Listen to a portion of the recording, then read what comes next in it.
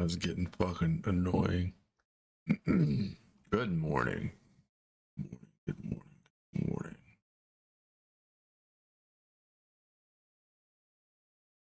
Happy New Year, Chilled. How's it going, bud?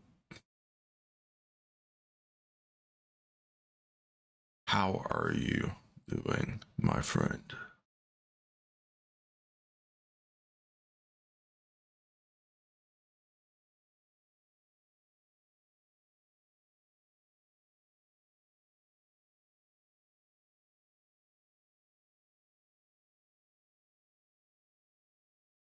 Spent New Year's Eve in the hospital. Home now.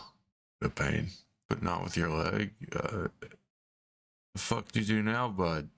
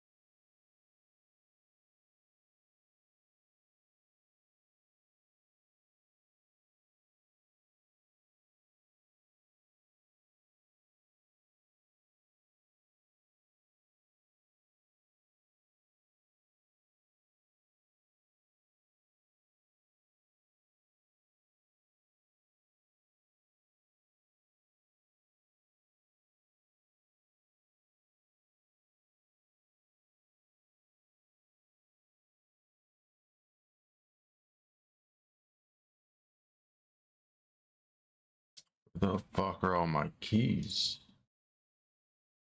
I don't have any. Okay. Okay. Thought I had a thing full of keys. Undoubtedly, I do not have a container full of keys. I have to buy this key that I thought I had two of.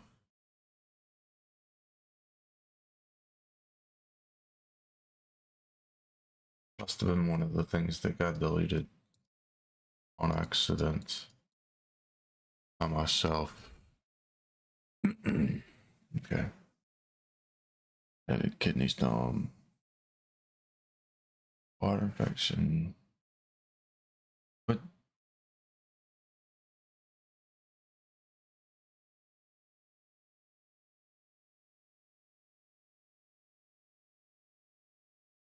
so you're passing kidney stones right now. That fucking blows, dude. That shit's hurt really bad.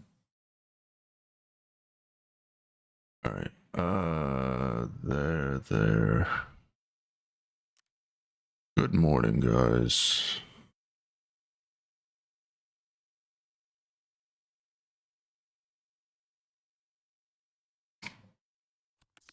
I thought I had a bag with keys in it, but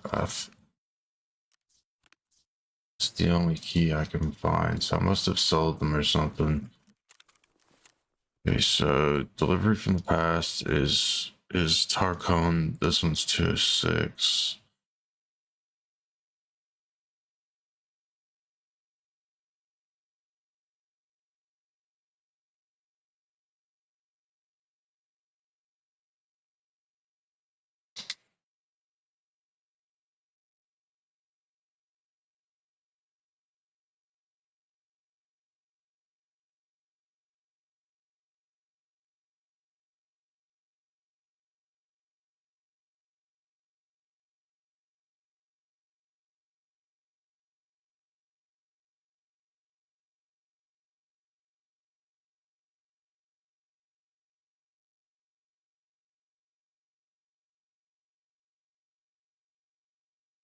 So none of them are on Big Red side. Got you.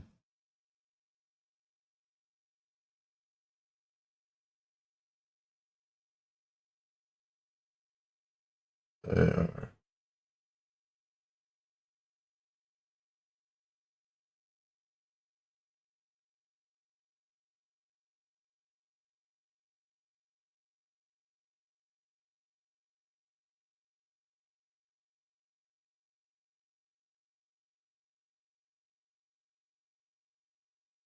There it is. 1, 2, and 3.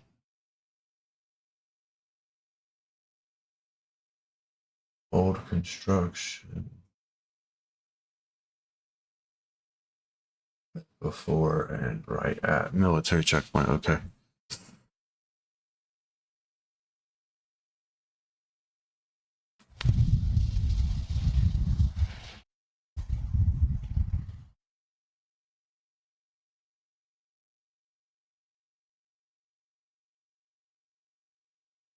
I don't know what any of that means, but it sounds painful, and I'm sorry you're going through that, bud.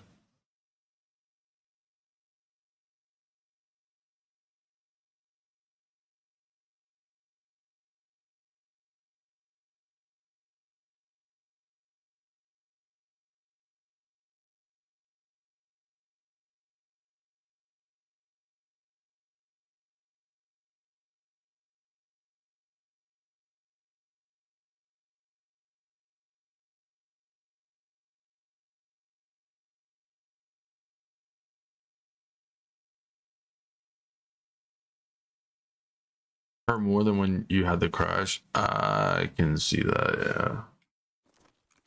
Kidney stones hurt real bad.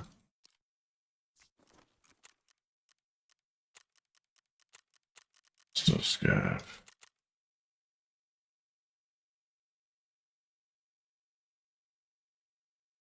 Boy. Boy. From.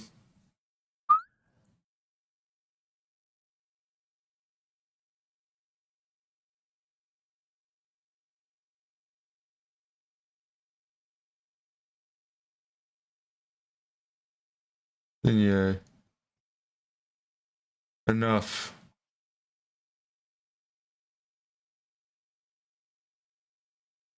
Good girl.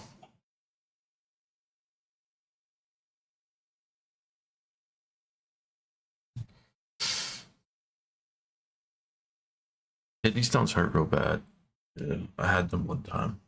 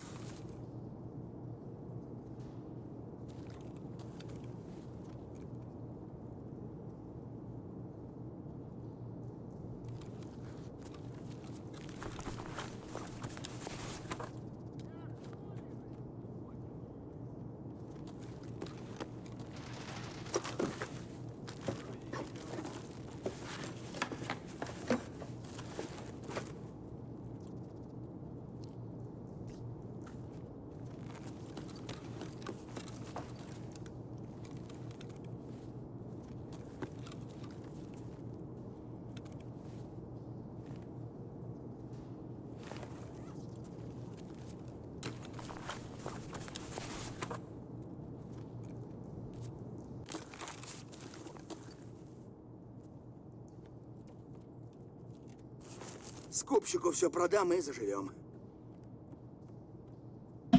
Oh shit. I was muted. My bad.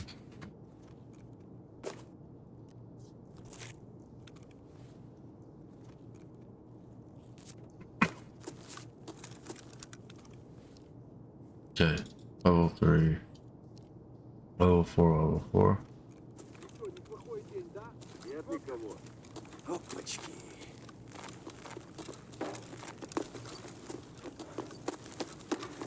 Живем, пацаны.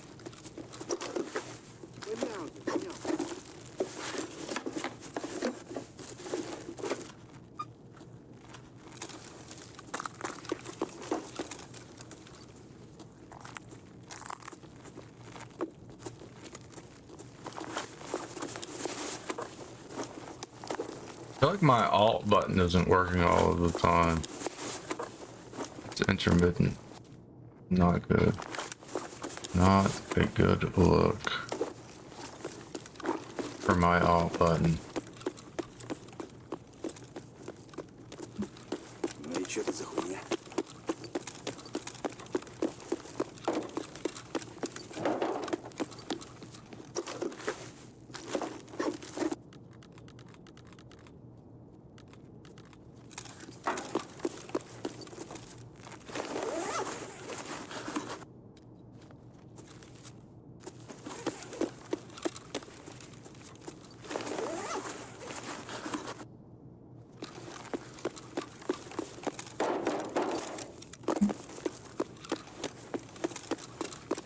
Чики-брики, пальчик выйти.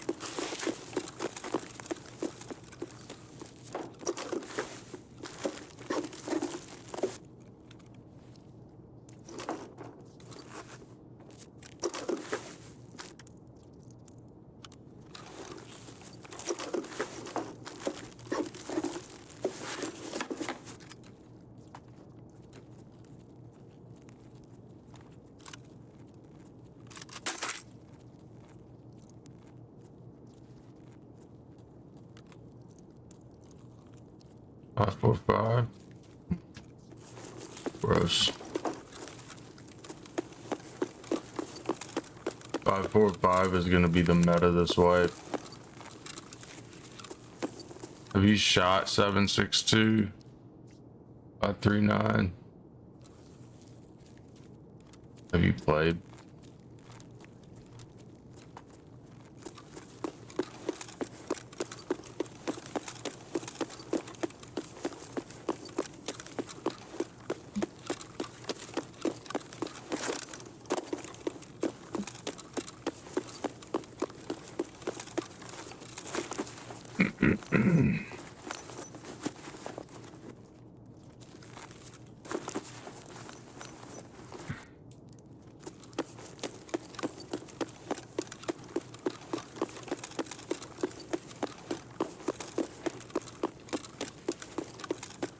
Dead bodies?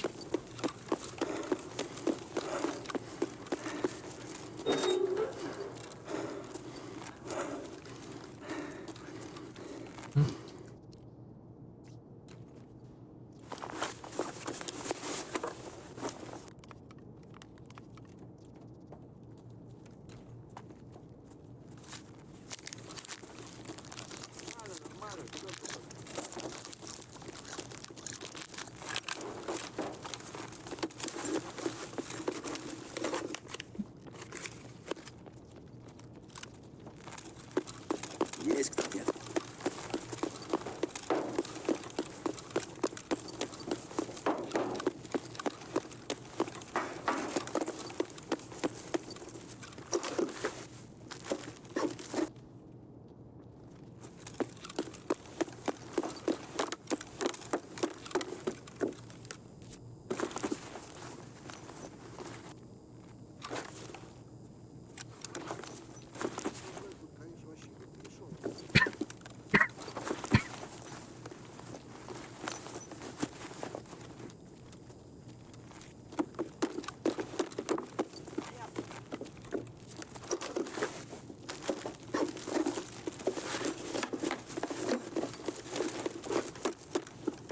I don't know about you guys, but I am poor. I am poor. Any of y'all have a cricket lighter? You have a cricket lighter? Bruh. Bruh. Listen to him. Bruh. How dare you How dare no one answer me? Bleh. Bleh.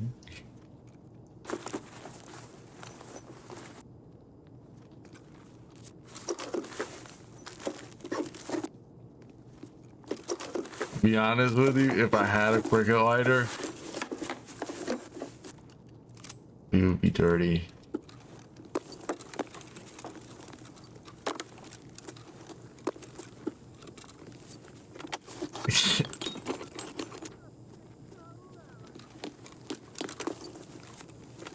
Like, just find the goddamn cricket lighter on yourself. Like, just find it yourself, brother. Like, it's far less trouble if you just find the fucking lighter yourself.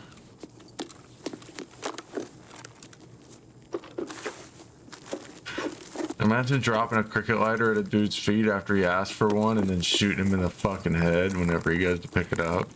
Just right into the grass. That would be so wrong, right? Nobody would do that.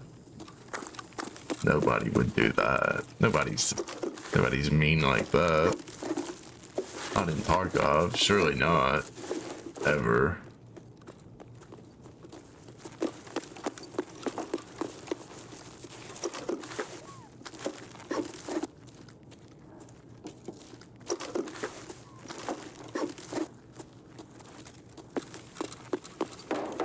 Yahoo!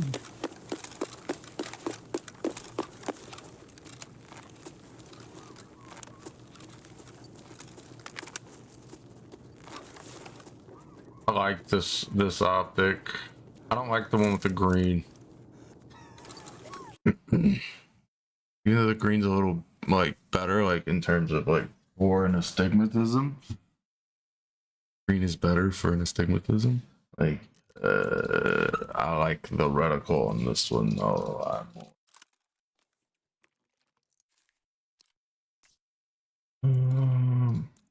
Good.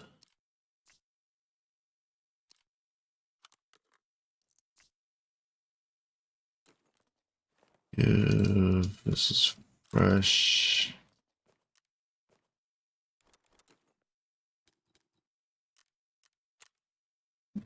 Живем, пацаны. Huge.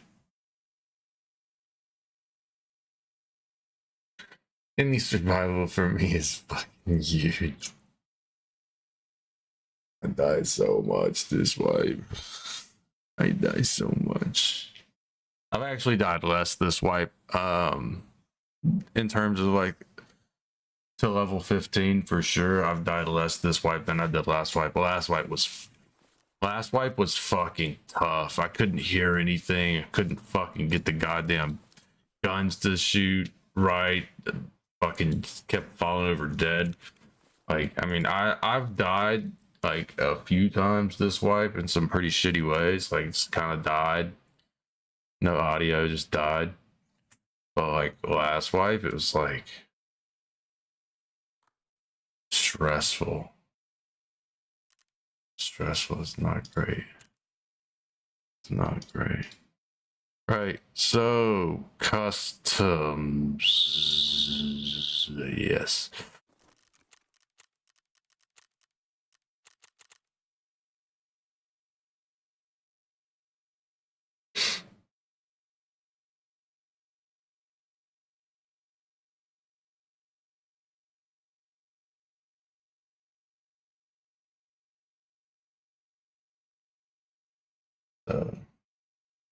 Sniper.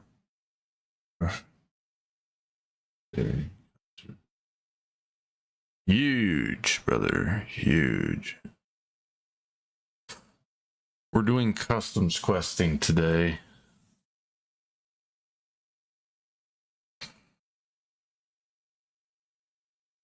Fucking gross.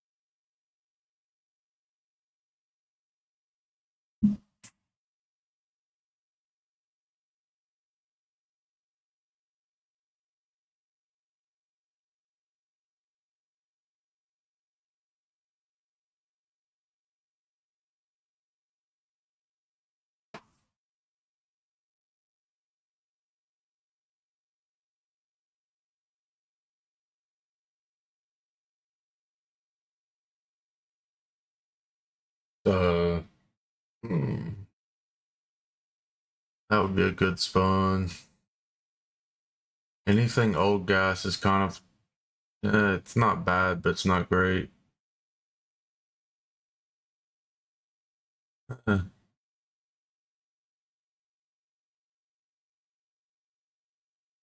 We have things like we can mark. We don't have to mark all of the LAVs, but if we get like a crossroads spawn, gives us the opportunity to go to Big Red and then do all of the LAVs and leave through 11, CB11.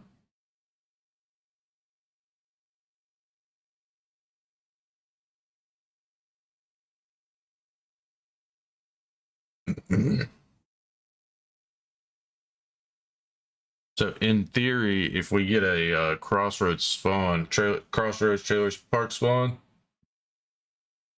we can in theory complete complete 3 quests. In theory. I have to survive, obviously. Obviously, right?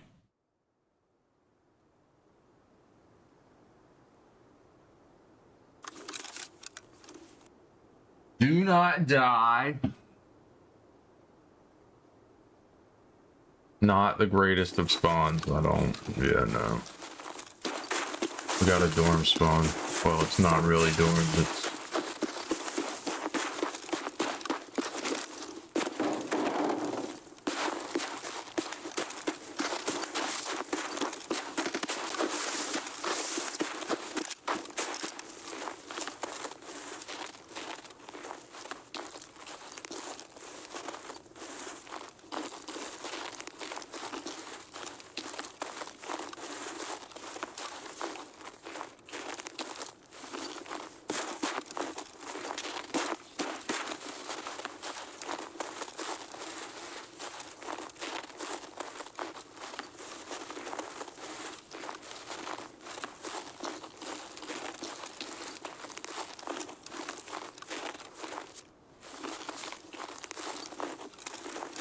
the water is in 2-story dorm. All right.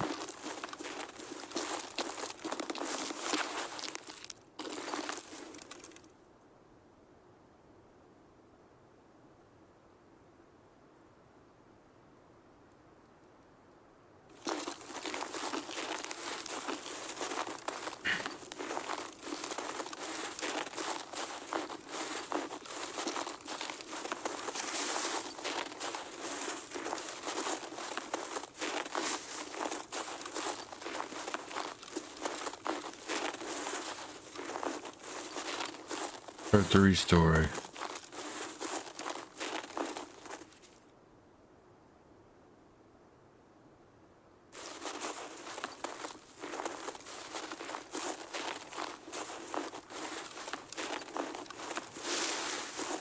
I think it's 3.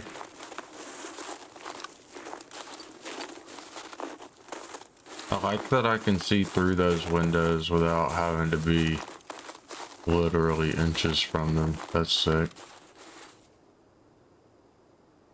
That doesn't spawn open.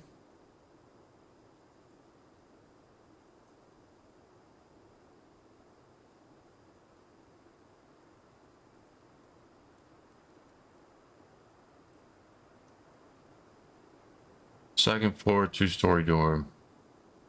Fuck.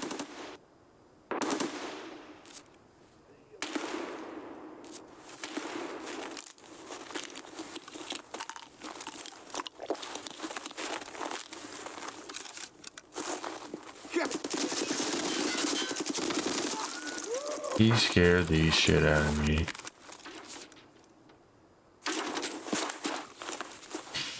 So I started blasting.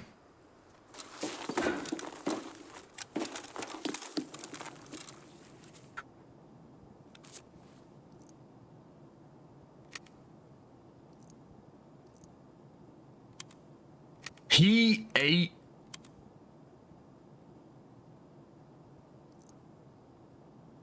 was top loaded with like several rounds of PPBS, and his level 2 armor just ate a bunch of bullets, bro. Holy fuck.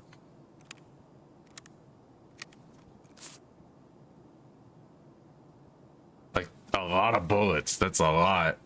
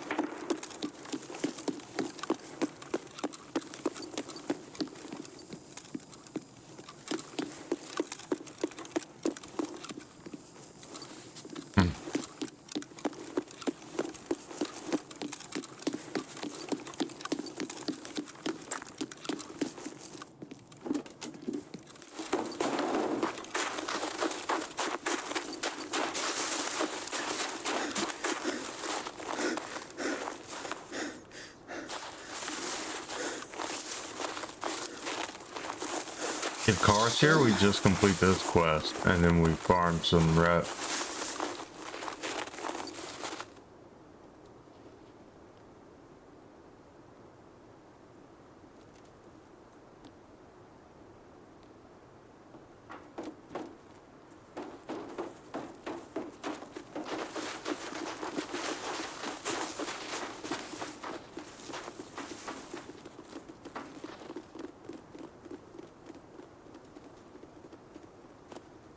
Holy fucking 5-man, dog.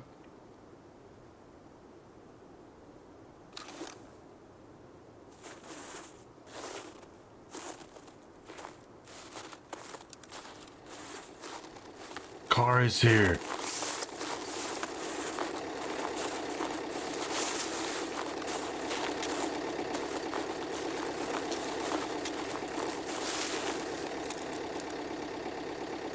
You think they'll notice?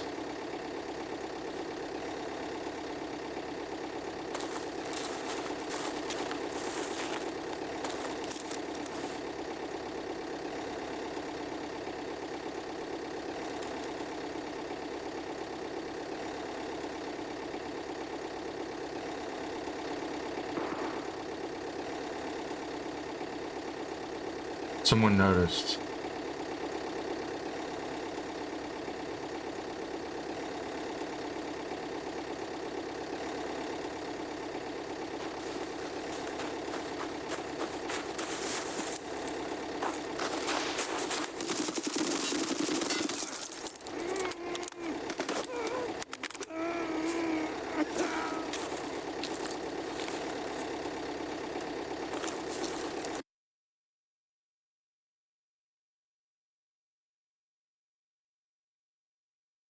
He had a friend. He had a friend. Scab abuse. Alright, bud. Huge. He's upset.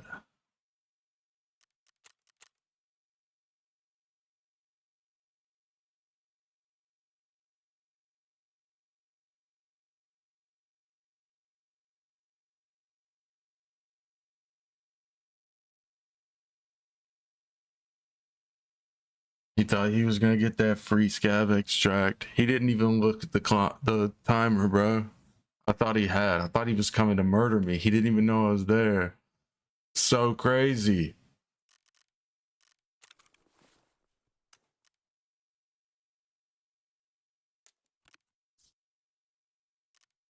Oh yeah, I need one of those now. Eliminate scavs. That's sick.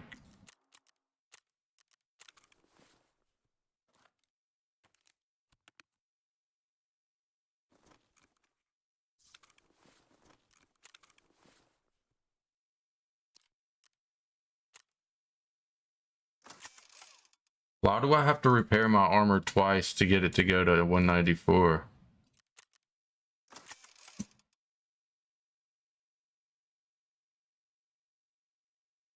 For some reason, when using a body repair armor repair kit, it's only repairing like one piece of like one armor at a time. I'm pretty sure. Whenever you click repair.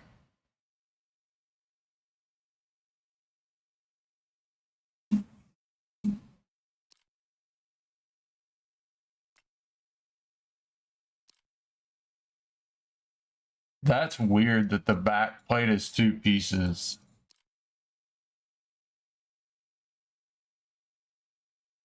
Like, who designed that?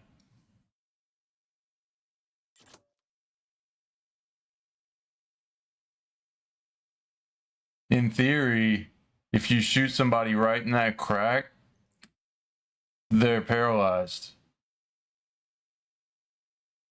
You shoot them right there, there's no armor right here.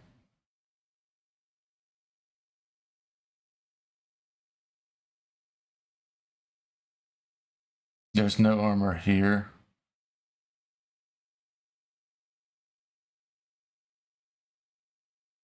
There's no armor here.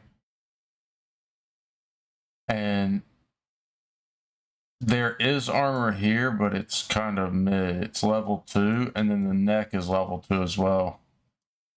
All of this is level 2. The groin is level 2 as well. This is all. So all of the extra stuff, all of this behind that goes around right here, all of that shit. It's basically, it's like a base layer. Level 2. And then they tacked these plate carriers over top of it. See? And those plate carriers hold level 4 plates. Okay. But like the holes in these armors are gonna be. See?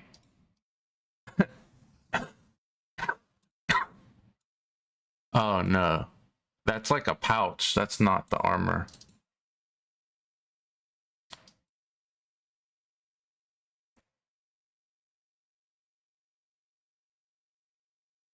This one's actually really good.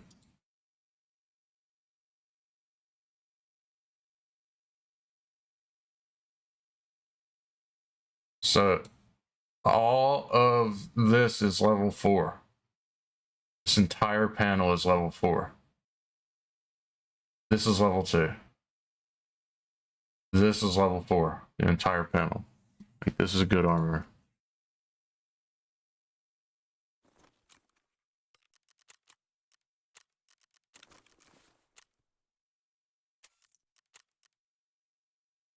Right.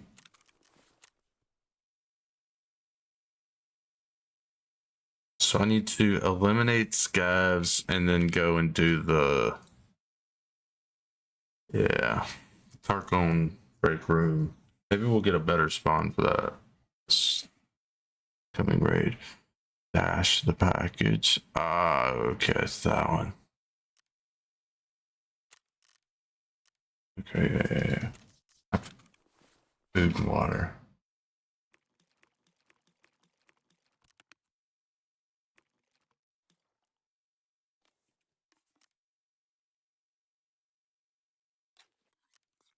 Food, use 25 water. Good enough.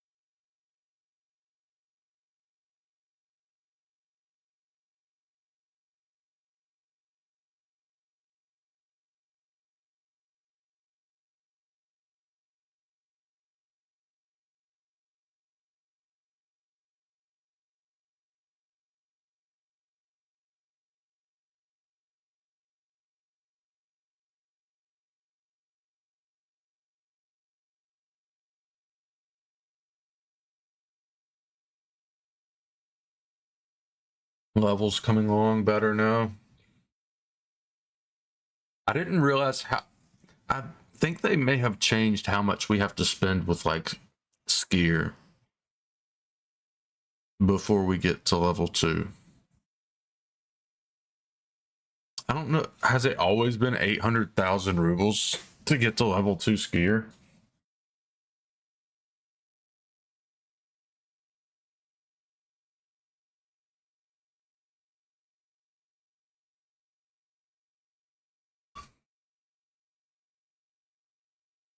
Seemed high to me.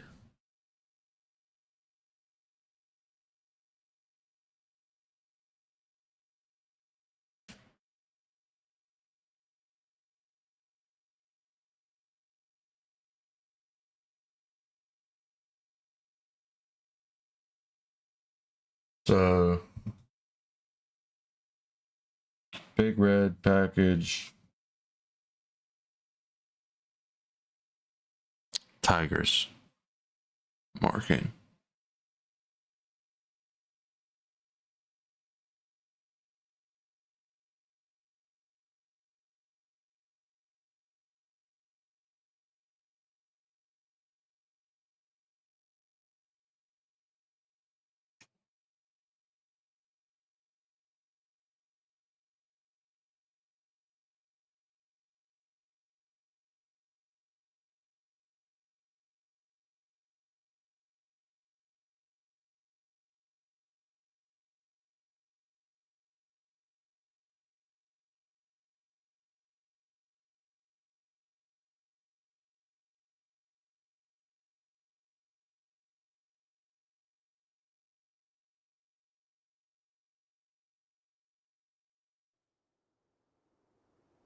Not having too hard of a time finding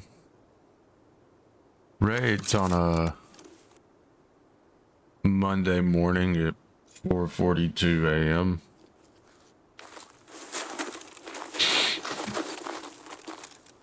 There's a hidden stash in this as well.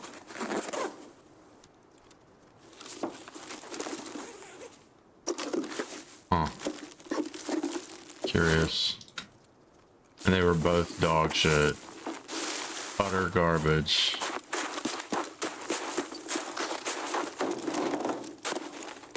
I want to jump off of that, not hurtle over it, bro.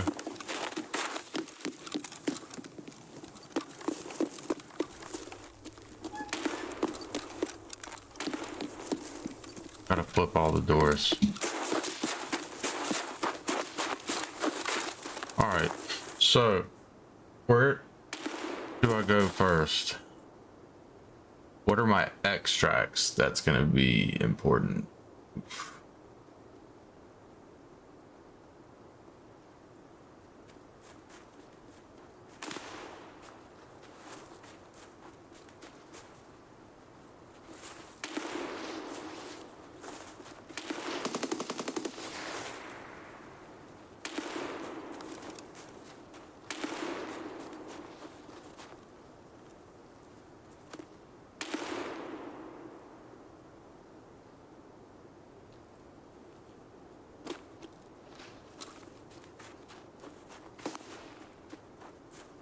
It is over here, right?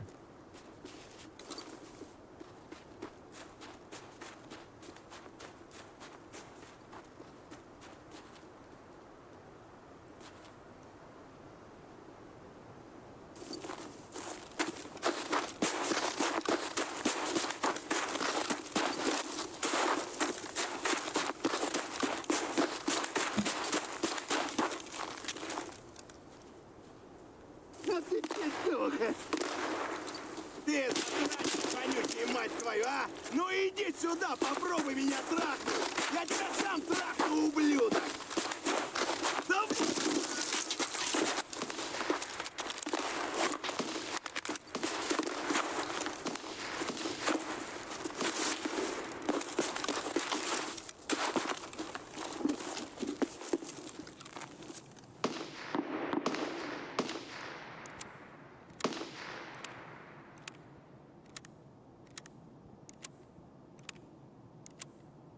We're gonna mark these LEVs because we're closer to them than we are to Big Red.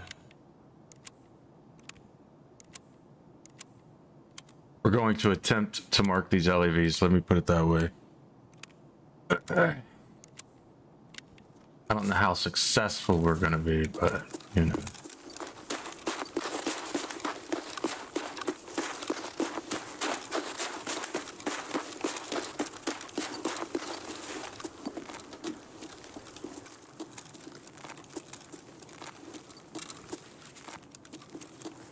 I need to put a light on this.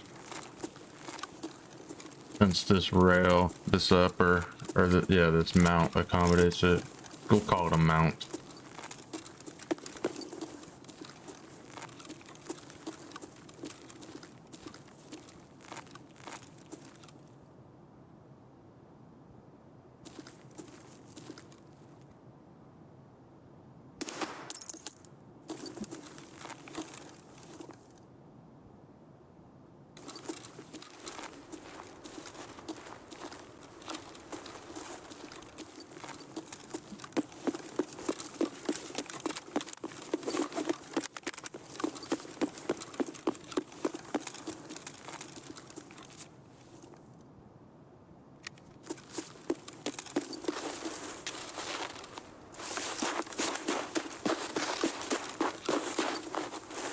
Run, you dumb bitch.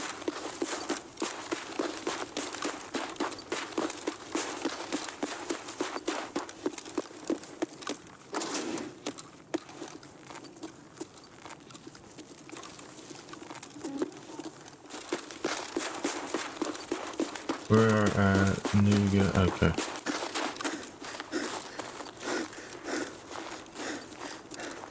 We're gonna go over here. I just don't like running through that open field. It makes me very nervous. I don't like it.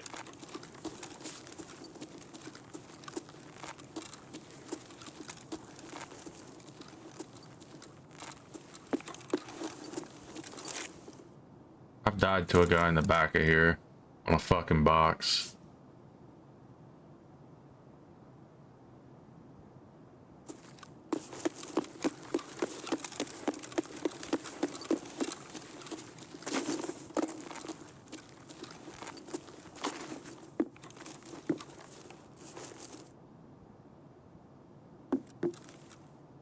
Nobody looks at the light because the light is bright.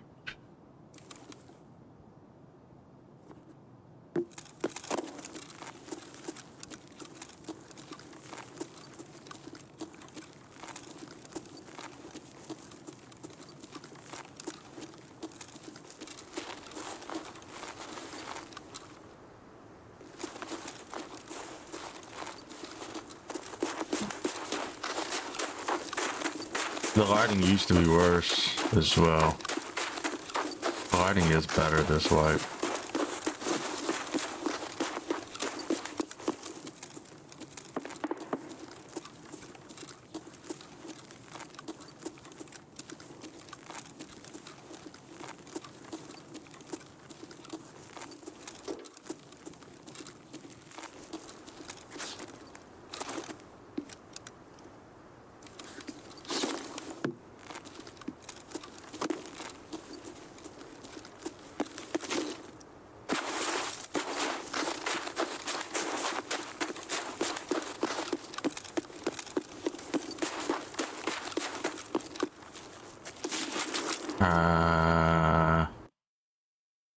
Okay. Well, there's that.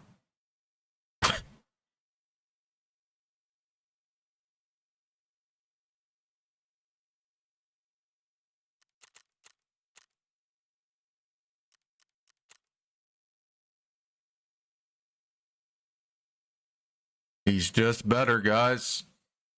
He's just better. You know,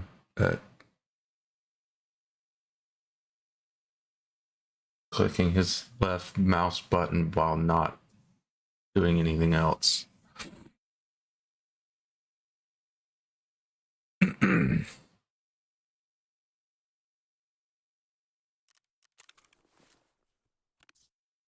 Ba-da-ba-da-ba-ba.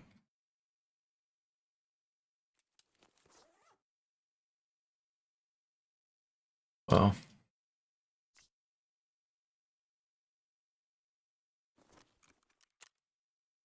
need a gun. I need a weapon.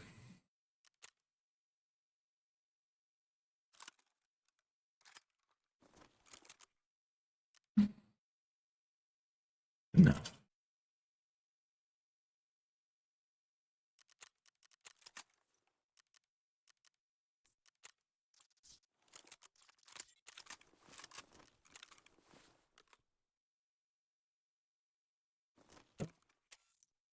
Dumb of me. Not of.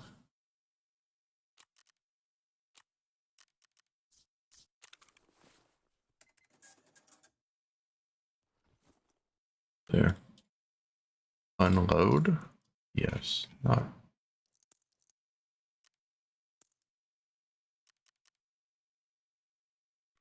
This is all of the PP I have.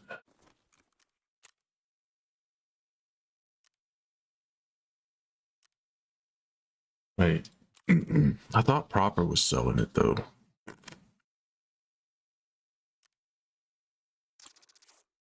Music.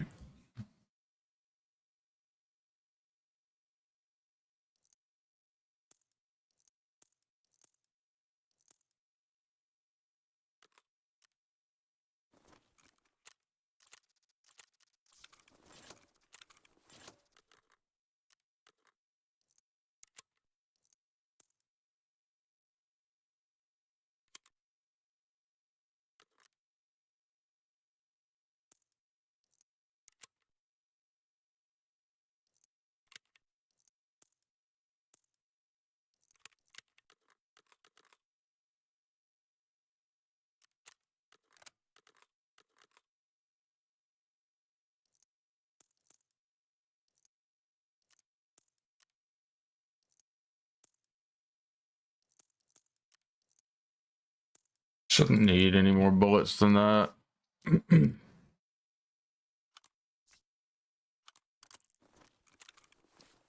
The better optic.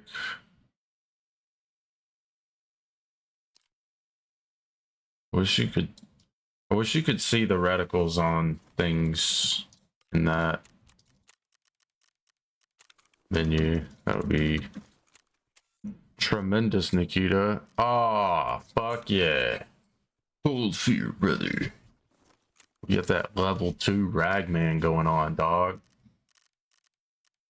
Forget about it.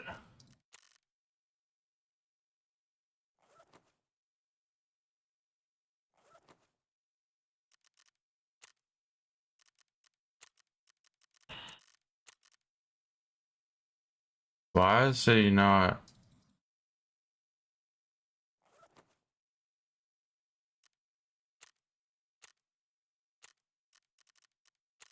He's not equipping.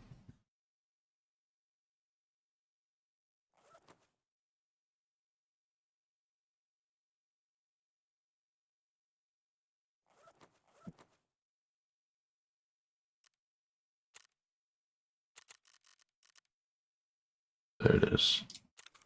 These are my snow clothes, fellas. Ignore the green armor.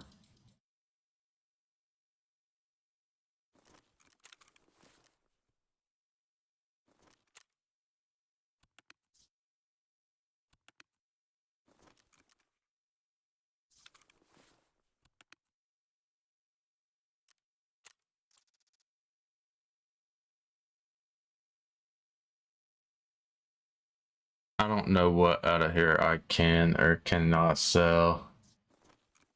I just need to ruble up enough ruble to buy another case until we're confident. So I just need to survive, right? No, I've got to kill those guys. We get some grenades and a B stick and some. You call that shit? Oh yeah, red vines. Gotta have the red vines. I'm partial to Twizzlers, but probably just because that's what I had. Red vines are fucking banging. And yeah, enough.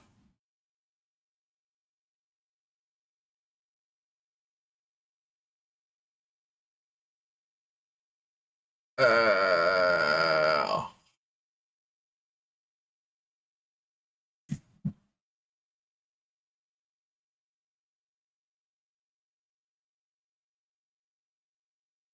Stop. Stop.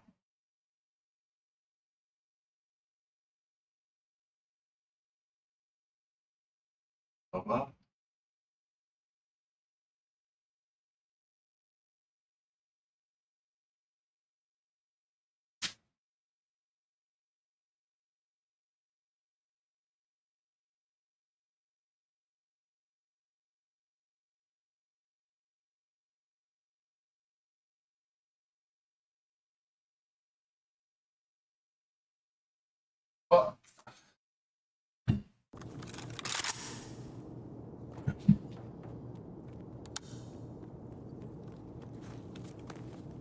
Ну и что тут за хуйня? Yeah.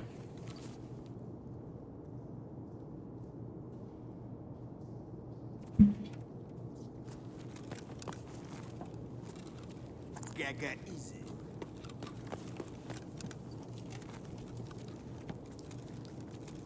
All right then.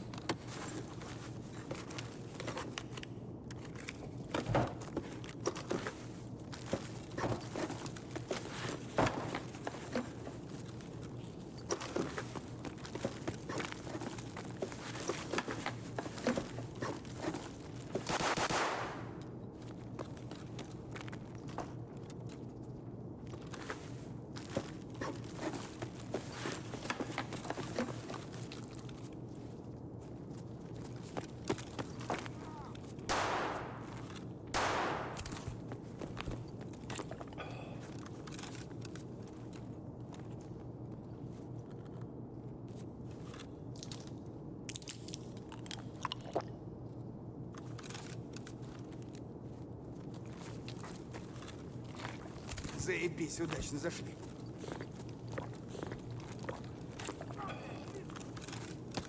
We're leveling, guys. It's fine.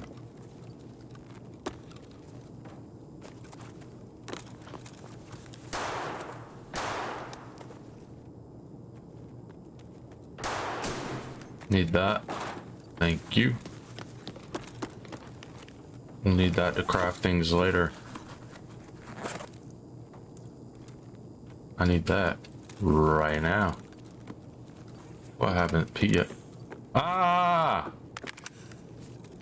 Hello, friend. Скупщику все продам и завел. He scared the shit out of me. He's just like, he just came up all silent Bobby and shit, bro. Fucking. I didn't like that.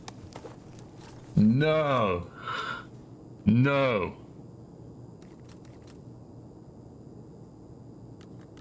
Silent Bob always creeped me the fuck out. I don't know why. I don't know why.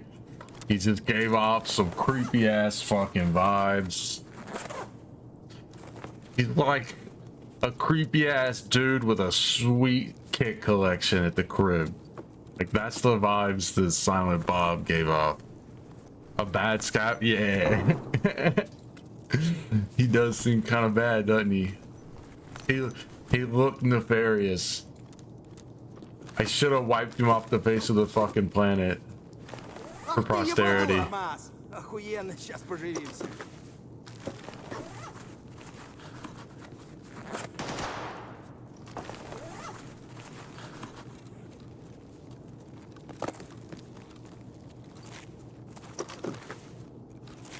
Why the fuck does he keep doing that? Like I'm busy, bro. Like stop wiggling at me. I'm obviously trying to loot things.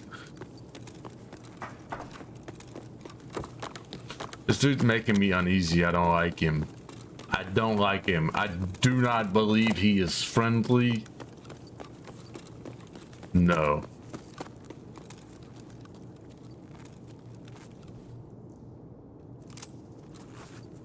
One of those fucking... Never mind.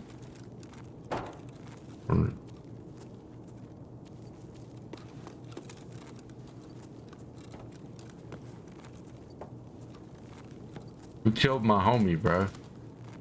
Who killed the homie?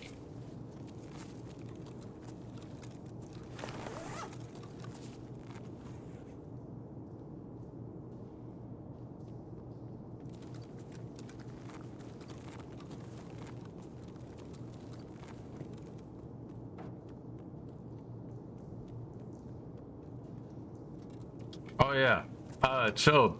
I don't know if you were here or have noticed it yourself while playing, but some of the scope housings disappear whenever you left shoulder ADS rifles.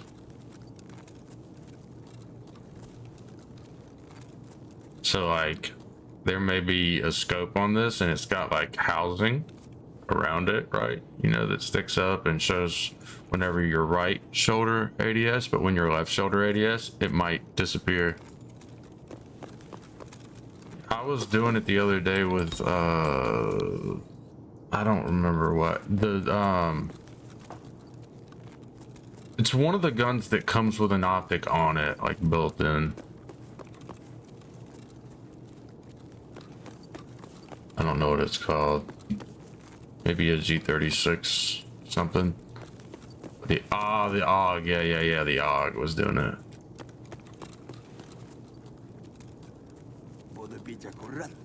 No Silma. Bro, these motors are worth a goddamn fortune.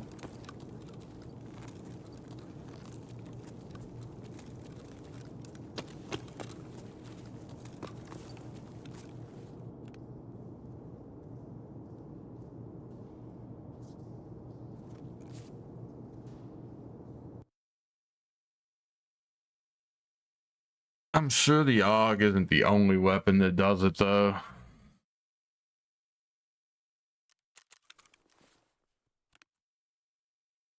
They still haven't patched that, so that's cool.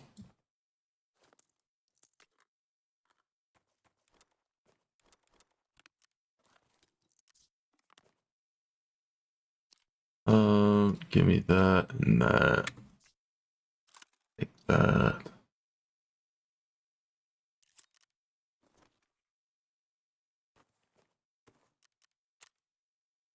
Ништяк, пацаны, сегодня мы кайфуем. Yeah, Chrome. I need you to stop scratching. Thank you. Sometime today would be nice.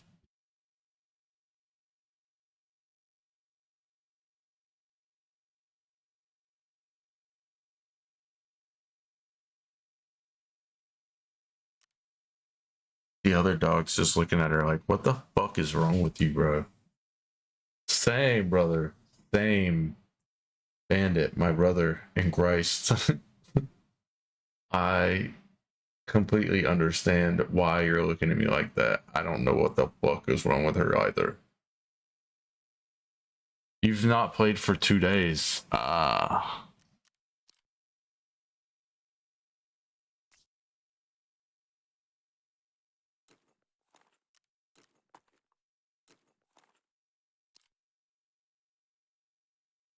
Nice. At least it makes sense. Armor class, level 3? I mean, good enough, yeah. Level 3, good.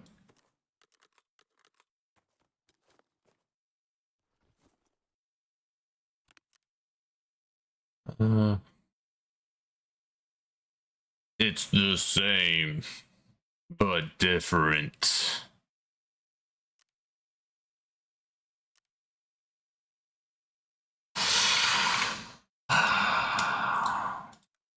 Oh yeah, these things are 100, or they were up to 100 and something K, like 150K earlier.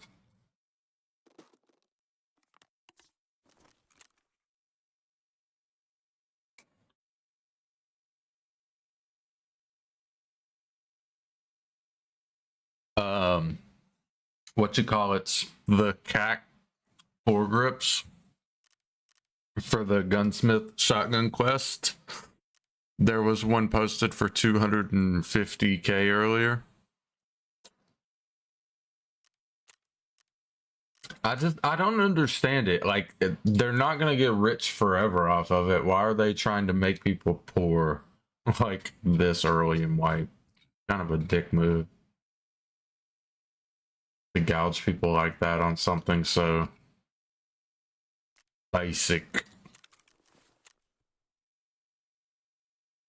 Right.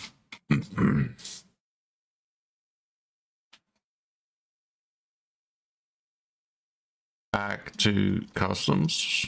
Right. Yeah, this gun is a vibe. I like it. Like it.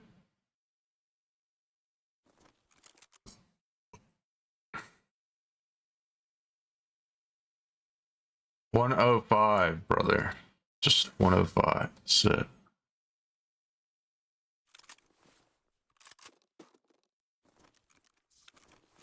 We're gonna go here.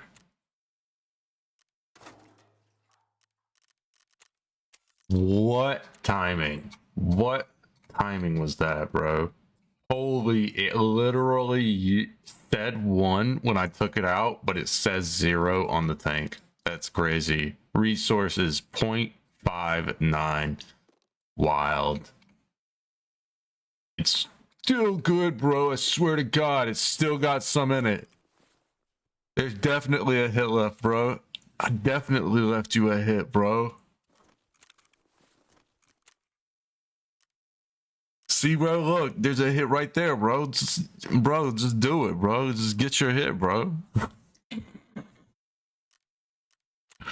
One of those, eh?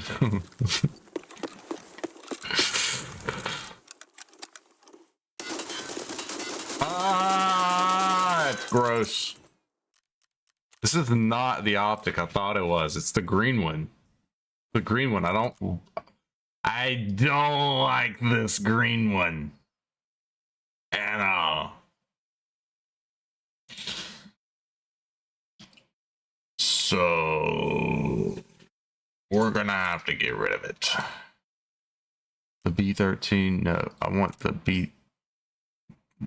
the one that's got the Cobra. There we go. The Cobra dog. And then we go OKP7. Why is my gun?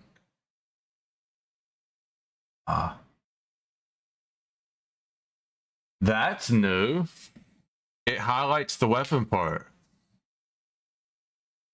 I mean, it's unnecessary. Like, you can literally see the weapon part, but whatever. I wonder how many hundreds of hours it took them to do that. Imagine.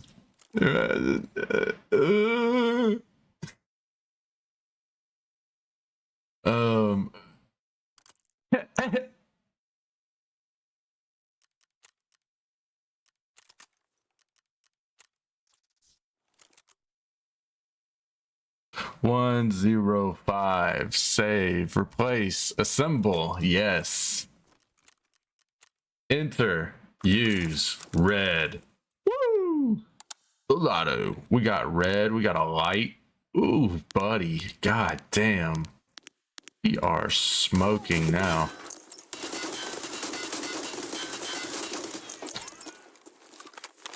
$762 is weird. I'm not strong enough to jump on my table, brother. So, like, what if this is the full auto spray with nothing, right? Okay. But, like, whenever you control it, it does this, like, it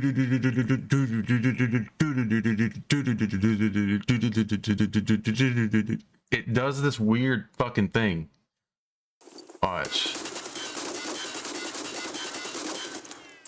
Like it even if you like, no matter how fast down you pull it, even if you're overcompensating, it still rises up some, like back against what you're doing. It doesn't really it's strange. It feels strange.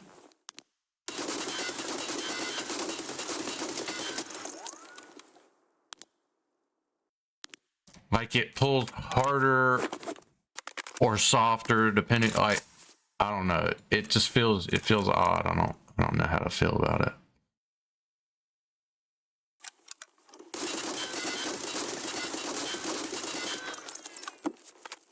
But I mean, otherwise, it's good, brother.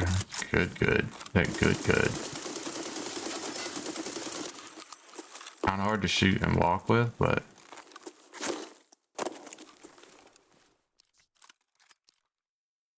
this isn't the greatest placement for a light, how it illuminates, but it's fine. For what it is and for how cheap it is, it's fine. Why won't it let me? God damn. Broken game. It won't let me use my legs. It won't let me jump. Alright, so back to this shithole. There's nothing else in this room, right? There's nothing else in dorm 206.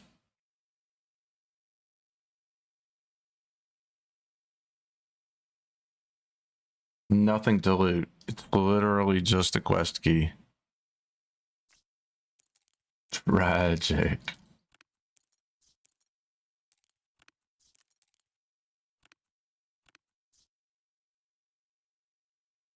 That's the water room. Yeah. We got Kiba. Alter. I had several more keys. I must have sold them. I don't know why. Or I accidentally deleted a bag or something that had them in it. I think that's probably what happened. Those things, yeah, I couldn't buy last wipe. Oh yeah, this gun right here is what I need. Need these parts. I need the M870 SGA. I tried the other build that uses the RK6 grip. It does not work this wipe. There are two builds. This one is the only one that is known to work for sure. PK2, that's huge. That is huge. That's actually huge. See, 216k.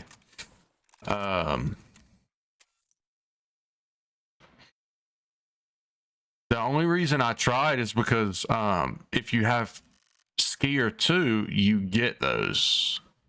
You get this grip and that stock and stuff.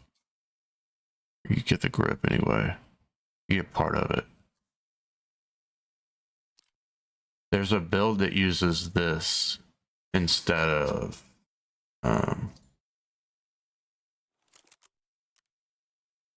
this.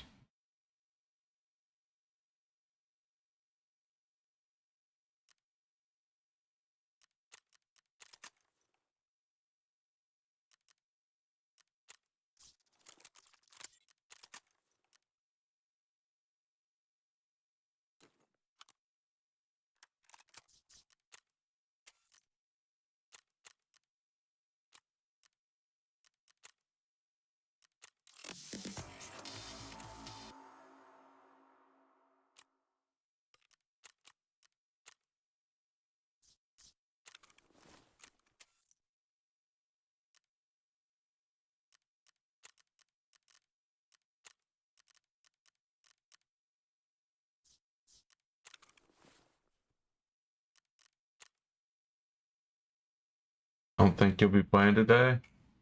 That sucks, man. I'm sorry to hear that.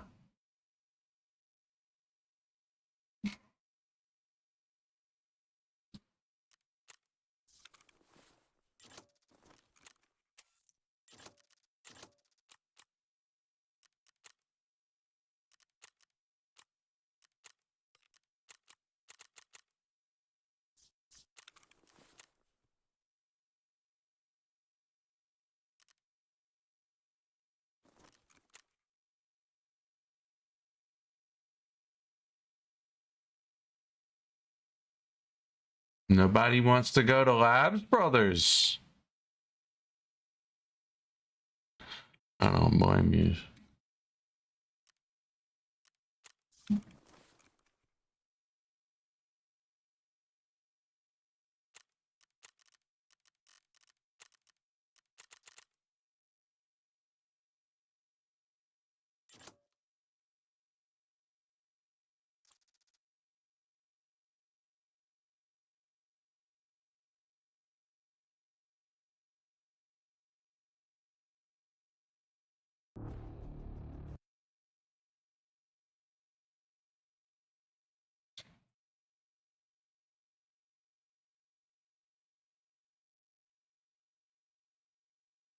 Not better. Feels so weird. Sounds pretty weird. Sounds fairly uncomfortable, family.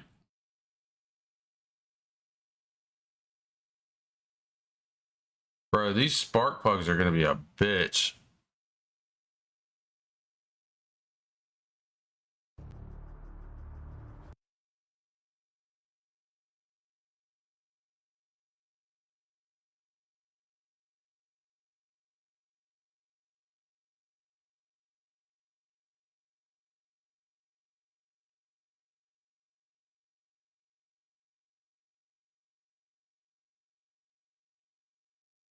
I don't know. Some people get injured and they have to have them. It is what it is.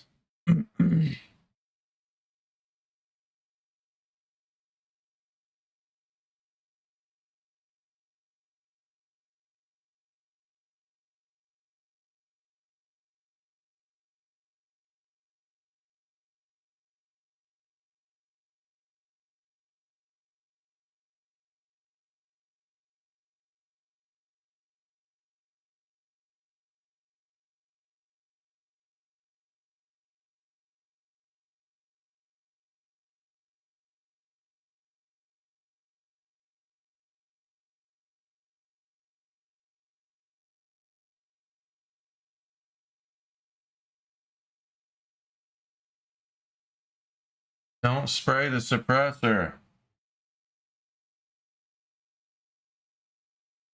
When it gets hot, it'll smoke.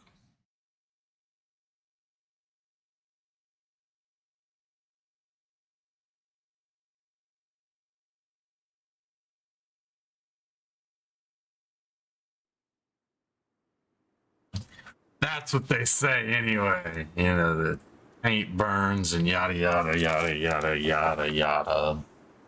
Cancer, yada yada. Carcinogen, yada yada. Bad. Okay.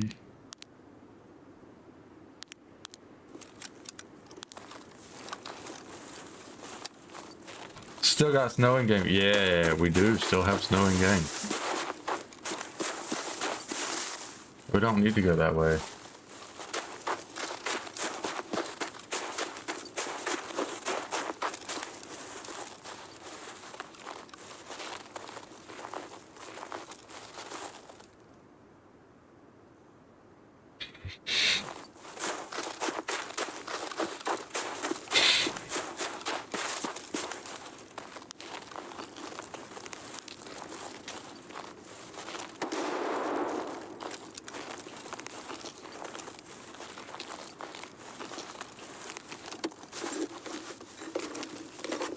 Have to say they did a good job with it. Yeah, it kind of messes with the audio a bit, but other than that, I mean, it sounds good. It looks good.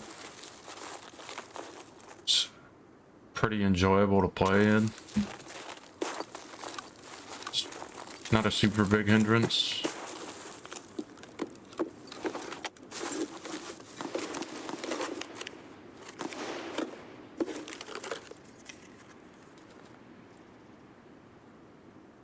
Right there.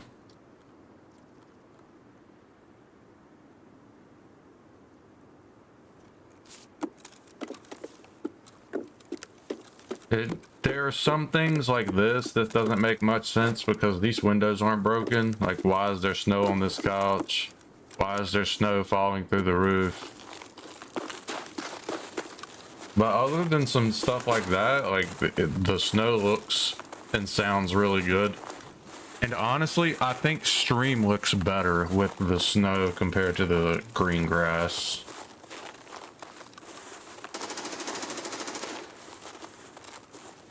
I think stream probably looks a lot better for people watching.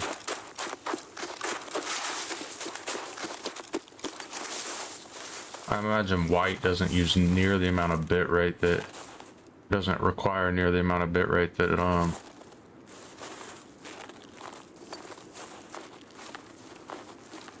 green does.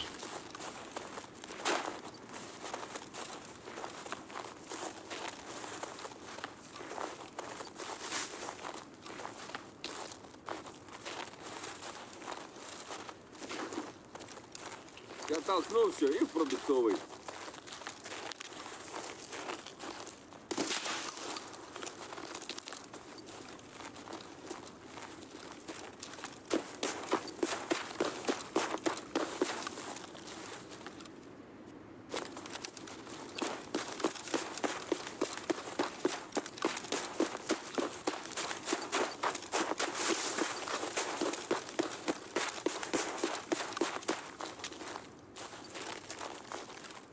Do I have to wait for this other one to finish before I plant this one? I think it'll bug it if I don't.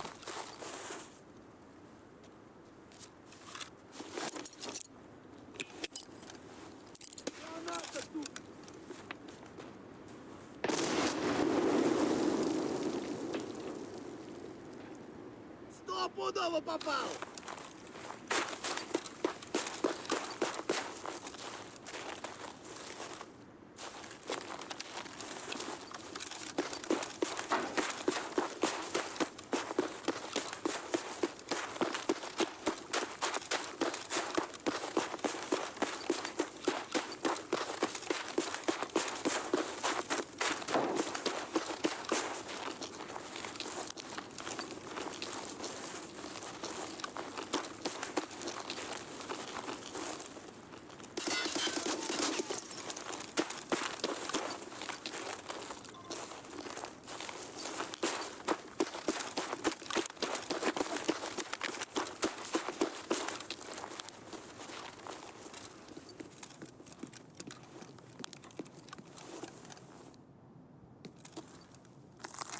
Вот он!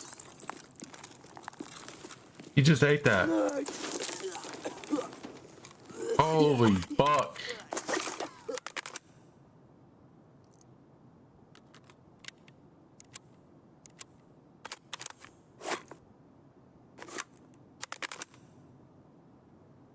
Forgot to tell you, your son is a big streamer now. Hell yeah. That's awesome.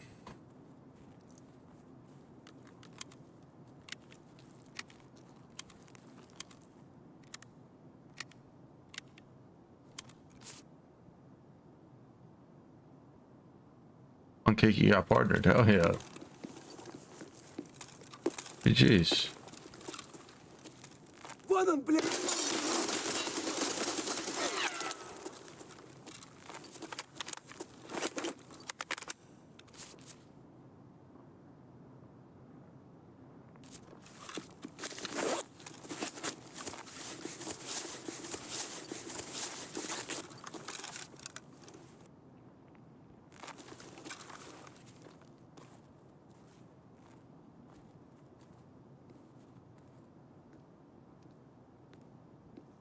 Вон он, сука!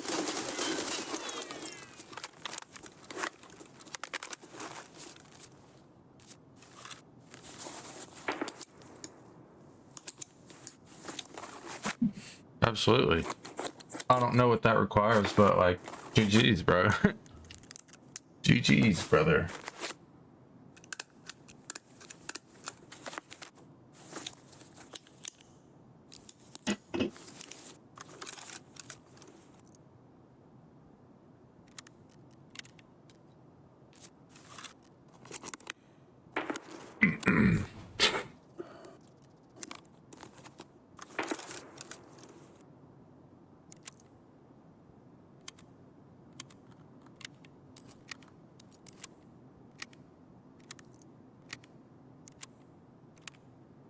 Damn.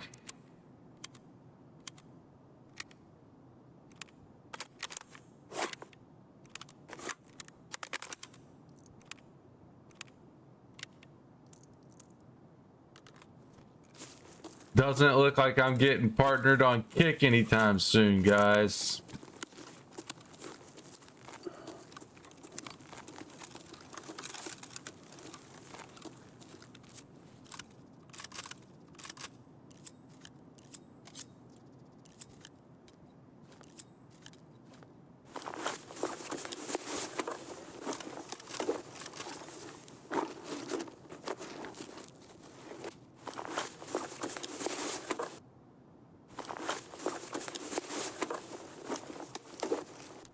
I don't even stream on Kick, brother, anymore.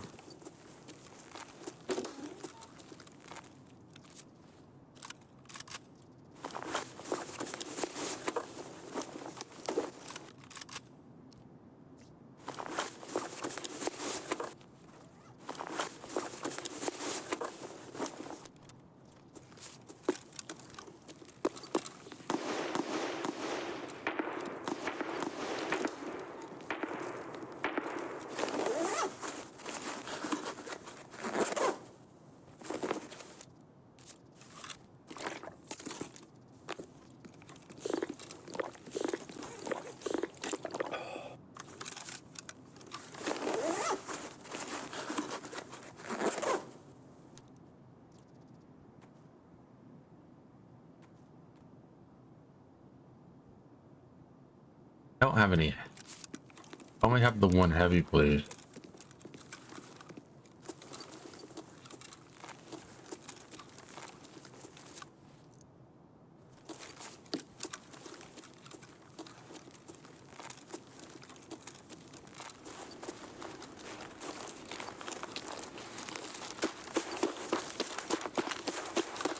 Pre-rolls are on, chat.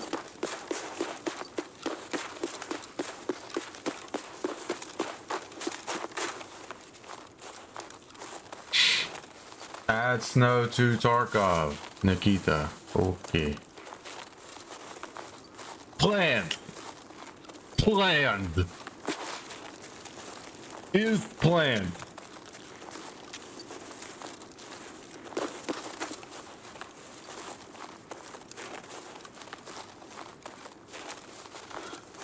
Favorite words from Nikita is planned.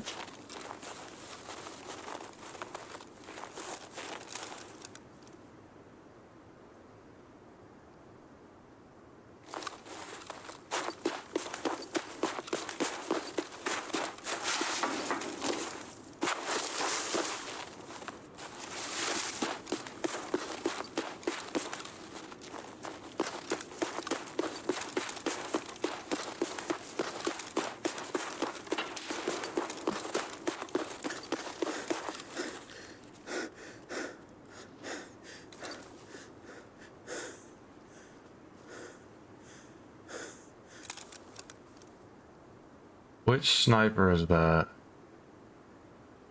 Not that one, so he's got to be on top of this building, right?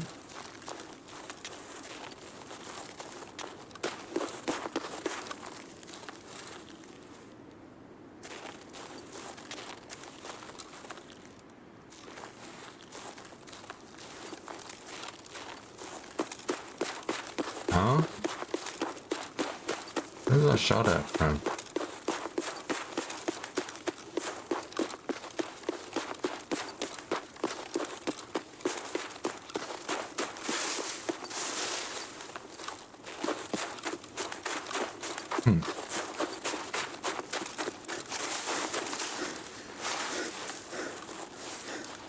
The last one is over by sniper. Holy. Sneaky breaky.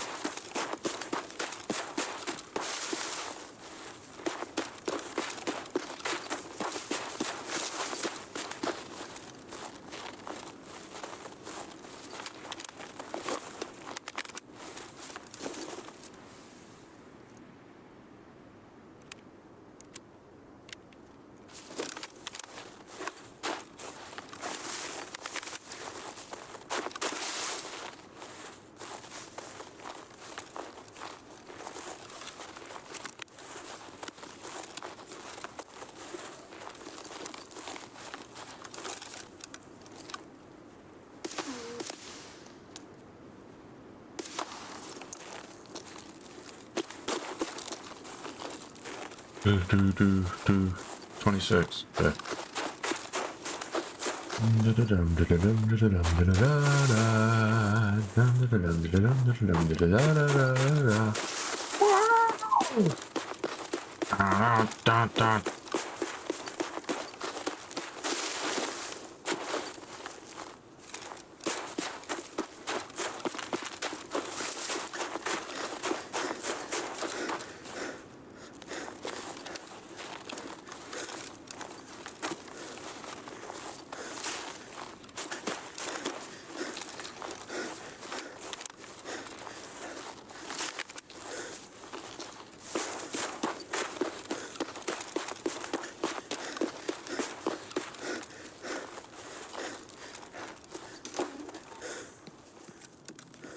Nice and toasty in here, boys.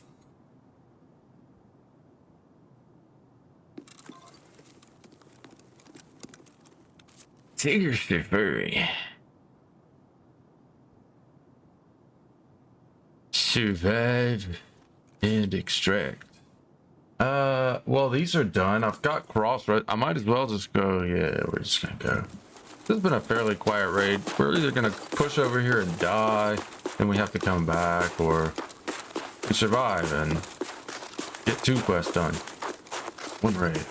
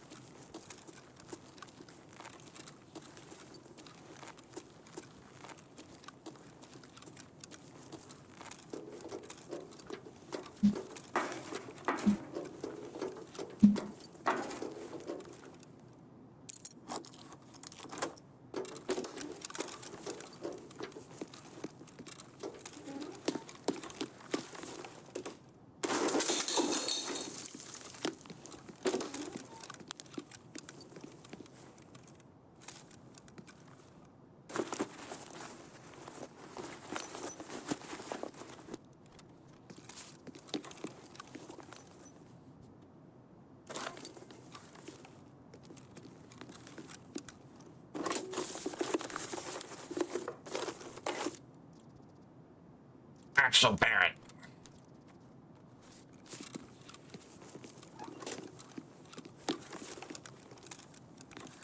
All right.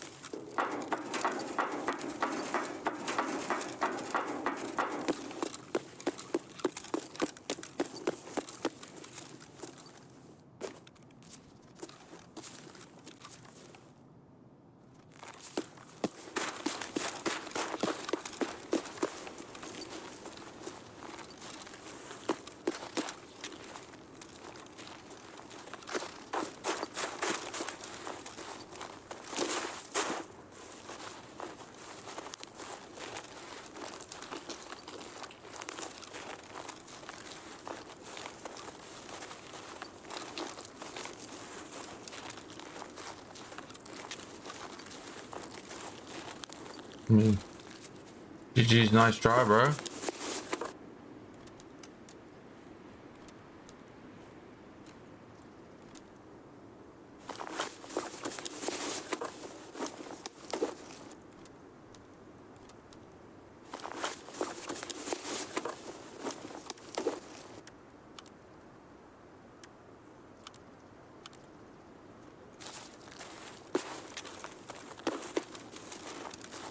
I mean, fuck. He did his dirt, brother. He did good.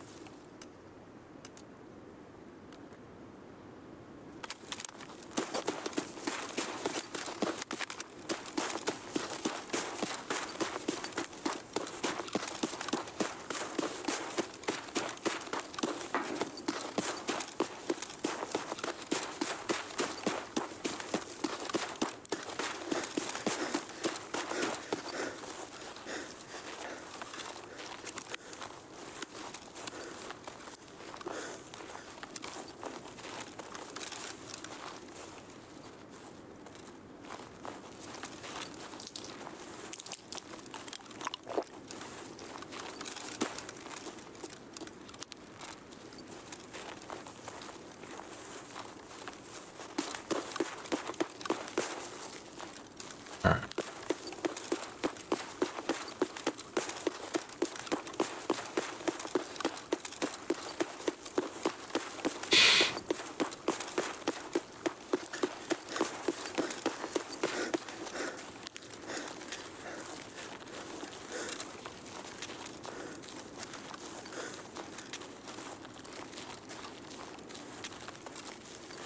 Time to get out. It's good to go. EP located.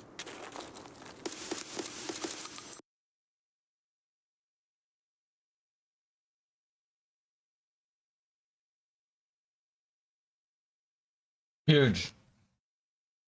They all killed one another. W. Best thing.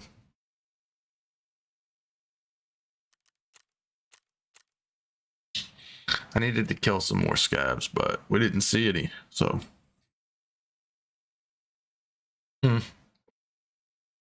We saw the one. He was kind of far away. We never engaged him.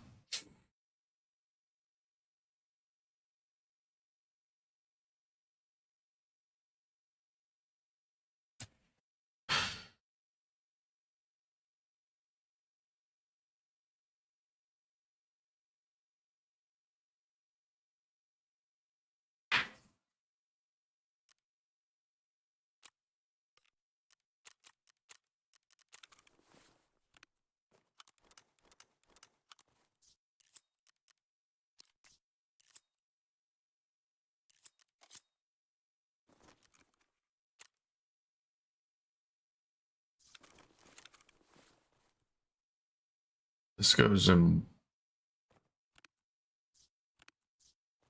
That'll work.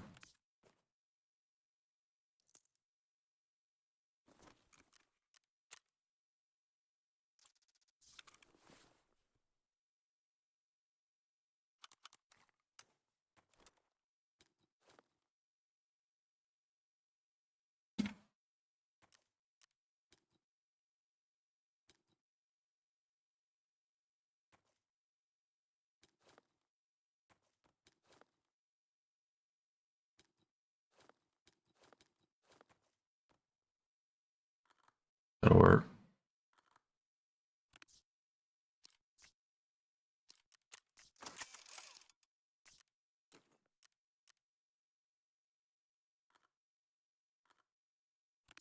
Man, it's so heavy.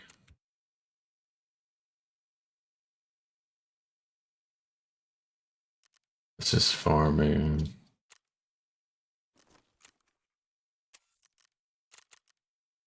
Or I forget. Or is it signal? Okay. Signal.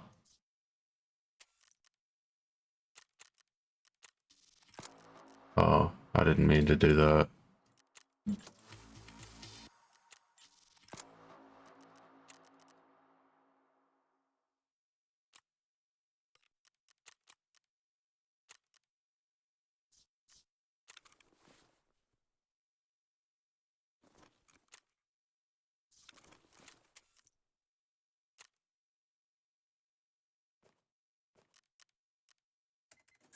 Stash and factory. Okay. Okay.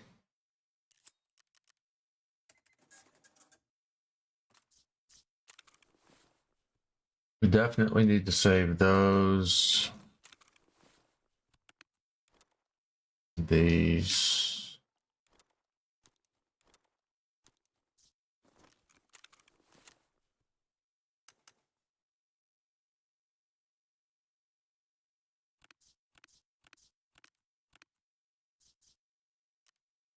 Did I buy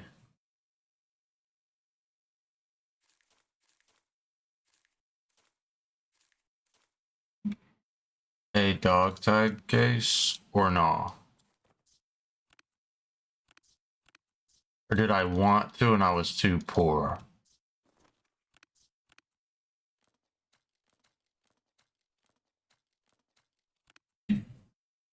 Hmm.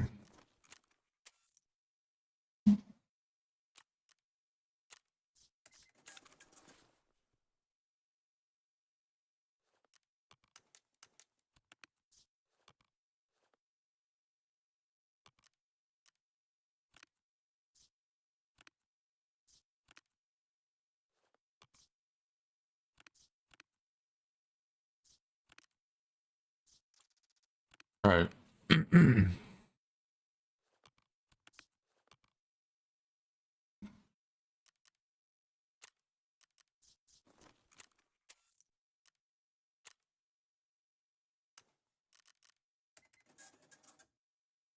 Just got some snakes? Why the fuck would you do that, bud? Why would you do that, brother? I don't know why these are expensive. I don't know if I need them. I don't really care.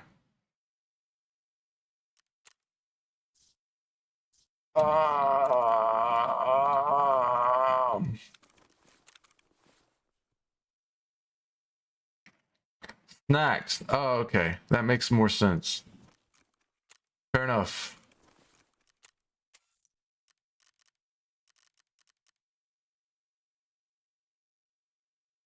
You make keck tape with this.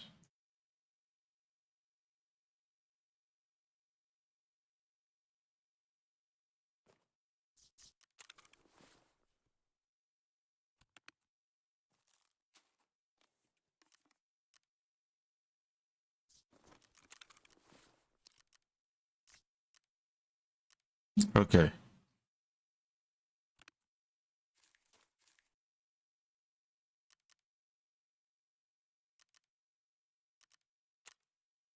So we go to factory now, yeah? Yeah.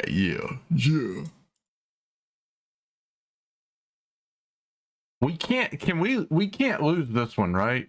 If we die in factory, we don't lose this, right? Surely. Surely.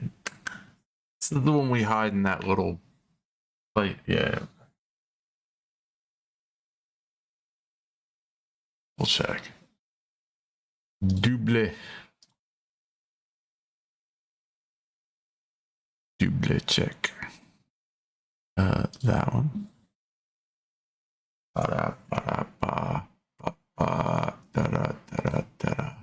Right here, yeah. Okay. For your safety, you should lie down when placing them to be out of sight of the doorway.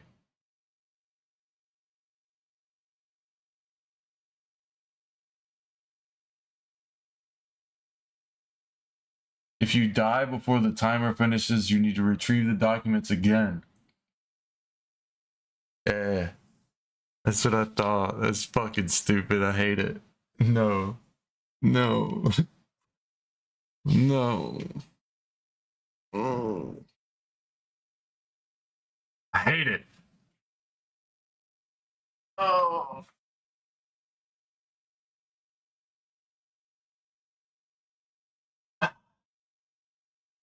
At least it's not taking 3 fucking years to get into a scab raid today. Be right back. I'm gonna go get it.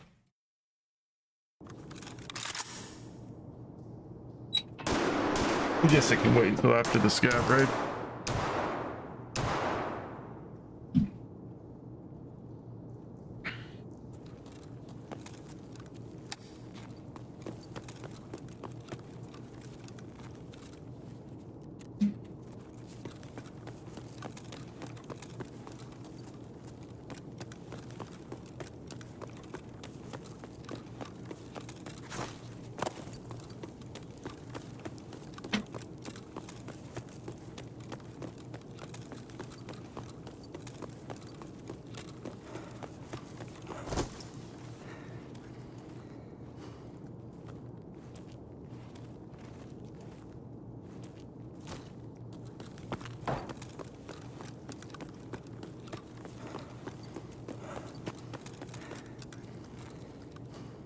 He ain't got no stamina.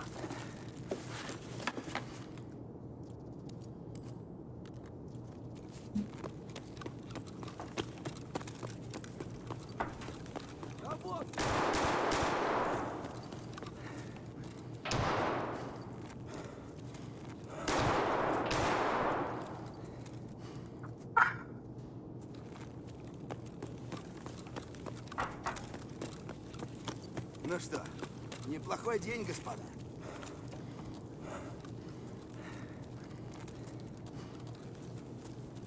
Where is this guy?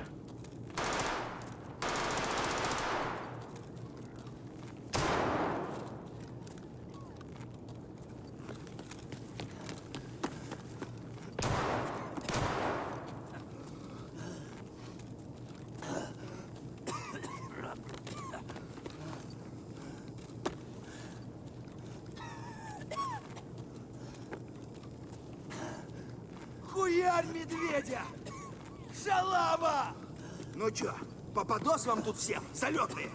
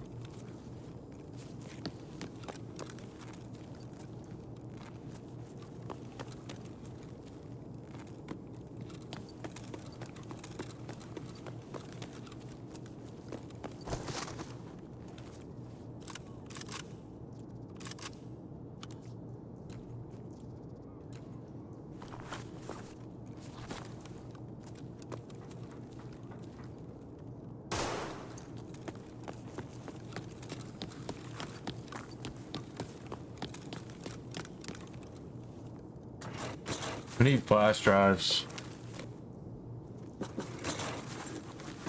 What's in this? PS? Is that PS ammo or is that B ammo? Good enough.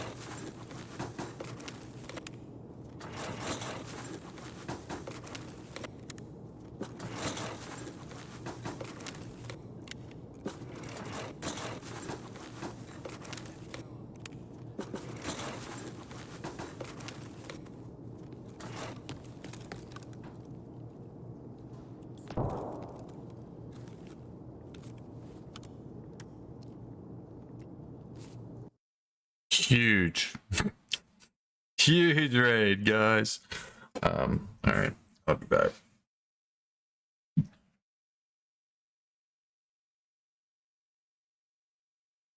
Are we watching a YouTube video? Ah, yes.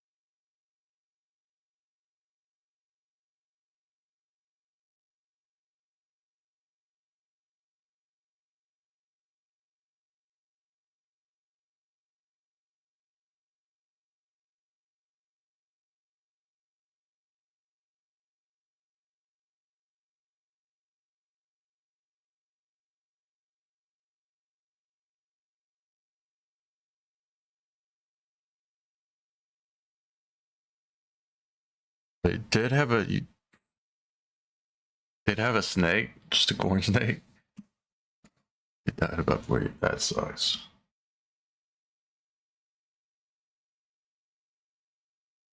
I didn't see that part. Sorry.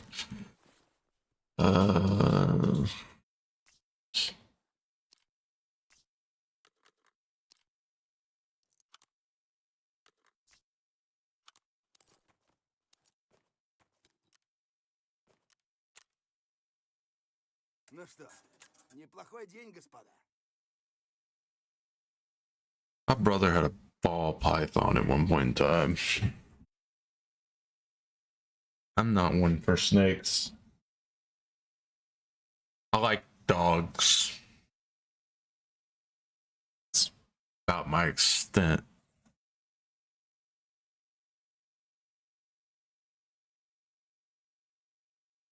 For animals.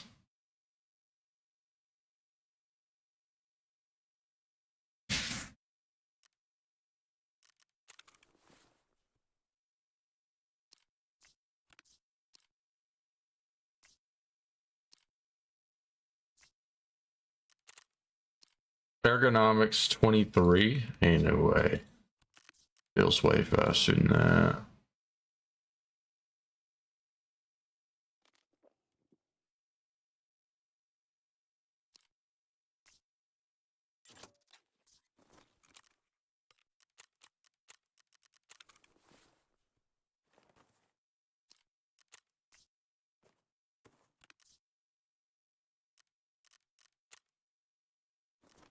Alright, factory nighttime.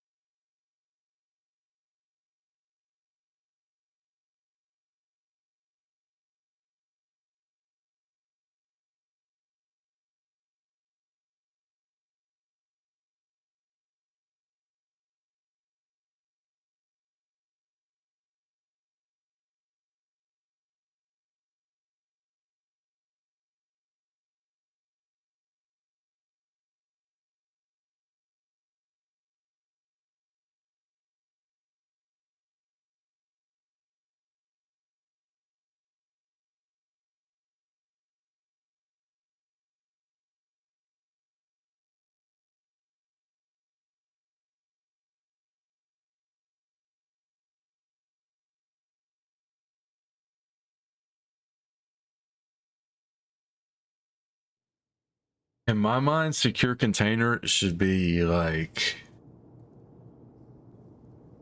that's where this item should be. I shouldn't.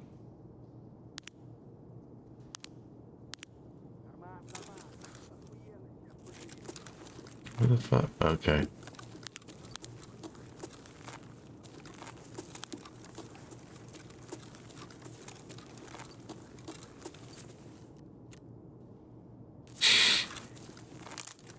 Oof. Dark in here, Brad.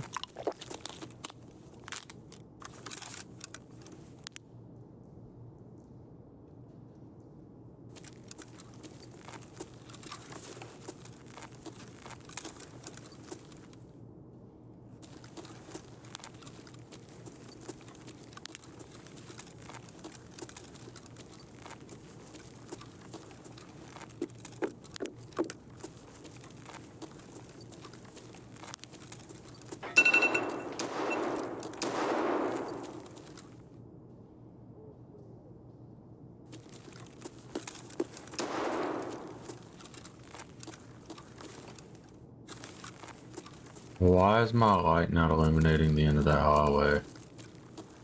Don't like that. Whoa, pazán, gato.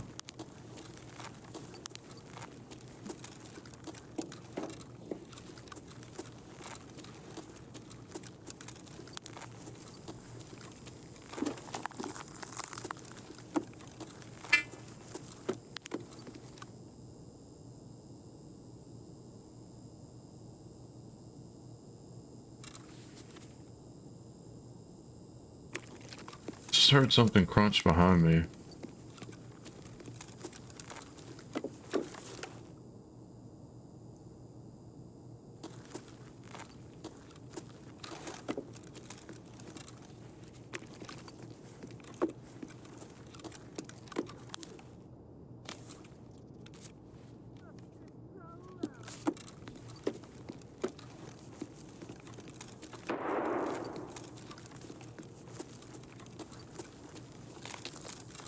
Bitch, I'm him. Quit playing.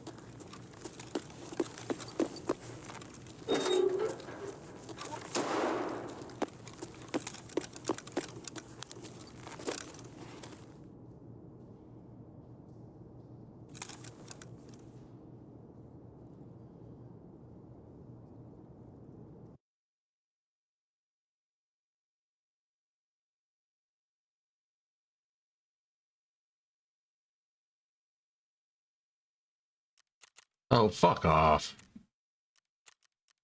You got it right through.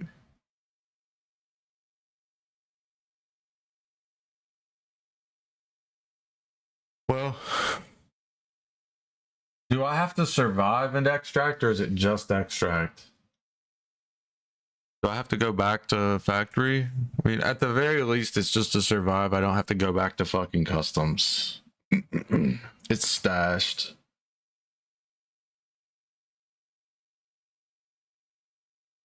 That's the annoying fucking part, is having to go back and stash it. Oh, it finished it. Sick.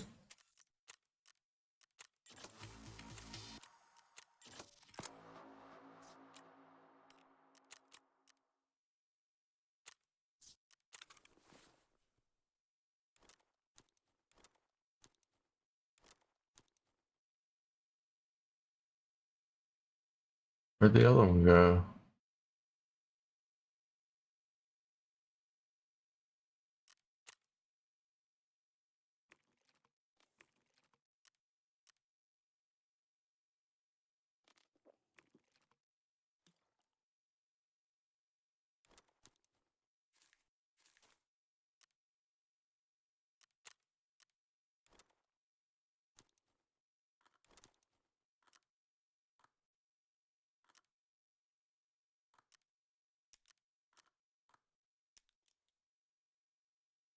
These cost right now less than a Vaseline. Oh,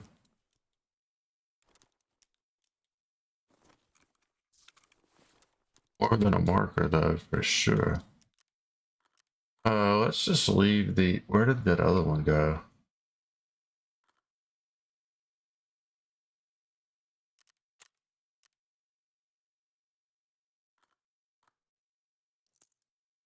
All right.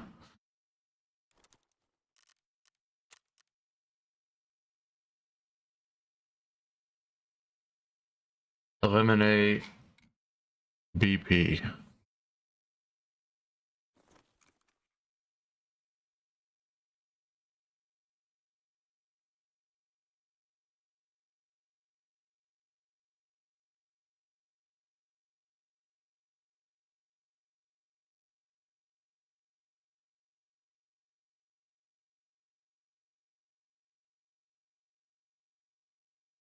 gas.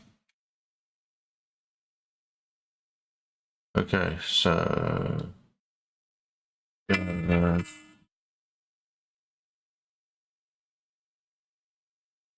yes.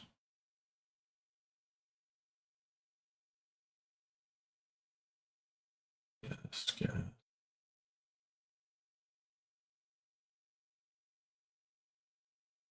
And the other one's on this back wall.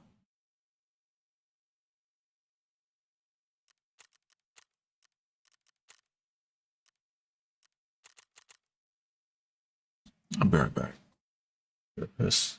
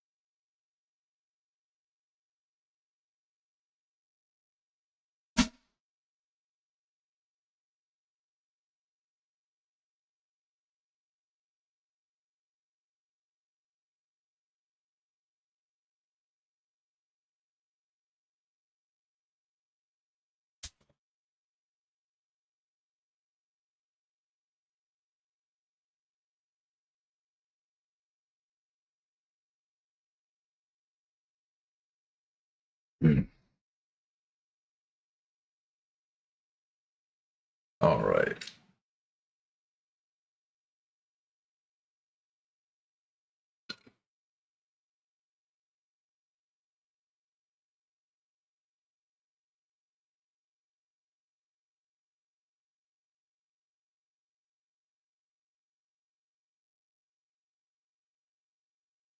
So construction,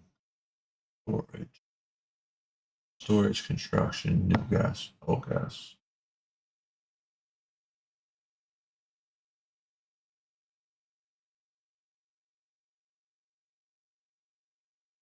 Like the track. Oh shit! I need to run ads, chat.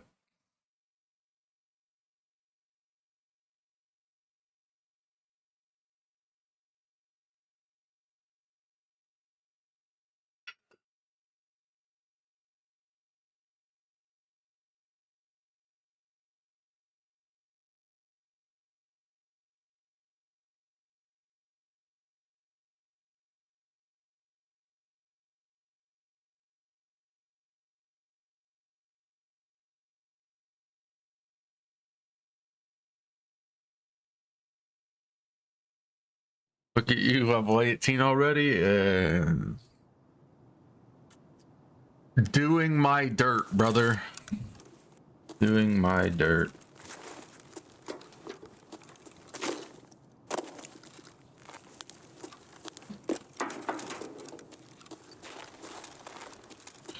Okay, so from this spawn, my first one is where? Here. First one is a gas. Damn.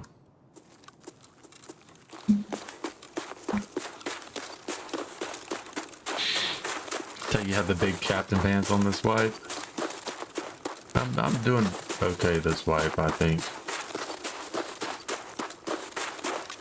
We're progressing pretty well. For sure.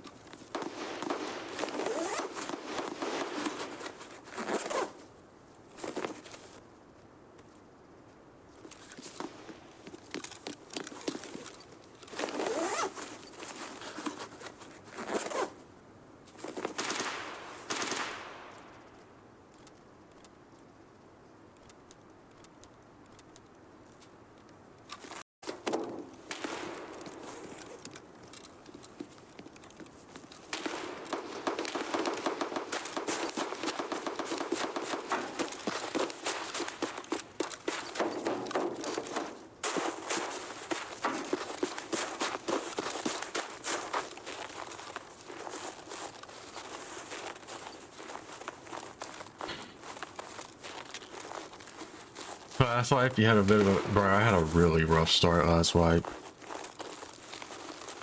I dropped some frames there. Yeah, it's fine.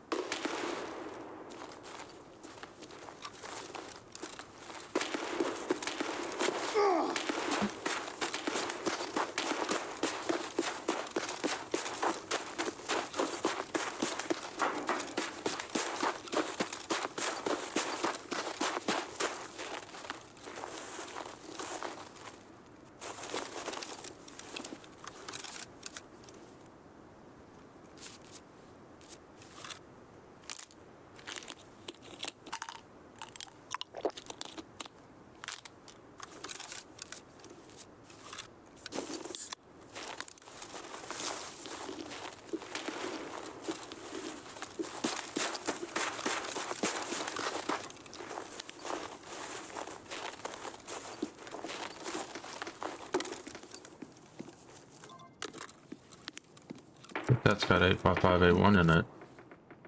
Black tip. Yep, yep, yep, yep, yep, yep. ¿Cuántos?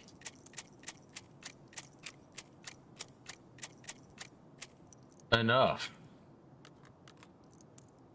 Enough.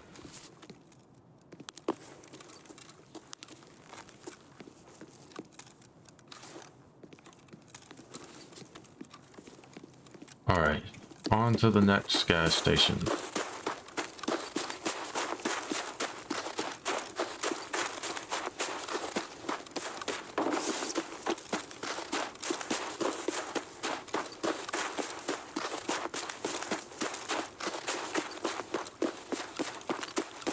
Huh? Someone spawned gas, for sure.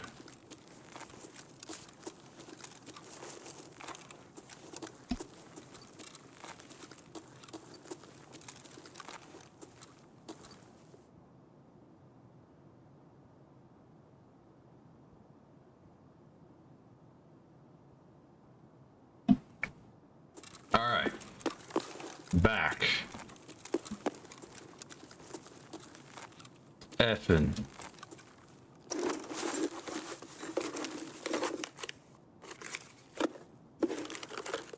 The modes in Monte Carlo.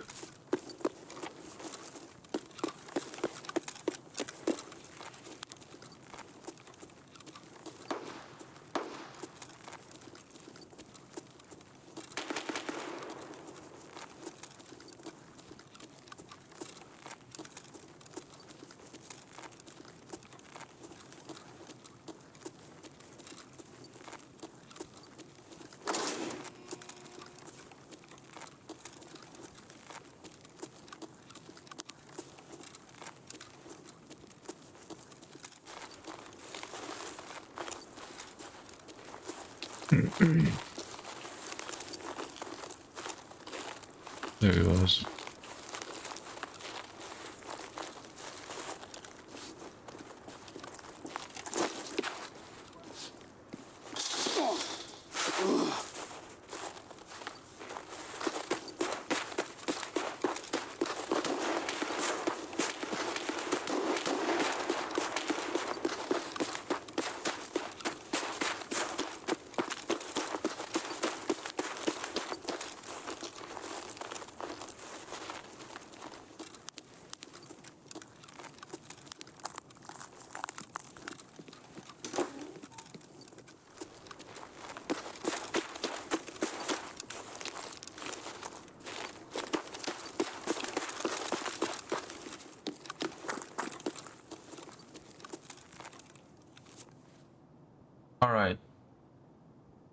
next one is at that broken down building. I don't really know what they call it. What's it called?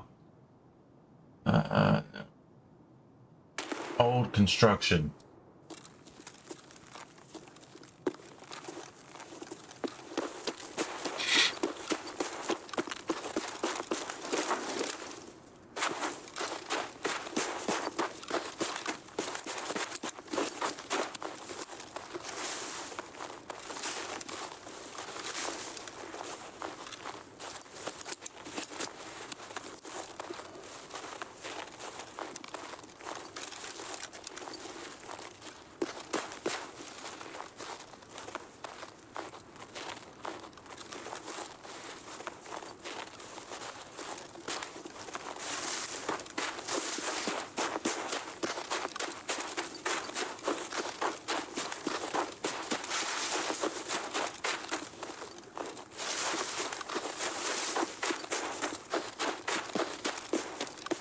My PKs just wore off.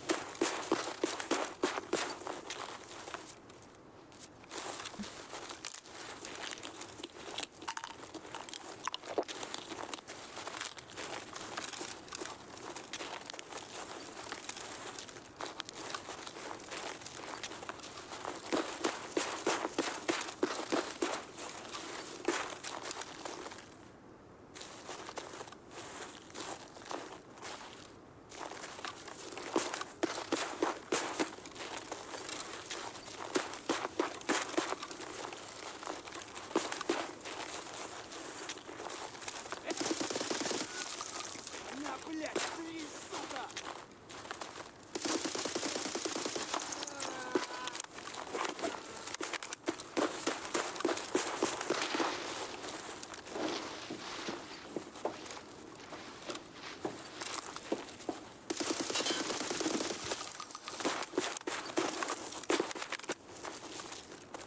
Thank you so much for the follow. You, no problem, bud.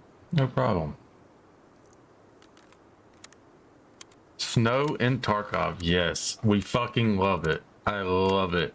I absolutely love snowy weather. It is fucking phenomenal. I miss driving a 4x4 vehicle so much.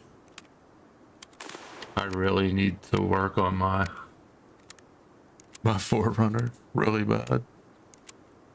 But I'm kind of dumb, kind of lazy.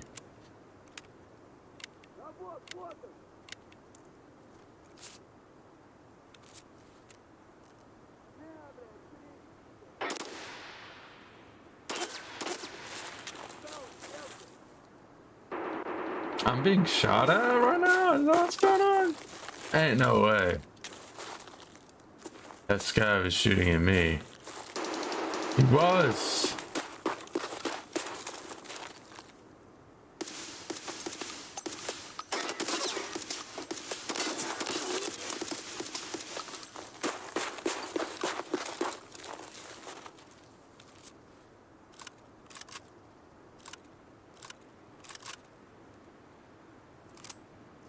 Ooh-wee.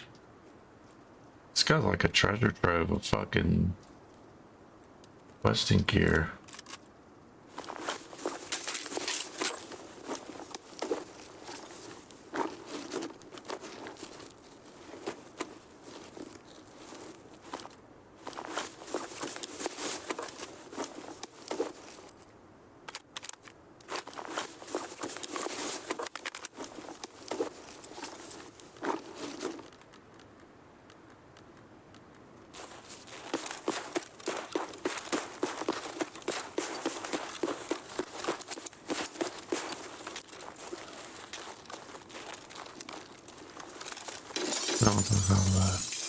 You make your own. Yeah.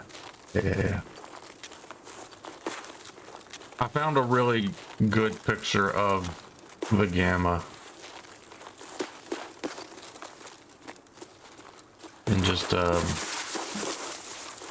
remove the background, resized, all that shit. Well, resized, remove background. Or remove background, then resized. to match the multiple.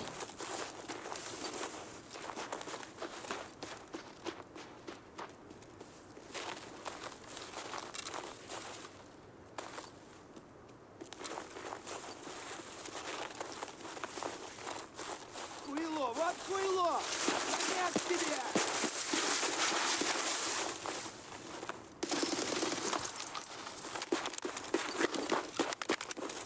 Ah, thank you, sir. Gentlemen.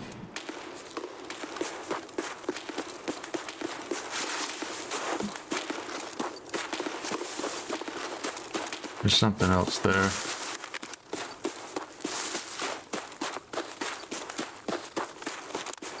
Keep the tab open before we back.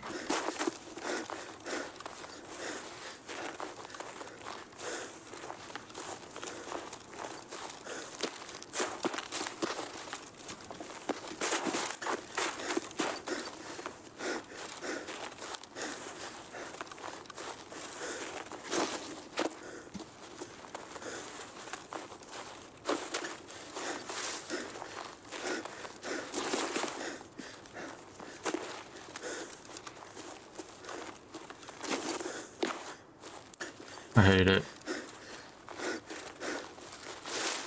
Why can't we, man? It doesn't make sense why we can't crawl into these fucking windows.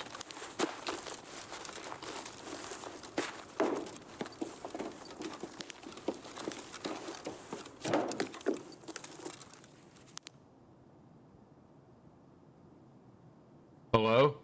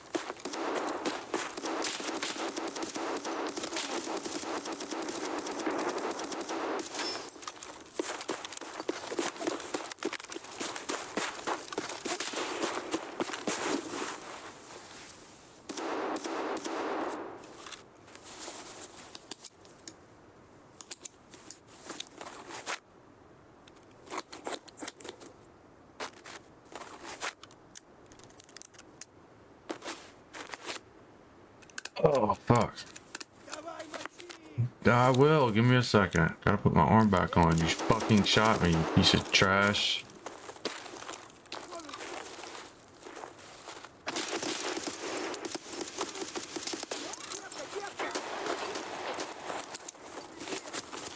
There's a player up here too. Fuck.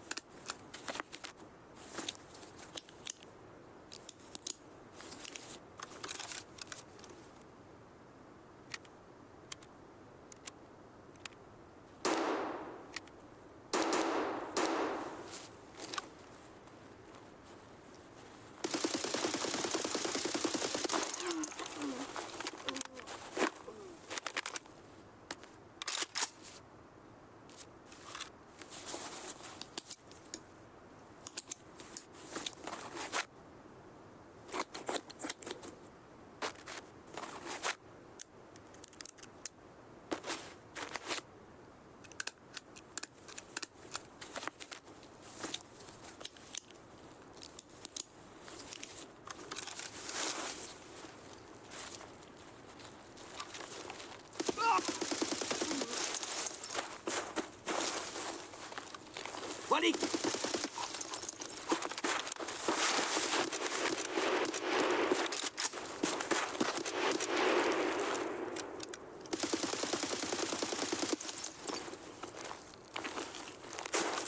Вон он! Вон он, Oh, блядь, no, no, no. ебать! No, you piece of shit. No, I'm out of bullets. Wait your fucking turn.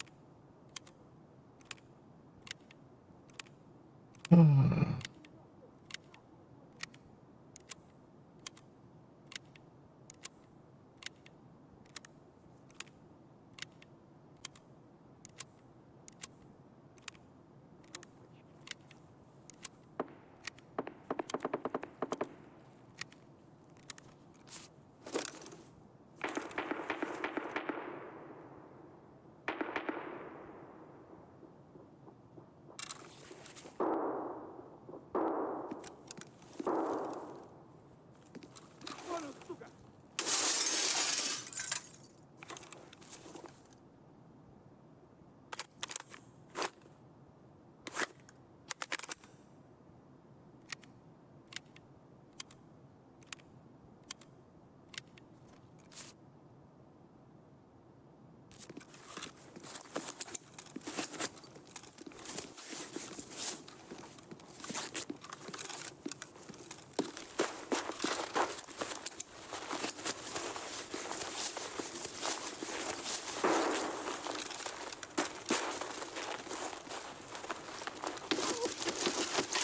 Вот петух!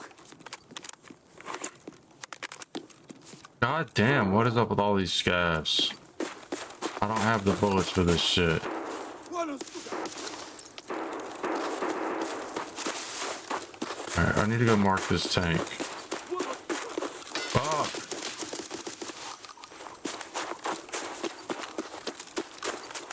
They're everywhere, bro. One of them have a mag for this gun that I'm rocking by chance? No.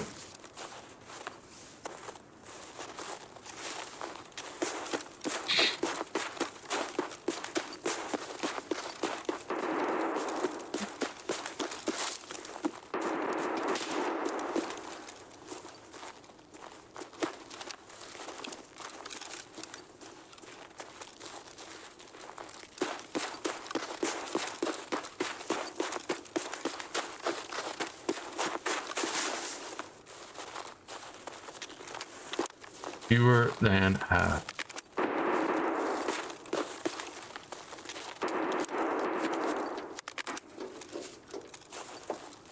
Nearly full. Huge.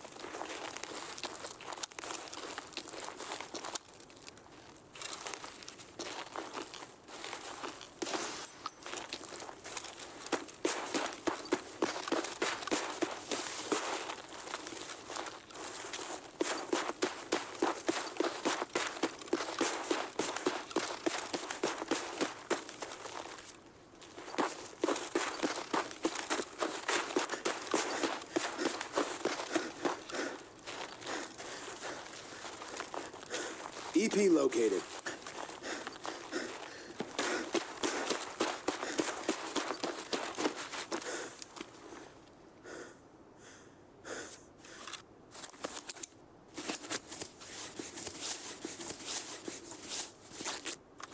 Like lots of fucking scabs, bro. Like they were everywhere.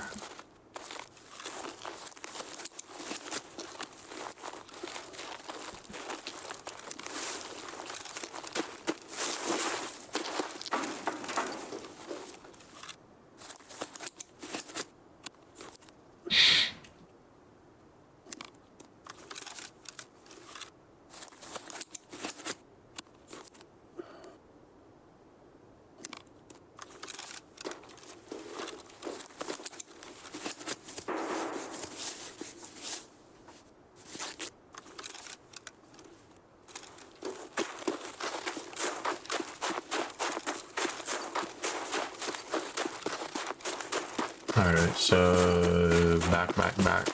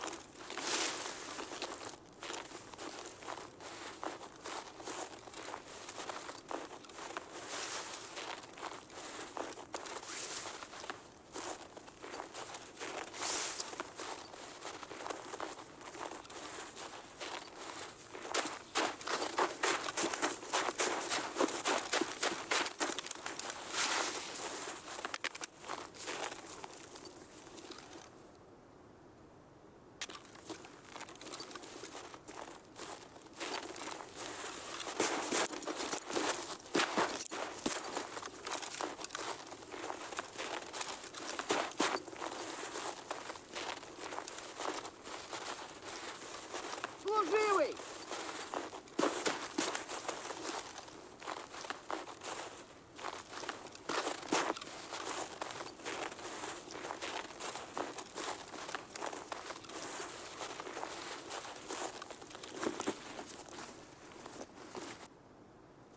Disappearing sky, brother.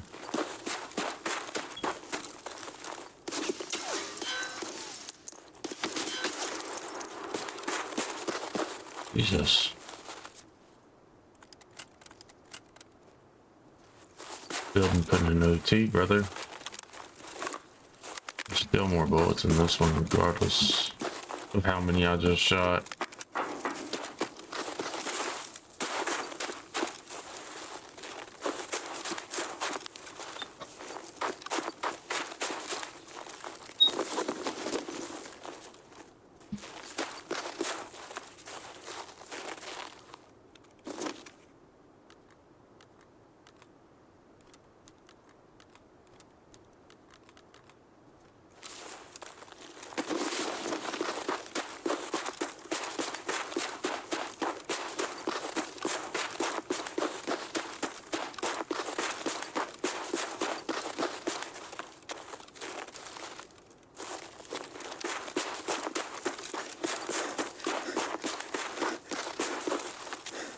You cannot place the beacon while walking. You can, however, press F and then run away and place the beacon while running away. Oh, man.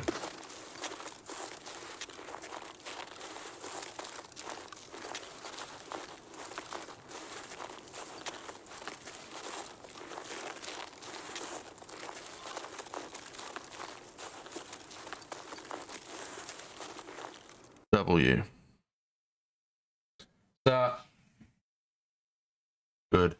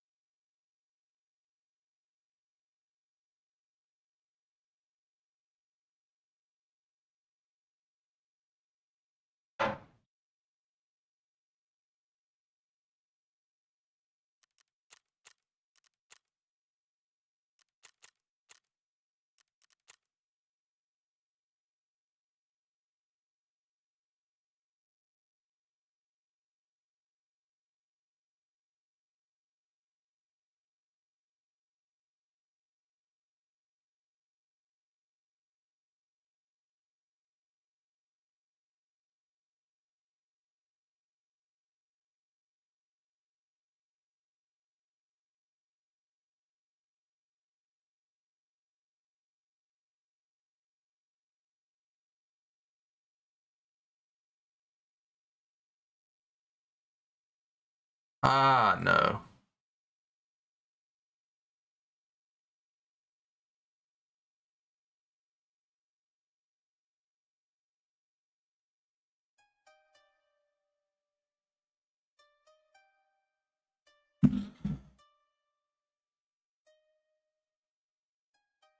Be right back.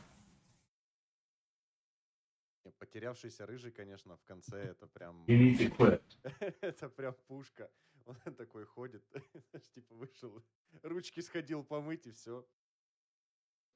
Забыли, получается. Вот я понял, почему серии следующей рыжего нет. Его в Токио забыли просто. Мгм, Поэтому не мгм. выходит.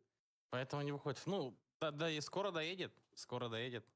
Ну да, вроде как ребята на подкасте 29 числа обсуждали эту тему. Никита сказал, что следующая серия «Хроник Рыжего» должна быть уже в этом наступившем 24 году.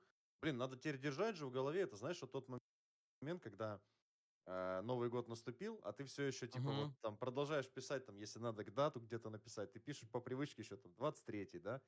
И надо вот не забывать, что все, 24-й год уже... Господи. 24-й год уже наступил. Держать это в голове и не забывать об этом. Рыжего вернем обязательно.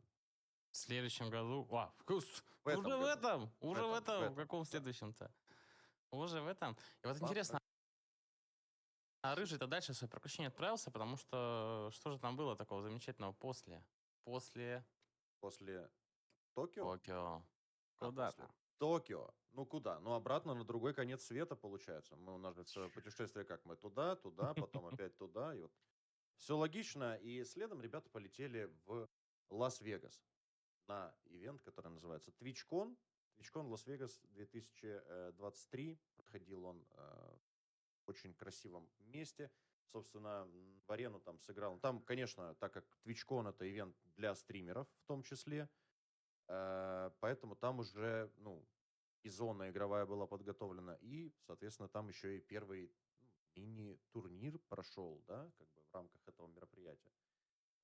Почти 50 тысяч человек наблюдали за этим турниром в прямом эфире, и за все дни проведения мероприятия в арену сыграло более 1200 человек. Счастливчиков первых, которые пощупали своими рученьками арену. Ну и, собственно, опять же, у нас есть видеоролик для вас с Лас-Вегаса, поэтому сейчас мы также его посмотрим, господа.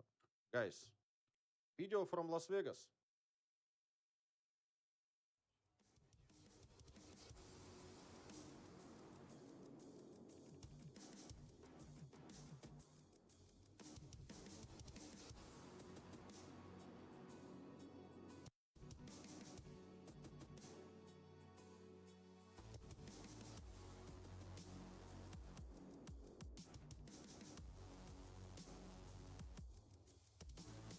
I like the fast pace too, and I like the clutch situation. So having like a 1v3 and winning it with a bunch of people watching, super fun. You don't get that in the normal Tarkov mode.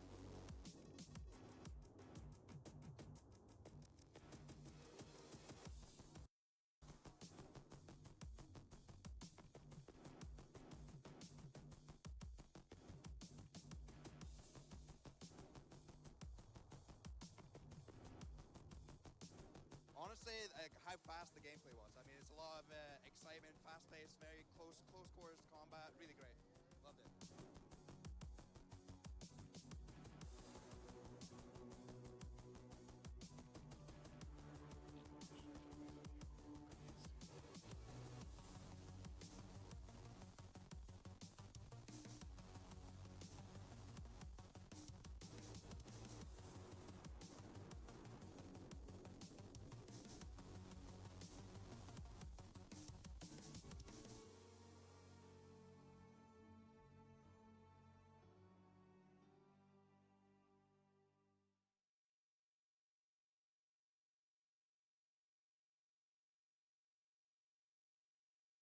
Да.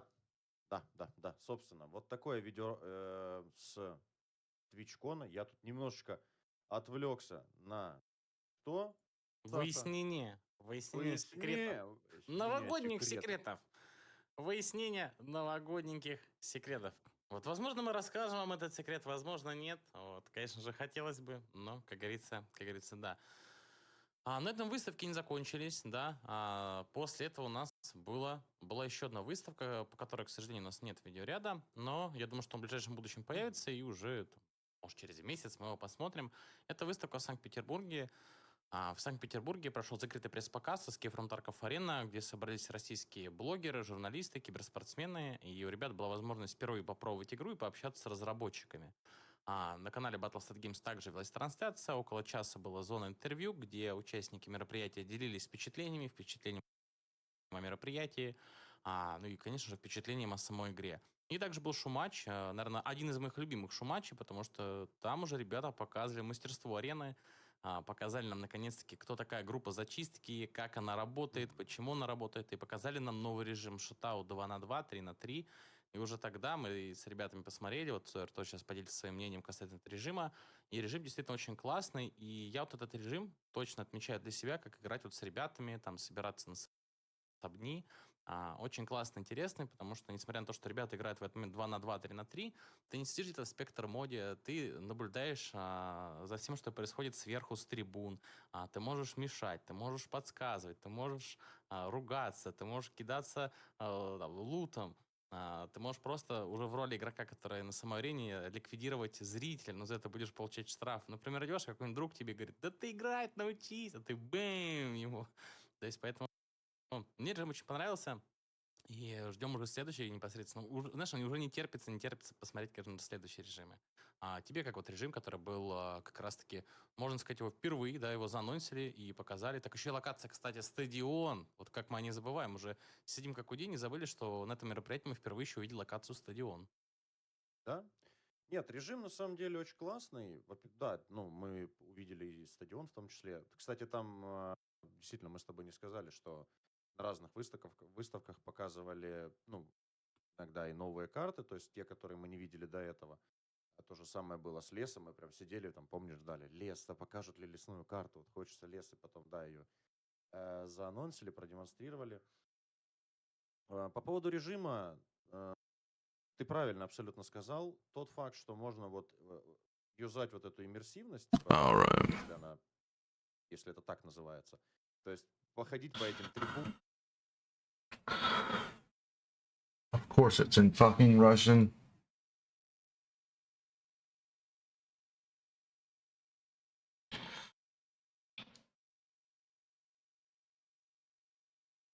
Этого хотелось. Когда тебе какой-нибудь там прапор даст жест, Okay, so this is today. That was yesterday. We got the number 3.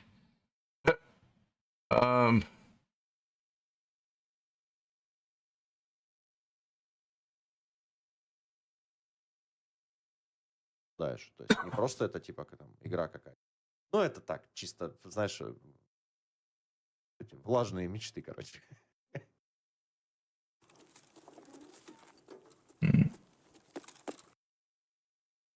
Still, he has drops.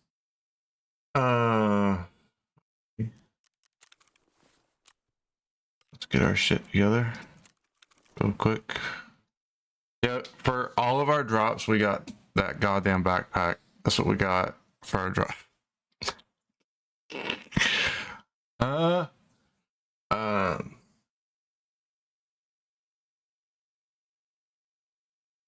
What did I come over here for?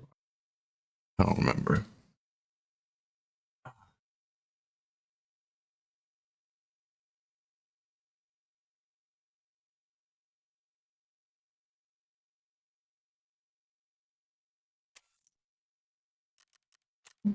BP Depot.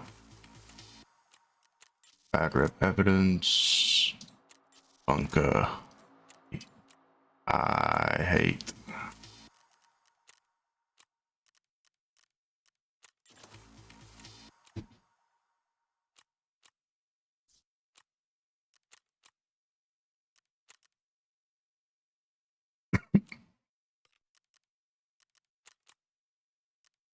That's huge.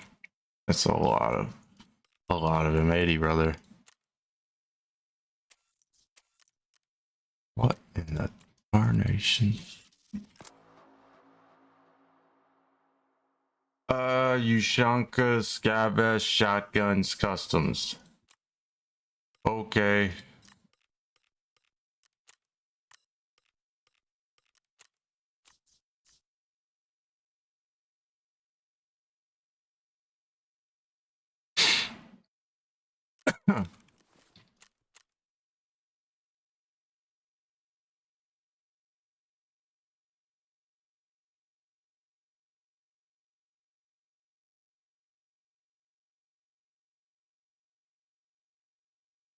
Have to kill 15 PMCs with that gear?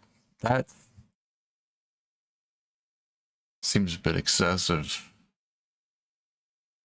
Beignet, enough. You're gonna get in trouble. I wish I knew where your muzzle was or it'd be on your ass.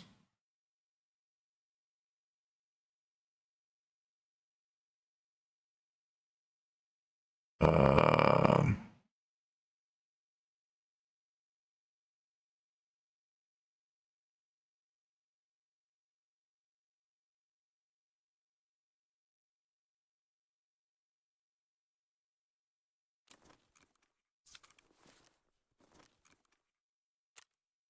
that's the one that's it's okay.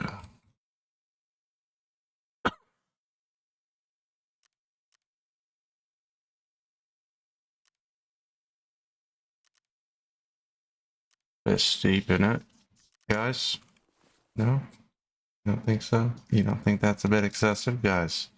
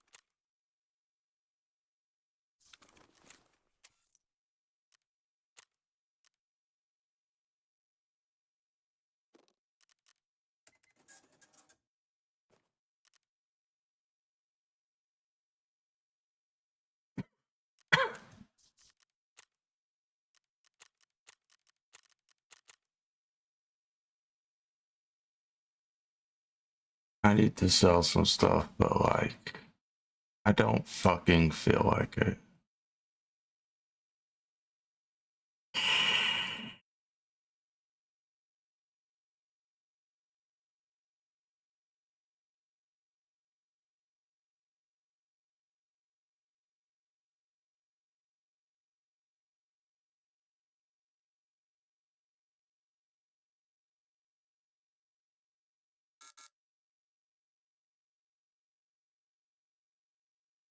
Okay.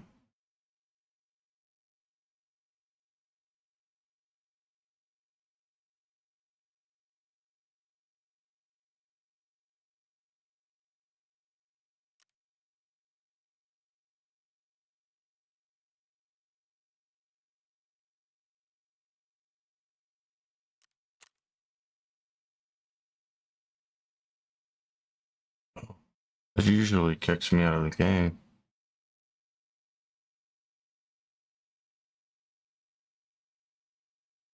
Huh.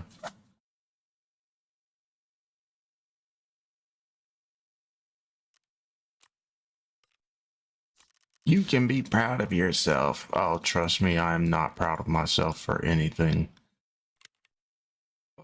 Oh. Trust. There's zero pride. Oh. Just your run-of-the-mill miserable cunt. How can... What? Hmm. You can... You can buy Labua at level 2 Jaeger? That's wild.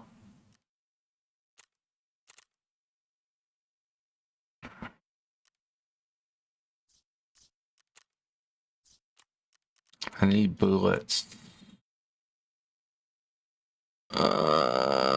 Ammo. Rounds. 545.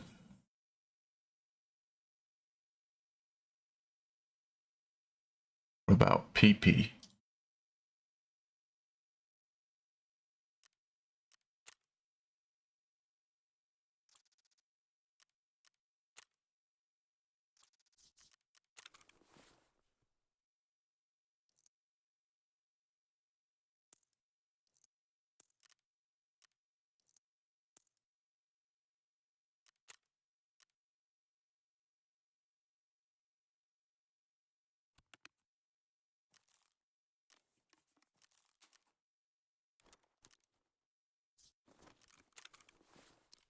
Everyone knows that this is a drink. This is just for convenience. Come on, Nikita. Let me put the Clint in the hollow. We put it in there. Everybody knows you can drink Clint window cleaner. Everyone fucking knows that. I want to sell some shit because like I'm poor and I want to like pay for some hideout things. But God, I don't want to sell something and then spend a week looking for it.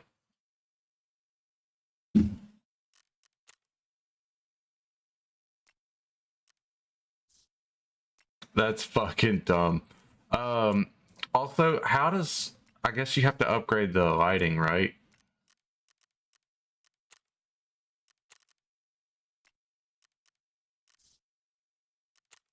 I need 6 more. Fuck.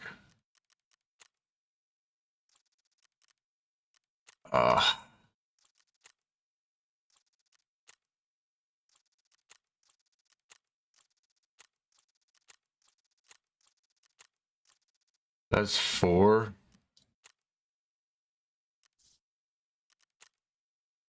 I need 2 more.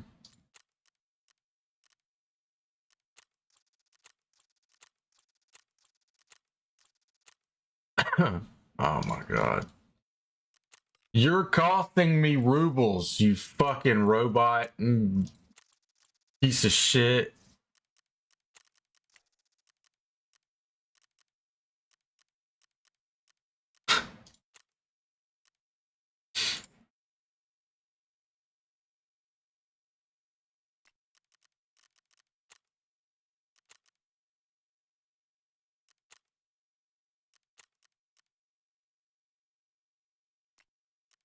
Oof.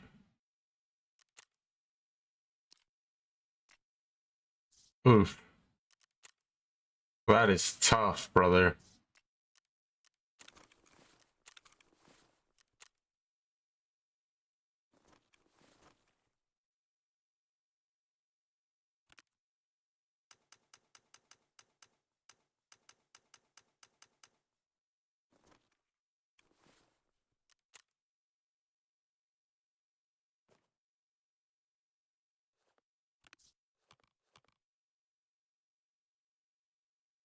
Uh,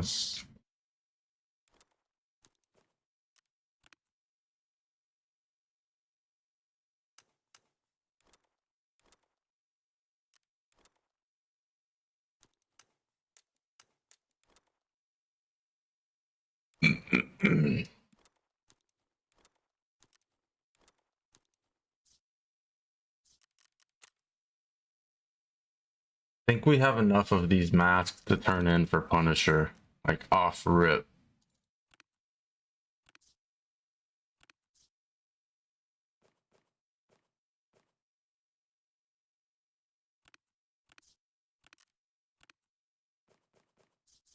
How many does it require? Like 5?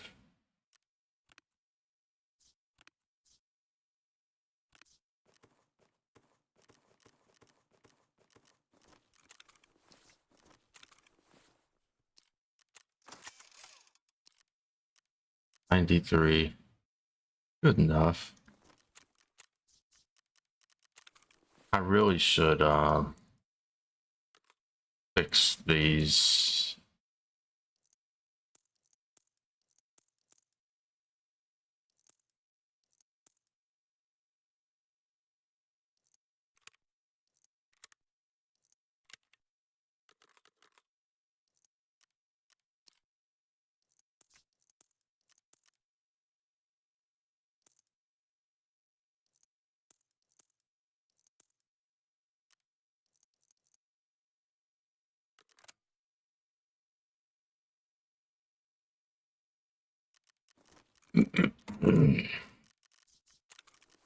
And I am doing it.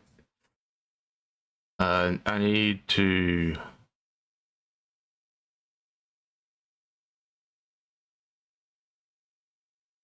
do that guy. Customs.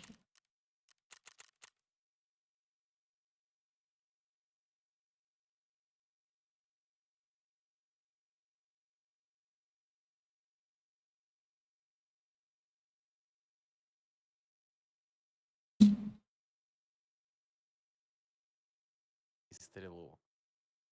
Нет, подожди, ты давай мне вот за It's, татарковского стрелка. Кстати, насчет М. I татарковского don't know who стрелка, this я is. только сейчас вспомнил. Mr. У меня в Sewer. голове вот почему-то, знаешь, у меня все время болтается. Это же надо Amur. будет вот это 25 ЧВК ближе Okay. 25 метров убивать. А я-то вчера сделал. Вот буквально перед Новым годом.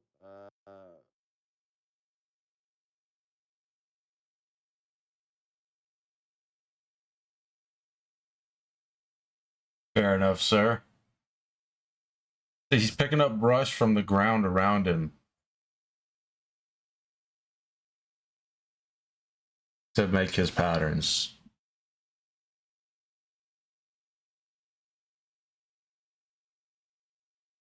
That's awesome. GG's, bro.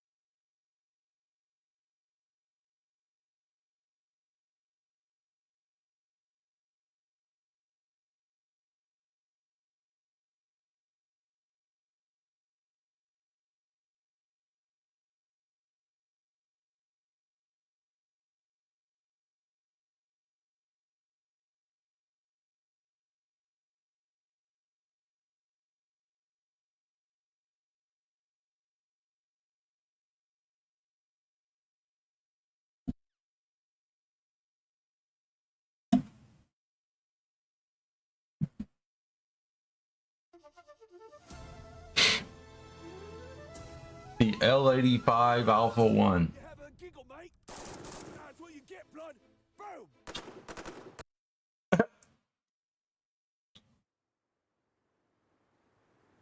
He's LARPing again.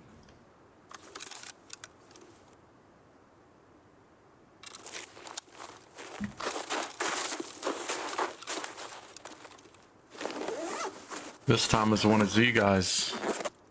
You guys chilled.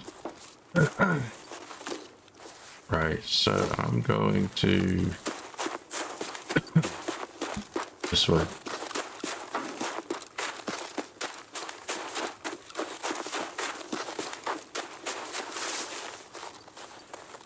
I'm lagging real bad. I don't know why. I'm stuttering like a lot.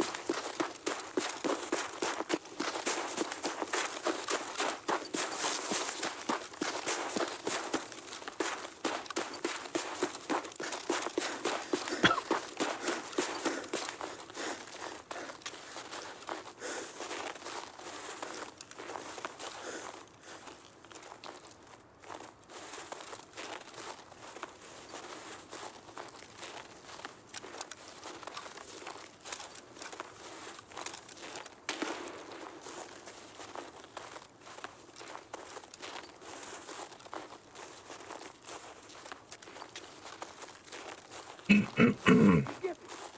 the сука! Я вижу.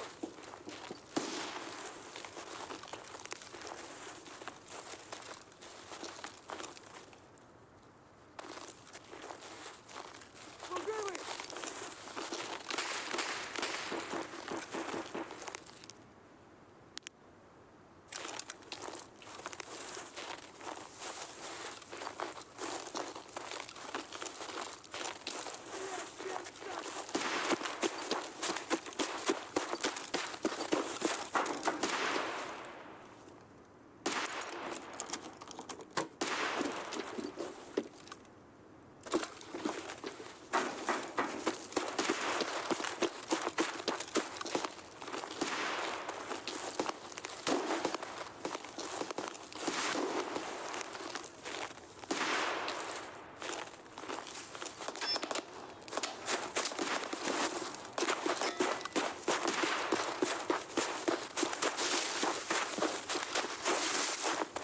Вот тупые!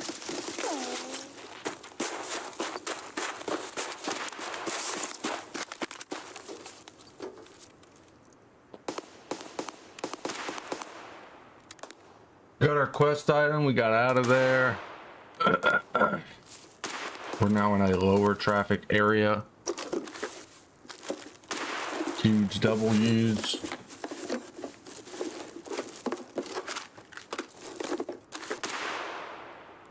GG's all around, boys. All right. I think I go and check for car, right? Because we're not hearing any gunshots. Oh.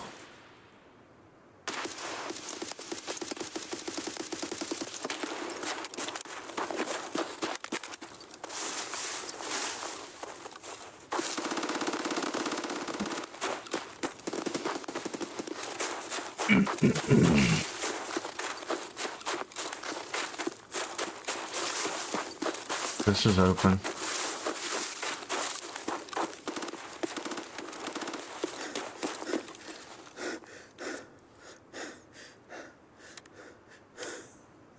Hello?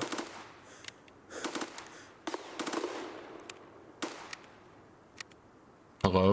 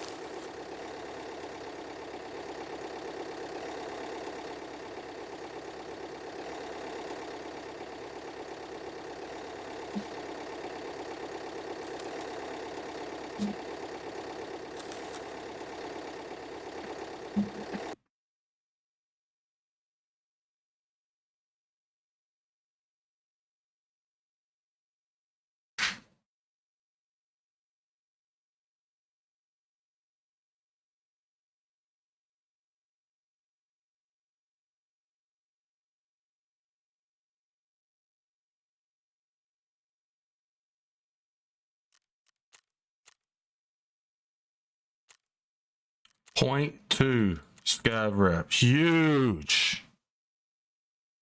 That's like 20 successful scav extracts, bro.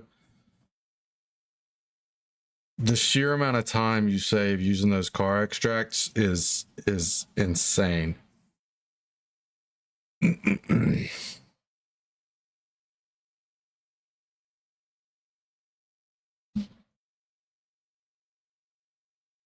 In terms of waiting on like your scav timer. All right, ads chat.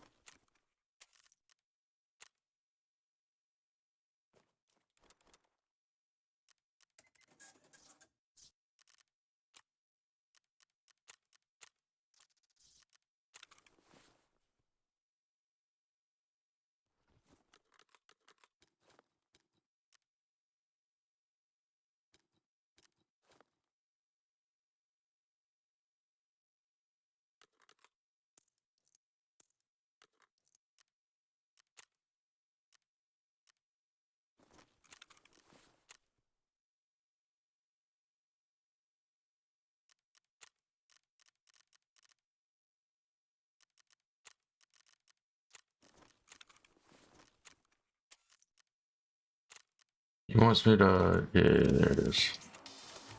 Yeah.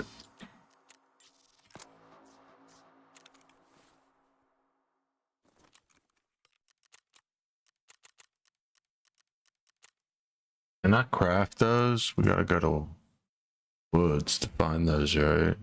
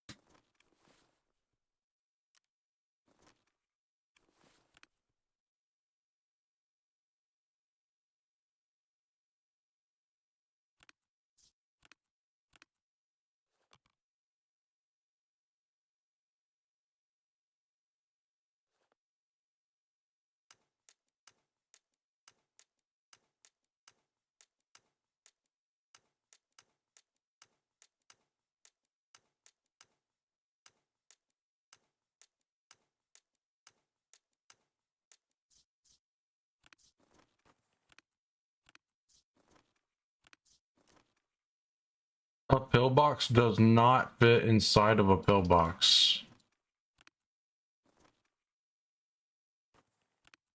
An MBSS does not fit inside of a pillbox. Pillboxes are just all around dog shit.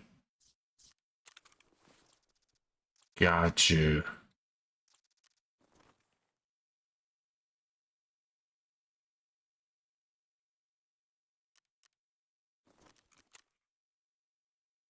Mechanic's not high enough. Oh, there it is. Just cost a goddamn fortune. Watch. Oh. 160 plus 8. That's not too bad, actually. That's not too bad, actually. Why does my stash feel so small?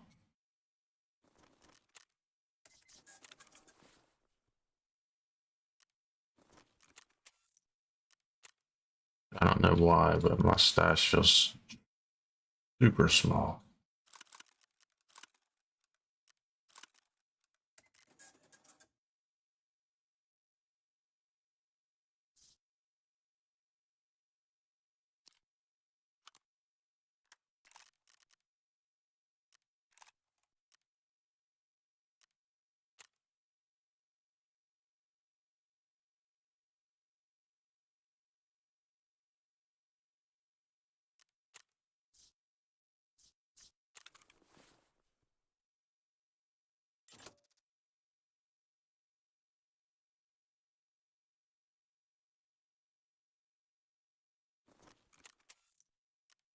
Max.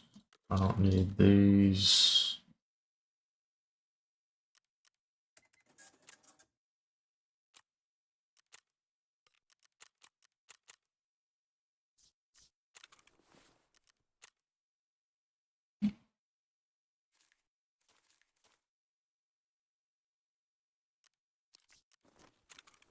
Cool.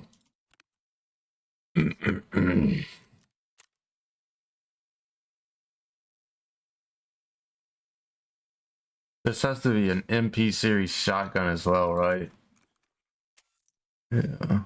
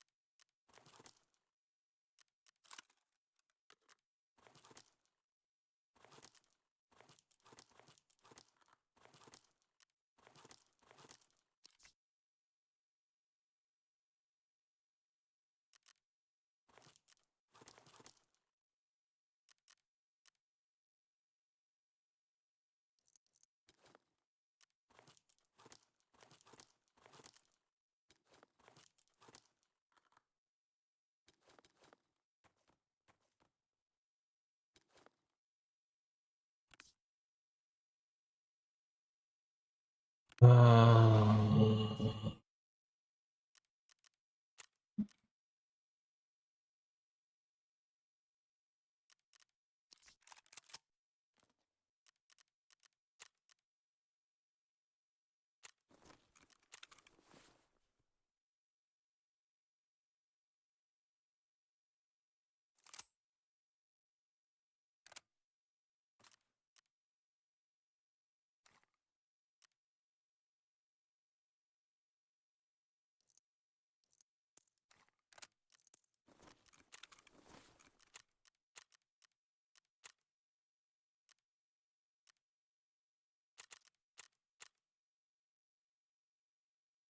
Not looking forward to this quest line, bro. It's so shit.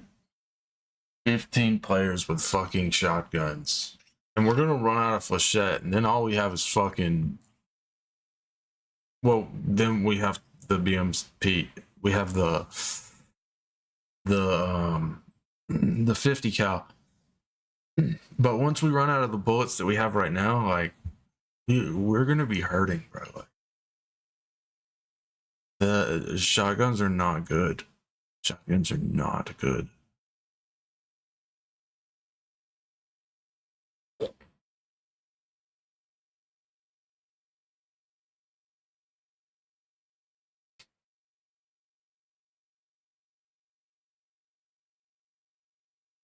You'll see. You'll see.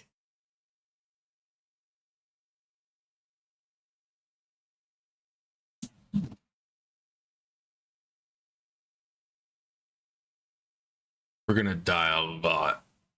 Feel like.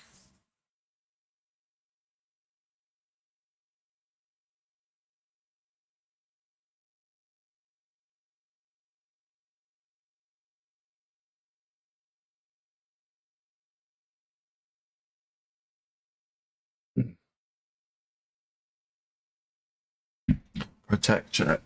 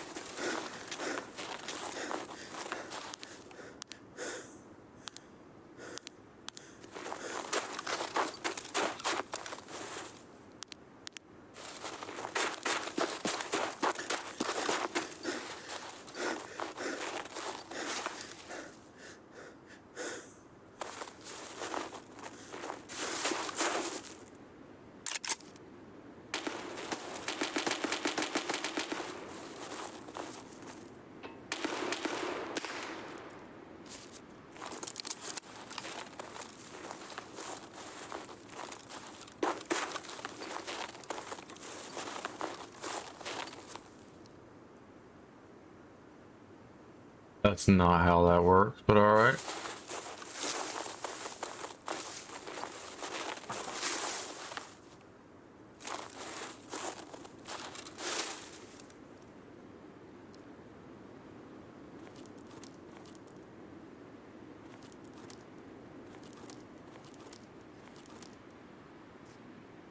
Fuck!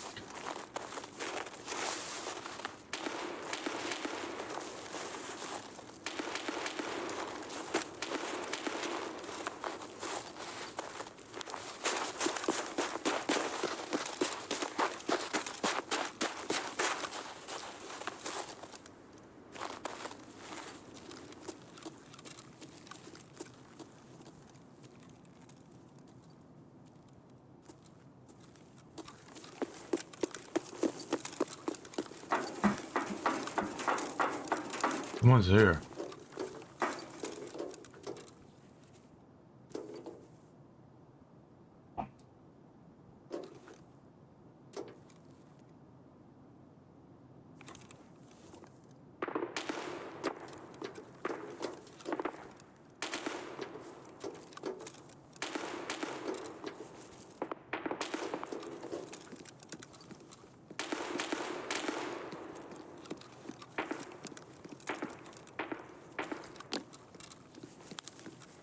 Came and left already? Holy.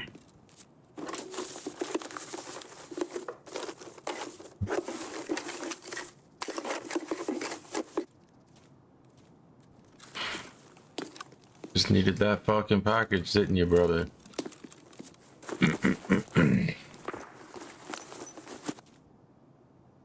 Feel you.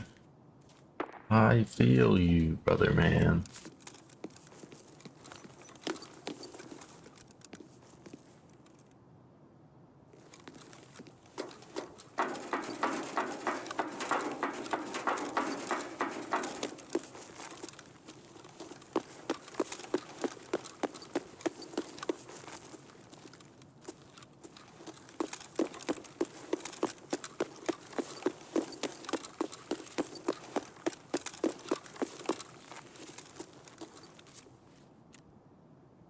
I hate this fucking quest.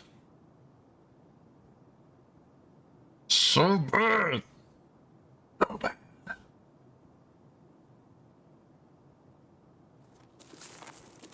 But don't we like have to do this quest because it leads to some shit or something?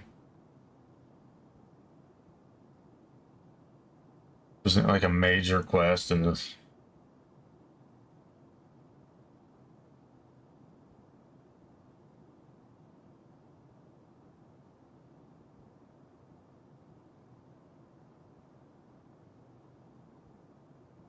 Informed means armed. Chummy. Yeah, it's an important stepping stone.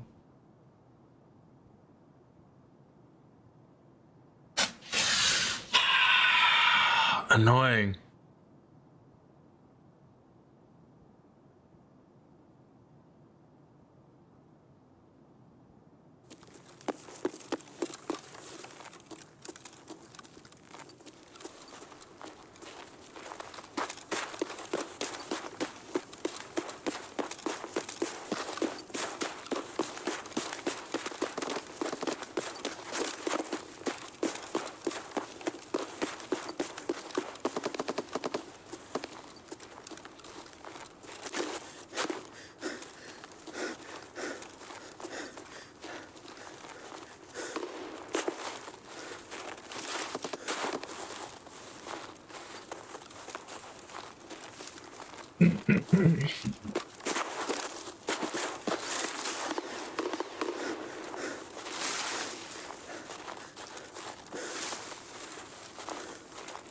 My dumbass trying to jump this fence when you can walk out. Ain't no fucking way. I had no idea.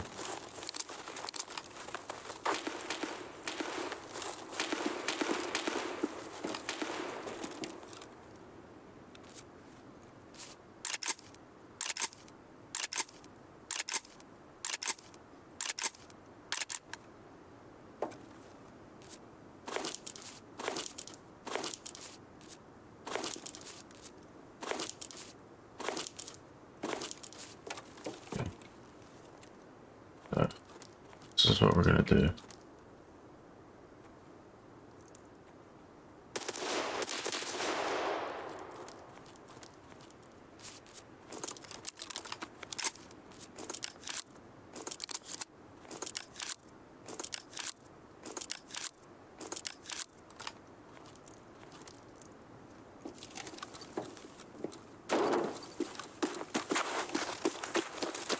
We got that fucking head tapper, bro. Actually, what? I need to look at the ballistics chart. I don't even know what kind of damage this does.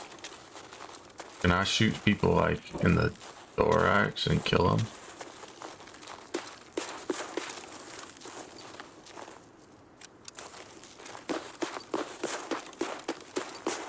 Okay.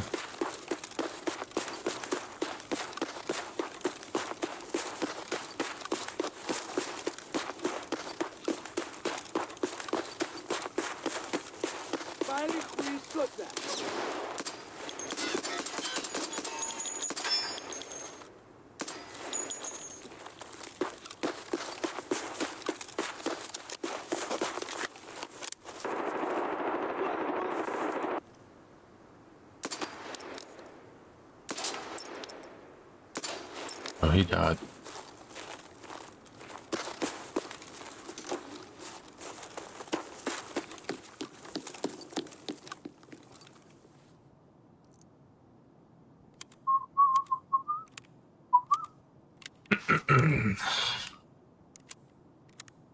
So the pistol is for the scavs, the shotgun is for the people.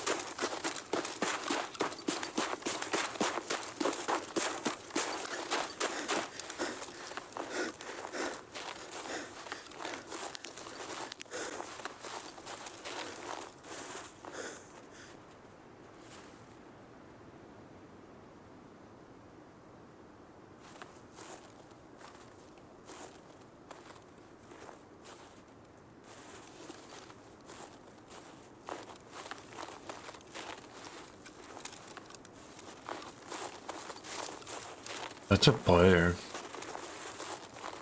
He's crossing over to 2-story. I don't know if it's 1 or 2 though.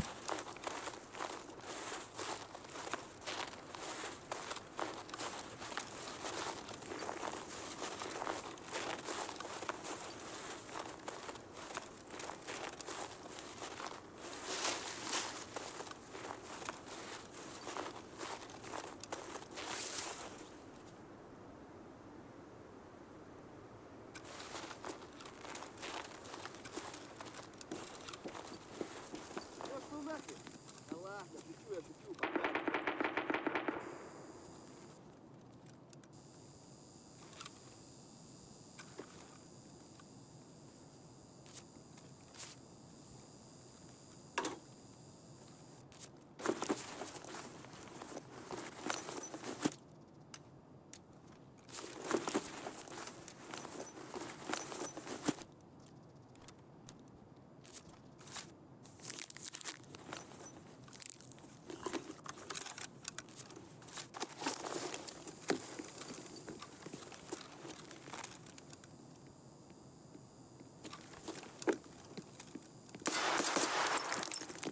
Эй, земляк, мы...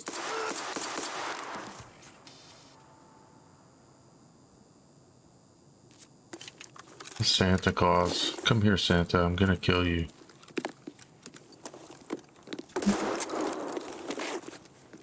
He scared the shit out of me. Thank you for your bag, brother. He ran at me. Everyone saw it.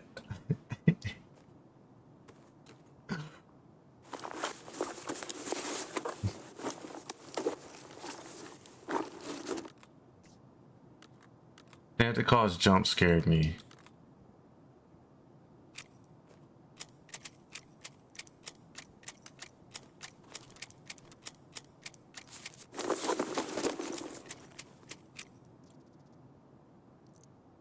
And everyone knows I'm not gonna make it out of the raid alive. So I just killed him for no reason.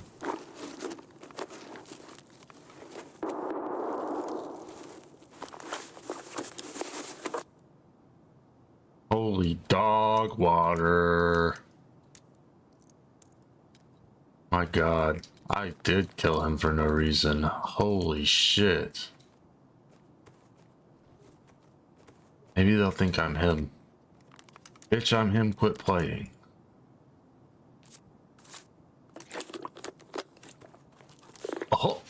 Bitch.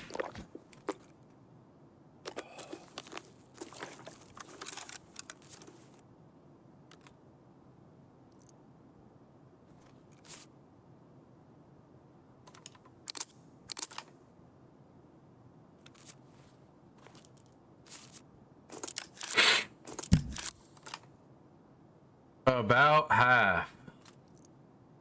There was 4. 4/6 is 2/3. 2/3 is nowhere near half. It's actually 16.66666% greater.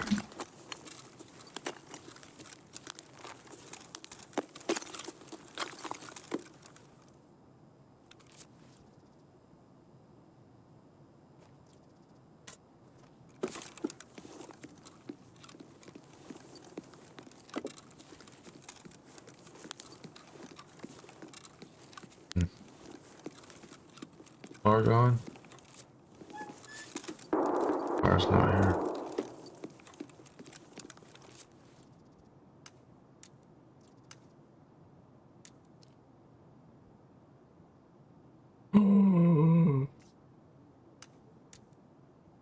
Santa killed him.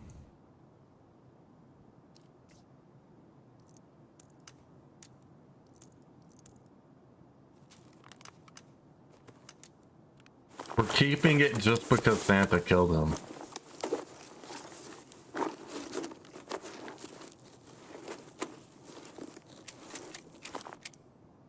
What did he do to upset Santa so much that he wanted to murder him? It's like, I killed Santa and he didn't even fight back.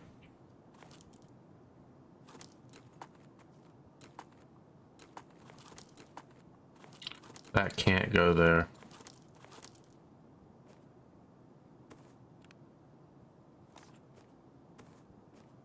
Shit, I've got to wear this. I just threw this here on accident.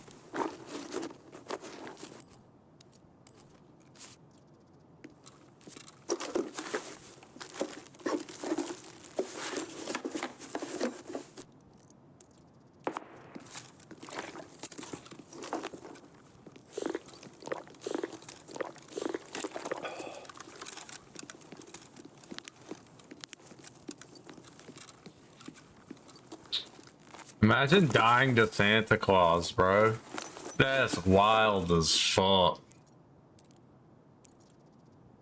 Thank you.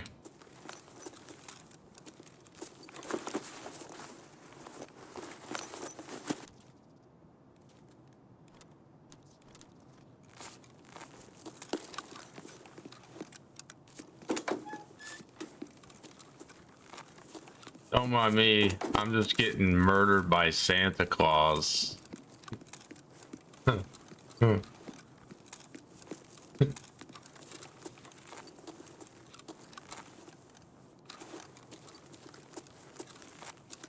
did it for this drippy ass bag. If anybody's wondering, why'd you kill Santa? Because this bag is just pure, raw, unadulterated drippage.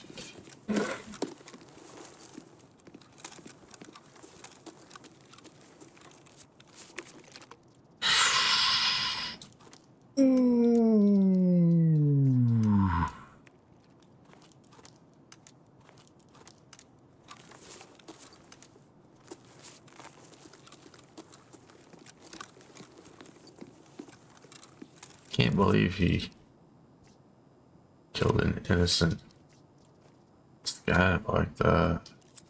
That is so gross. Why ever would you do that, sir? What a monster.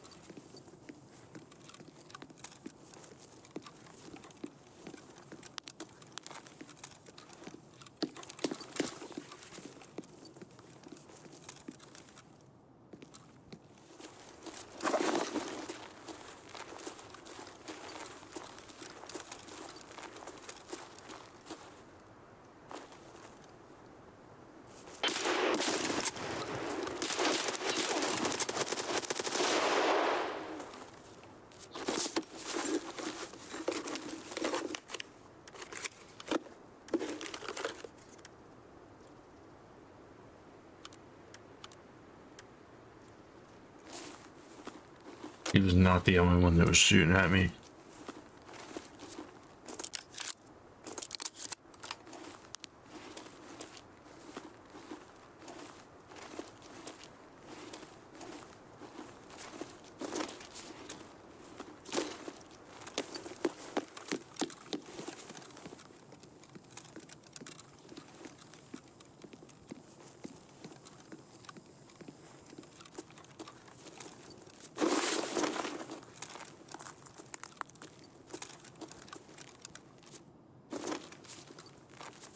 I don't know, guys.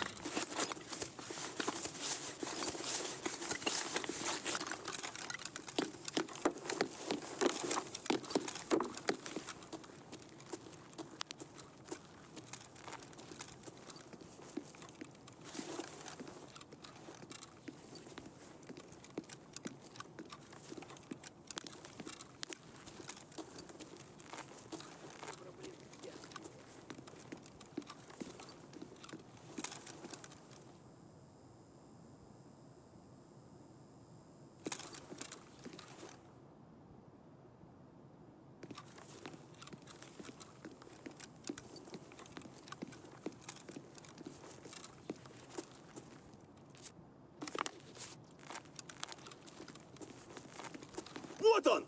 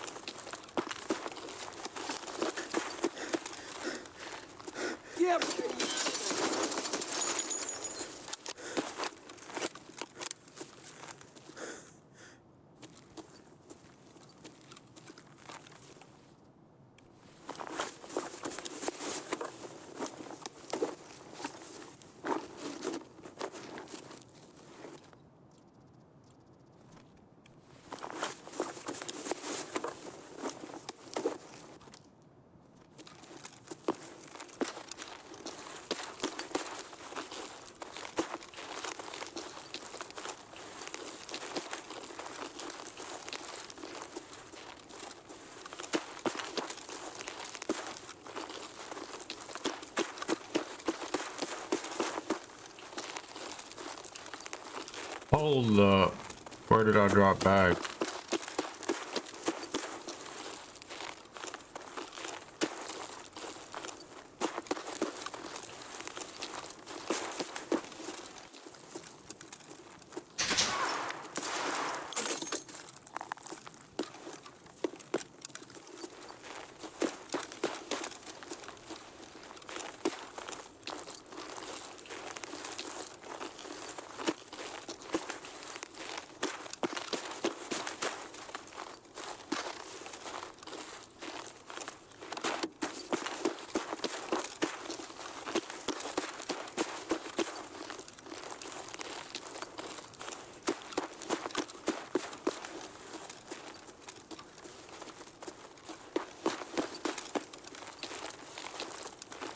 Да вот он!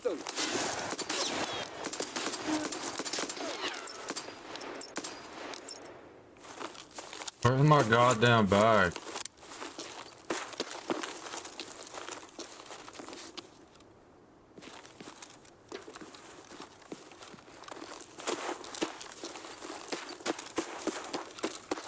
What did I do with the goddamn bag, bro? There it is. Fucking bag loser. Professional.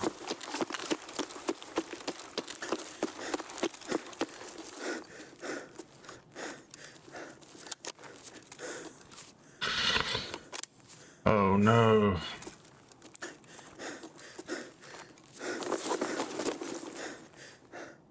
I don't know where my bag is. Oh no.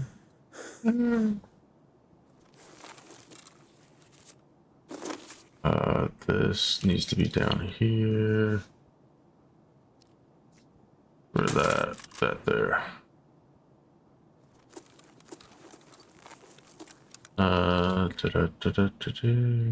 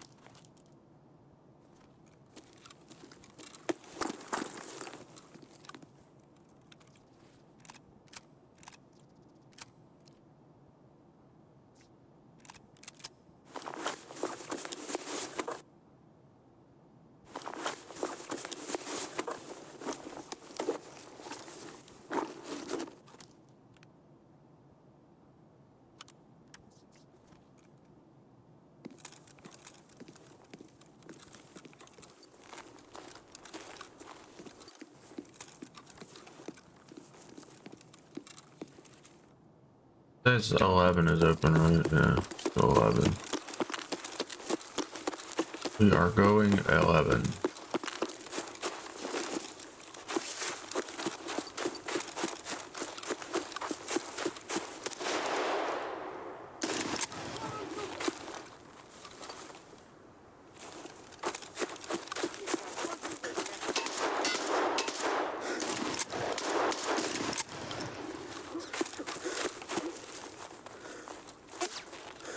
Ah!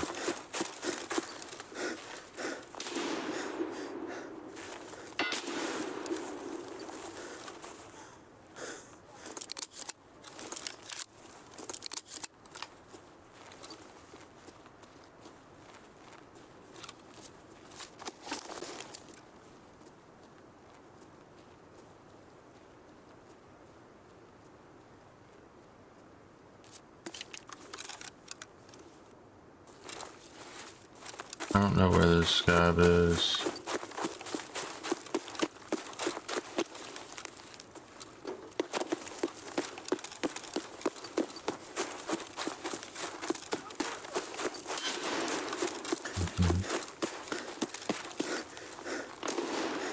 Well, fuck your wontons. How's about that?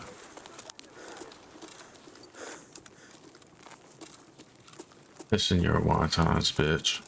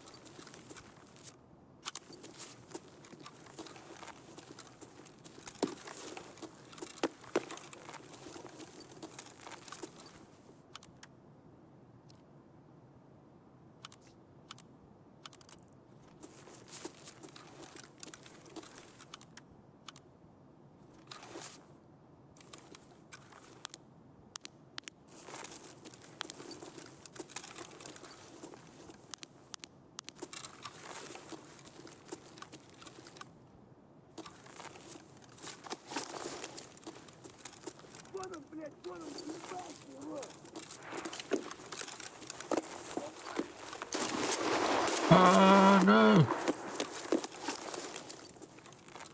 I wasn't ready for the follow-up shot. No! Куда он делся?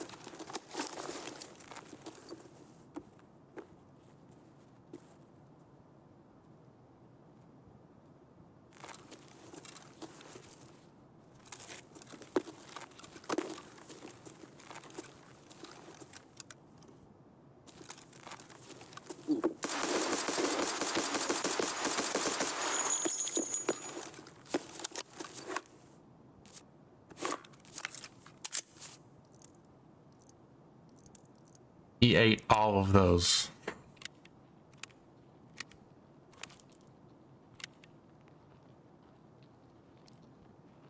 Ew, what?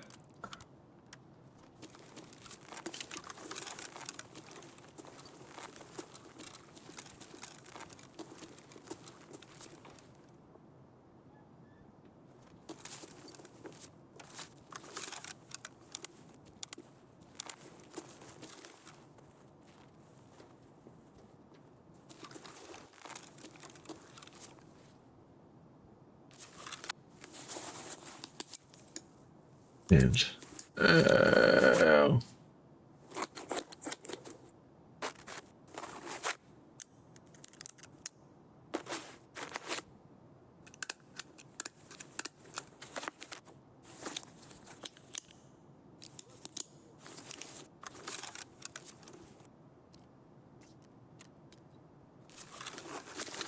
Никого.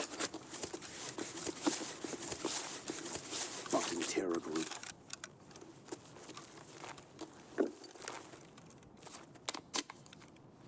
Oh. Oh. Okay. Okay. Trust you. I trust you. Trust you.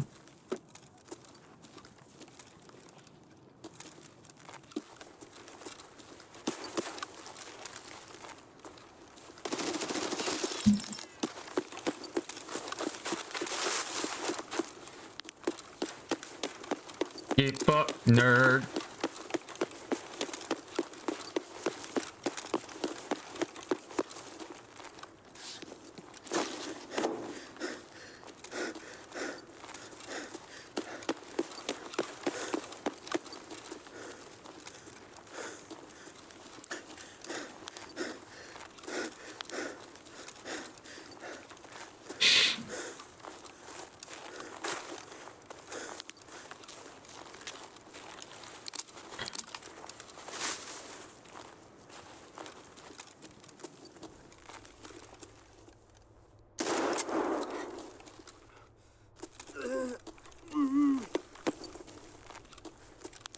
My brother in Christ.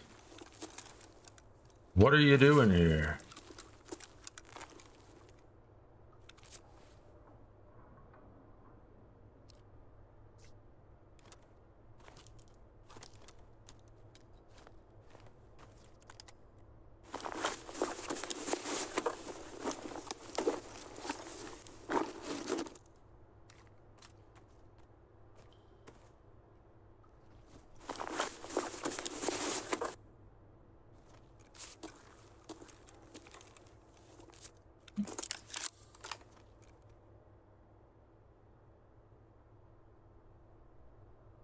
Huge, thick, fat, nasty, gross raid.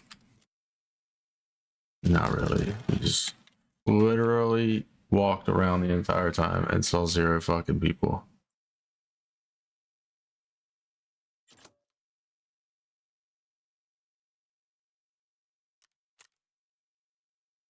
Oh. Oh yeah.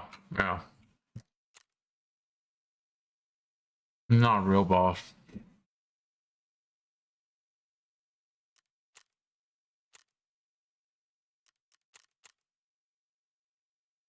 Not a real boss. Santa.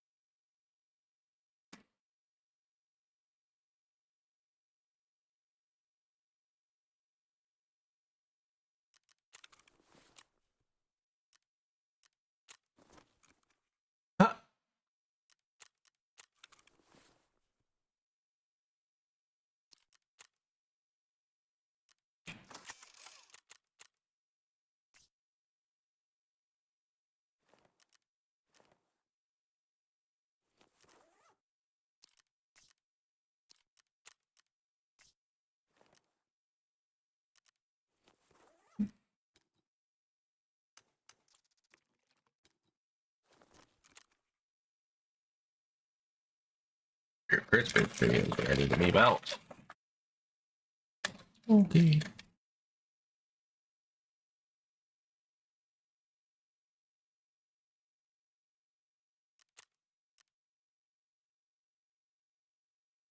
Oh yeah? Am I having to contract it out there, brother? Can't put the Christmas tree up my fucking self, hey. Gotta pay to have it fucking built, hey.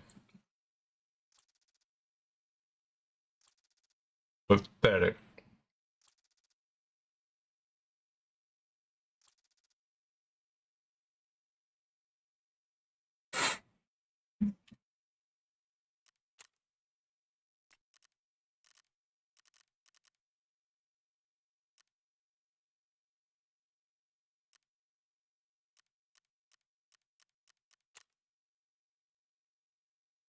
This is stupid as fuck.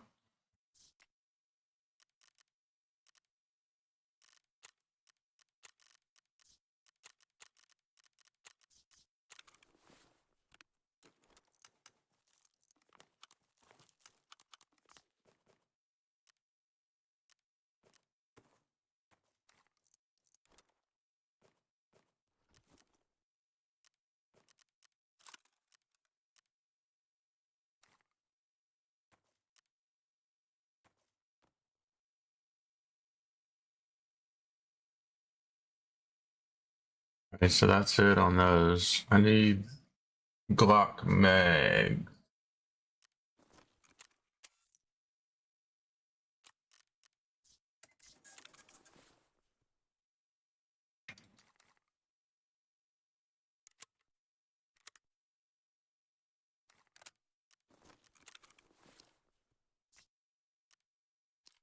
Hey.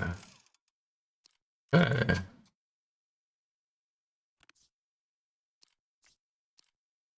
Whose gun was that?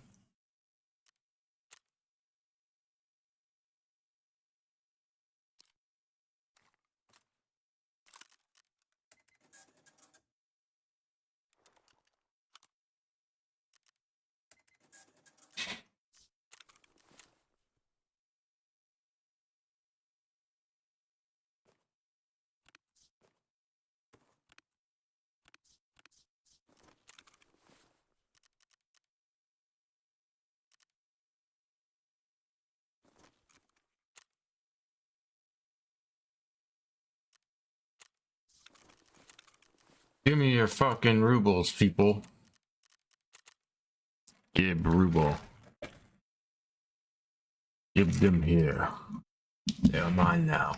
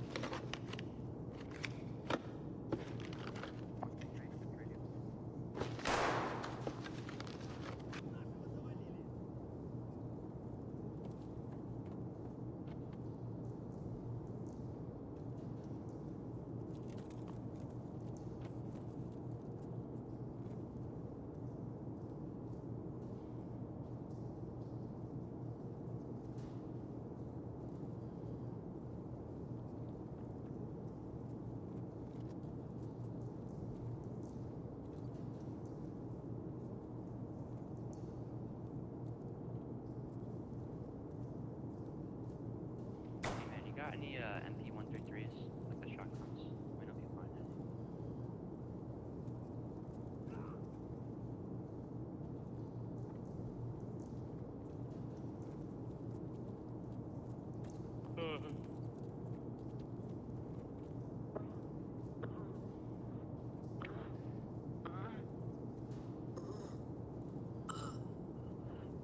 I'm about to bust.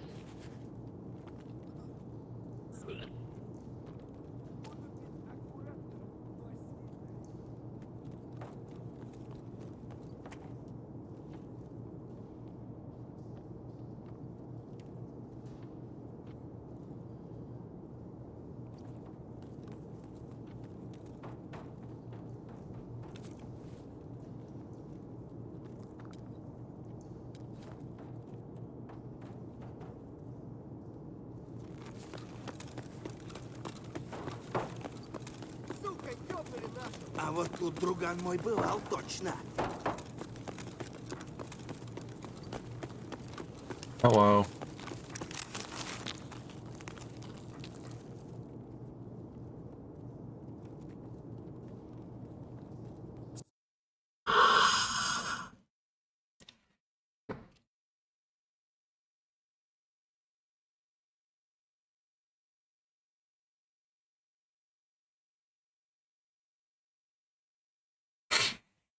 Oh.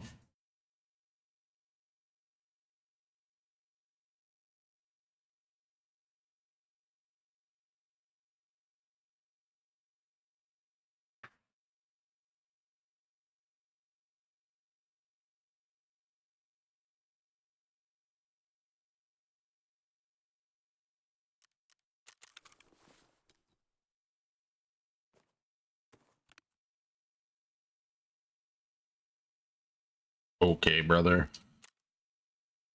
Ну, начало дня уже неплохое.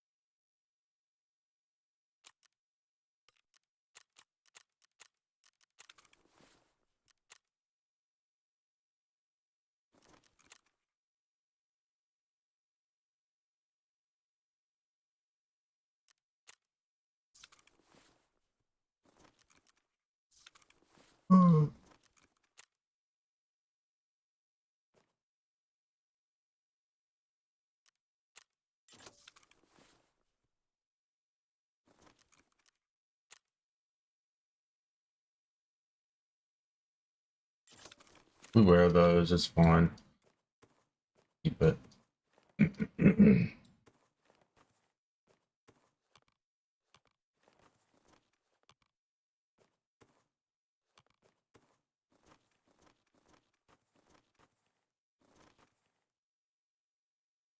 So much shit, bro.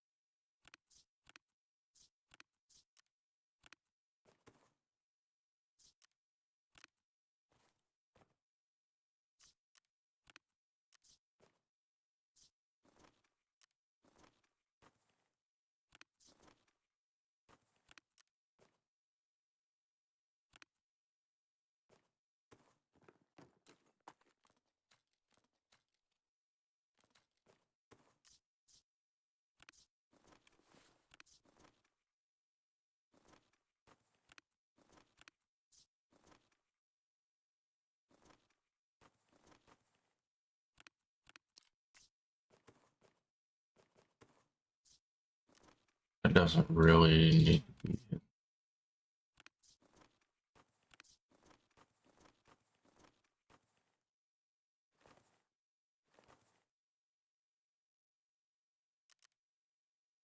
Back to it.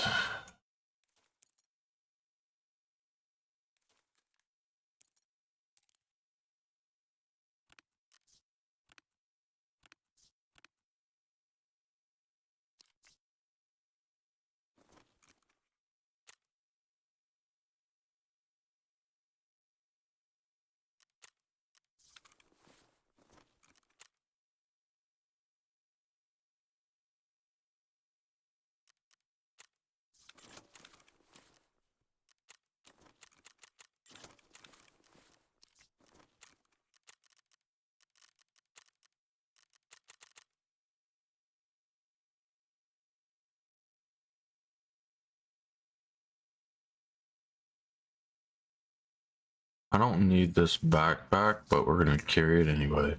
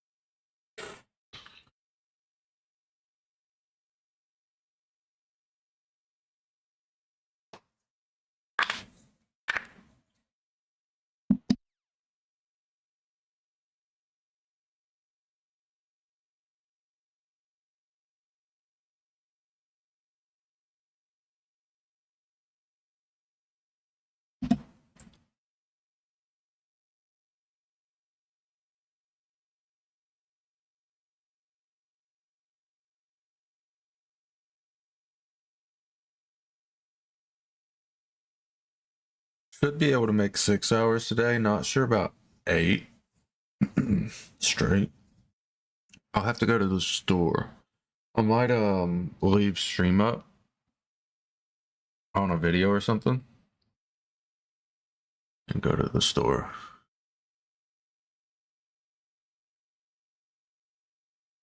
Here in a few minutes.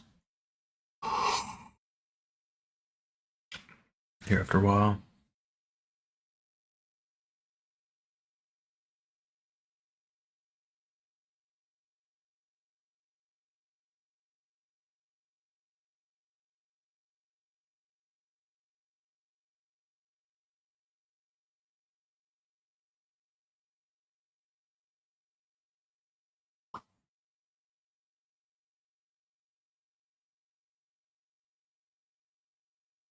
Should have went last night, but I did not. Arena show match by Hunt Premiere is live.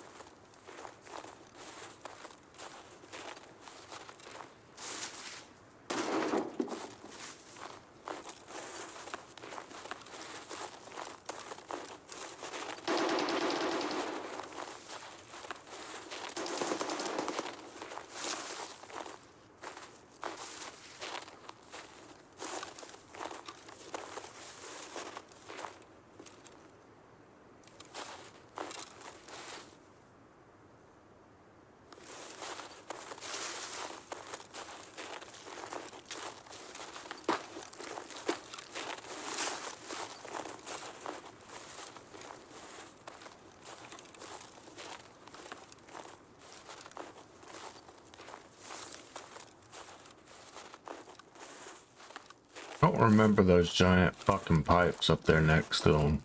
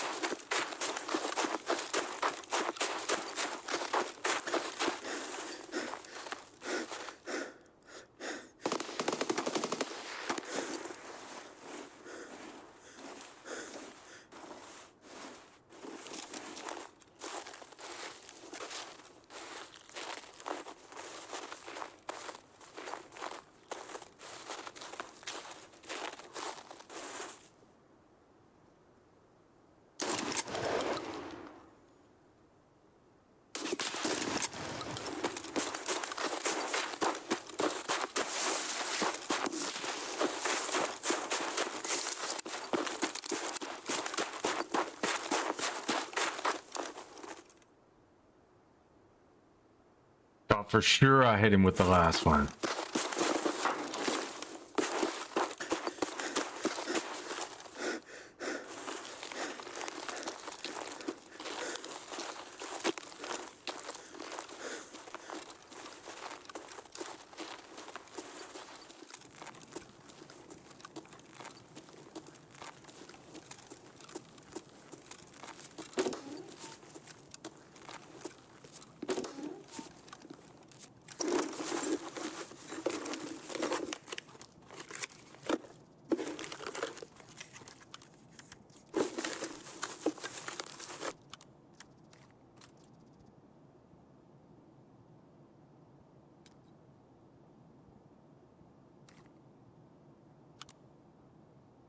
Curious.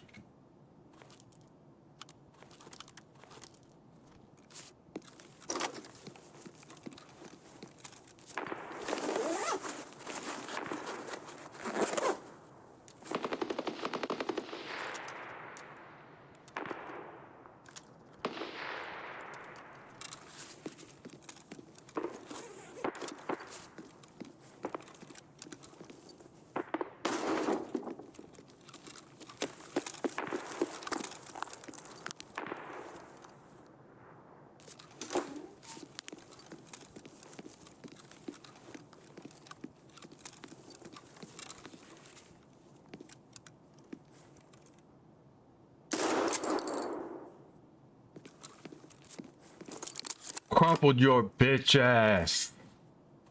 Yeah.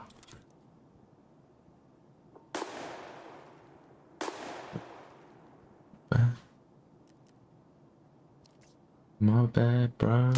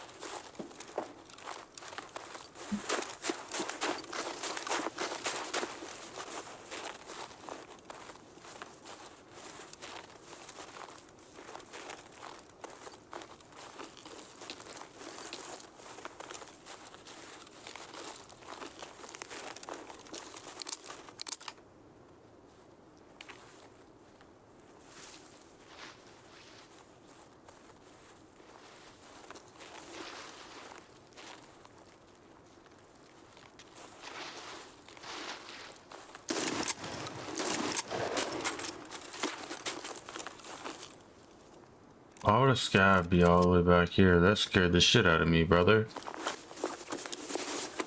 You scared the shit out of me, brother.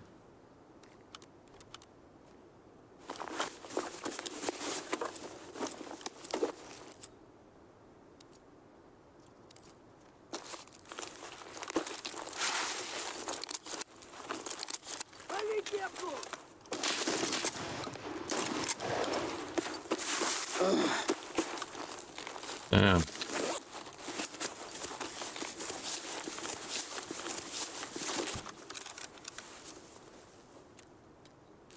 You fucked up my world.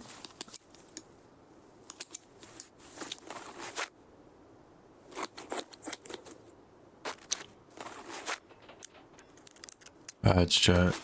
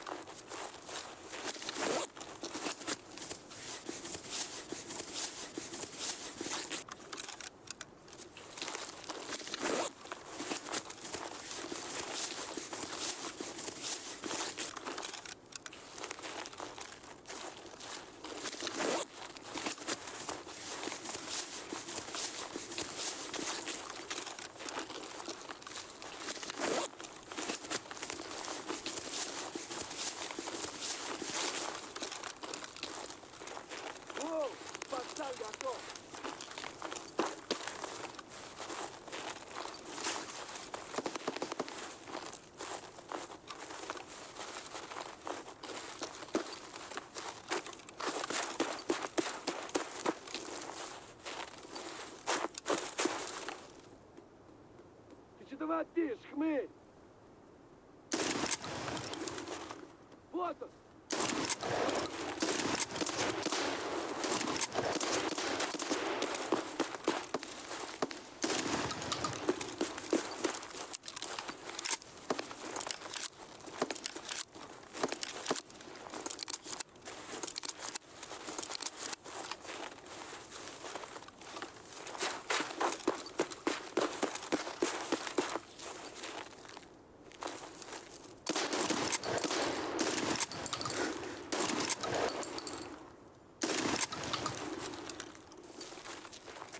One tapped. Pussy. One tapped. His bitch ass. Everyone saw it.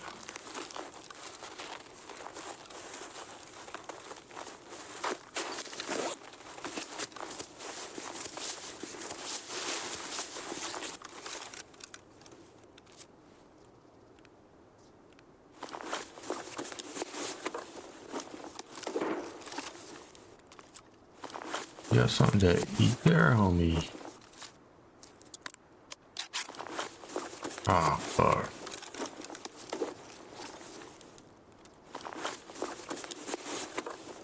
You're ruining it. Water. Get some water.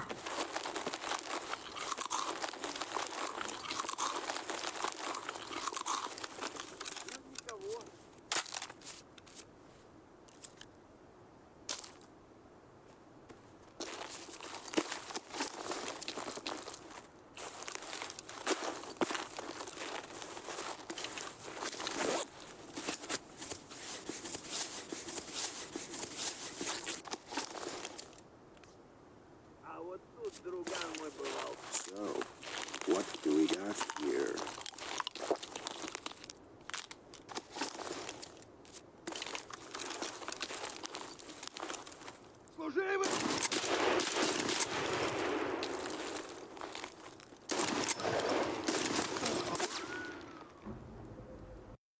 Someone else shot me in the back. Player. Some player shot me in the back.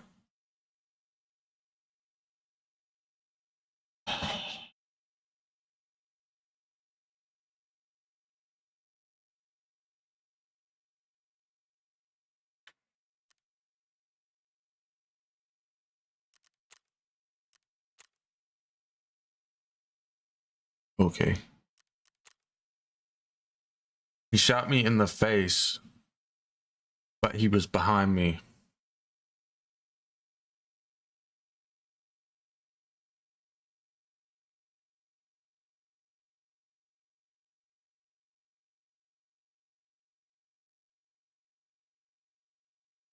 I think he was using a UMP.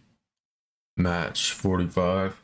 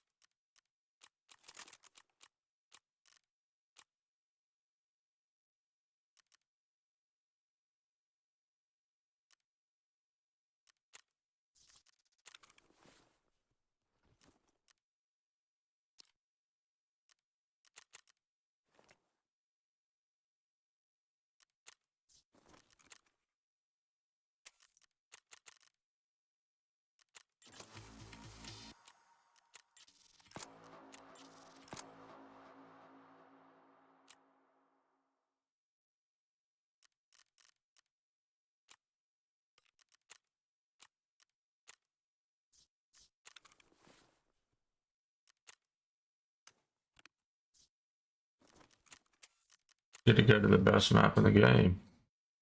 Woods.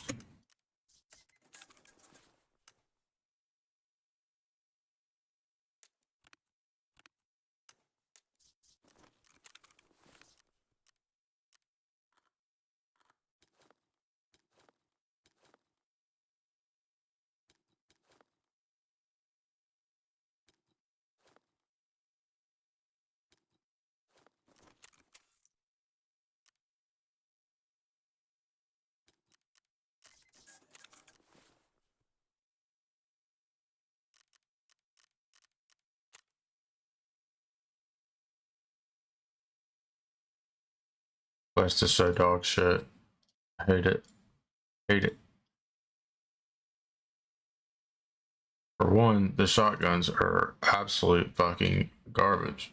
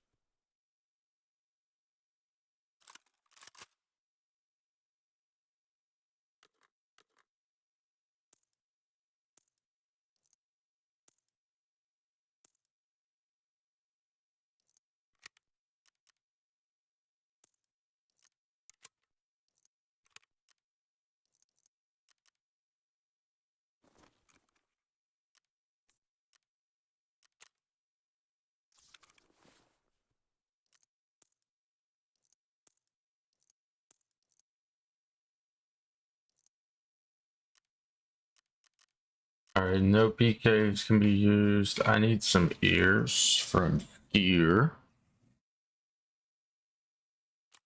Or, no, mechanic doesn't have them.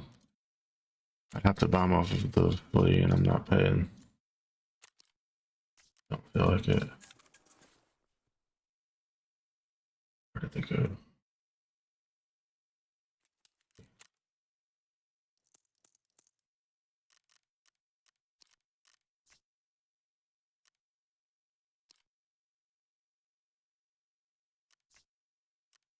Is this the one with the green dot or not? Or the red?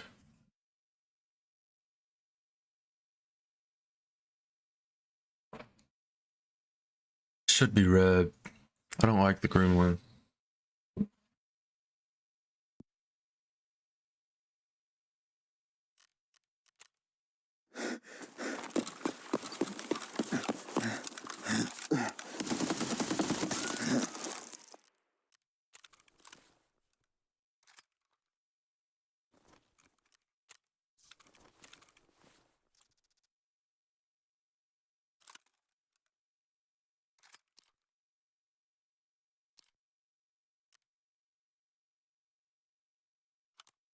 Kind of shit usability, isn't it?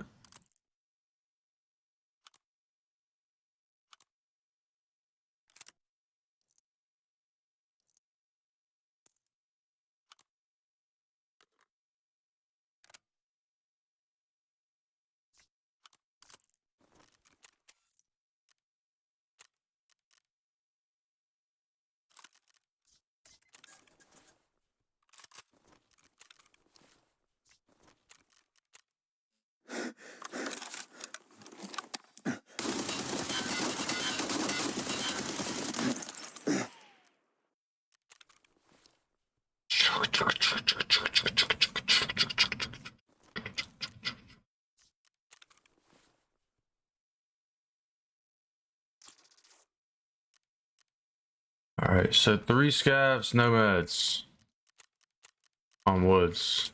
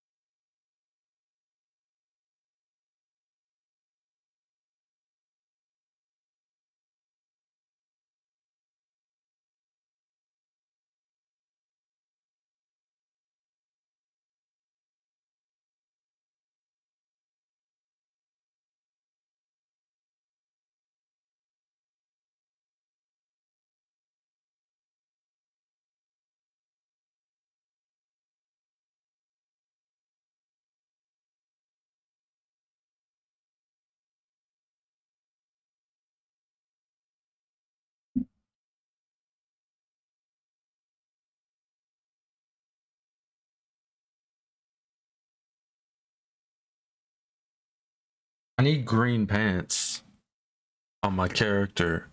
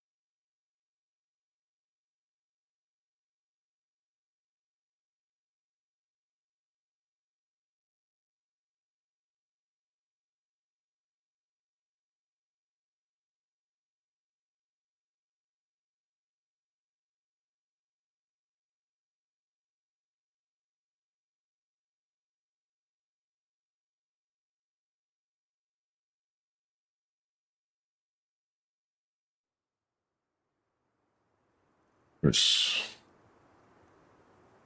We're not gonna die. It's gonna be fine.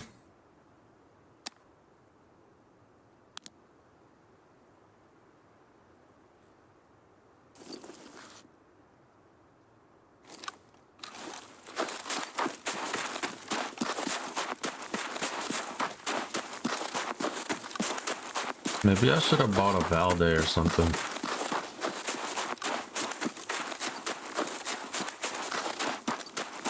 This gun's probably pretty good with a Valde on it too.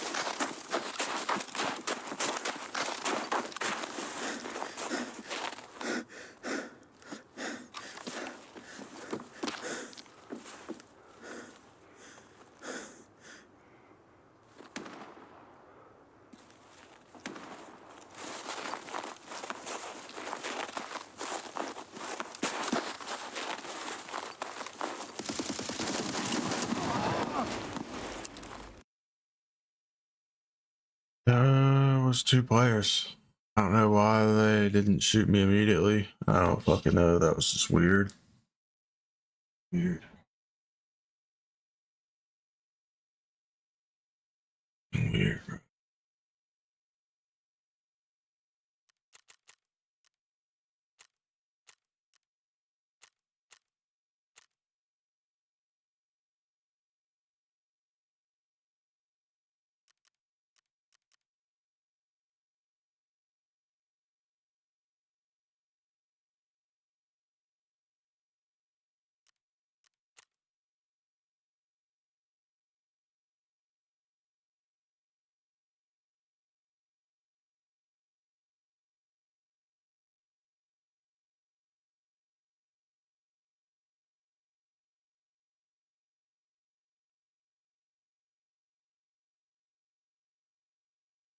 Where did they spawn to be there?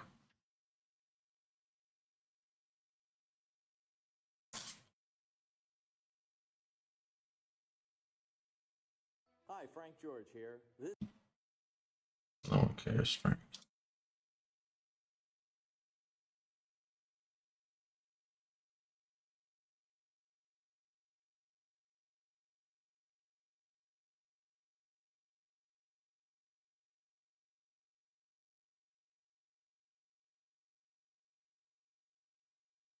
I spawned right here, which means they had to spawn right here.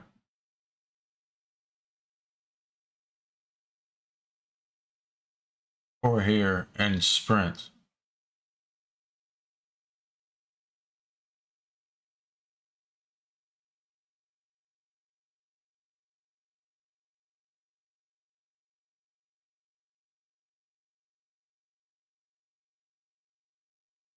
Like, why, Nikita? Why would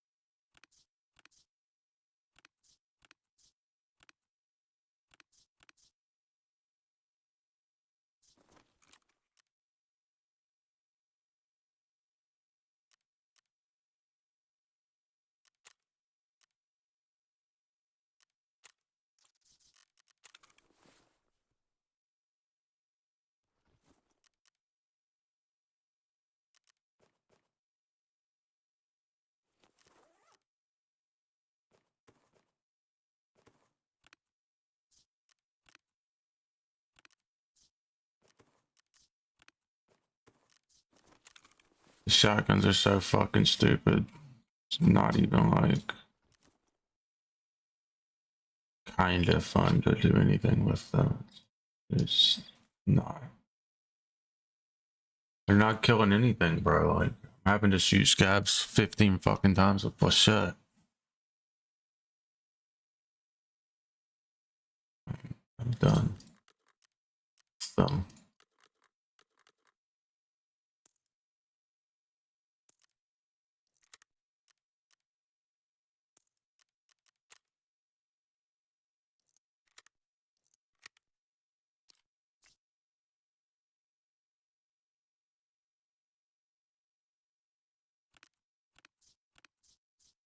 Where's all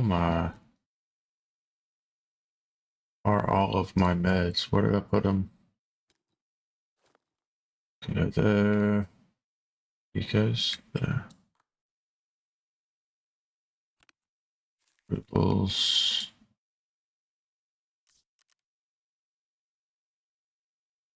Here's.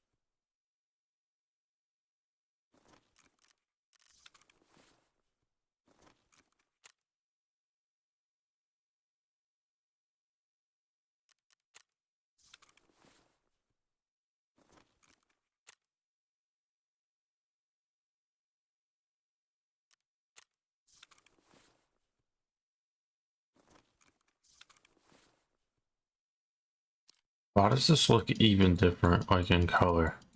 They changed the color again.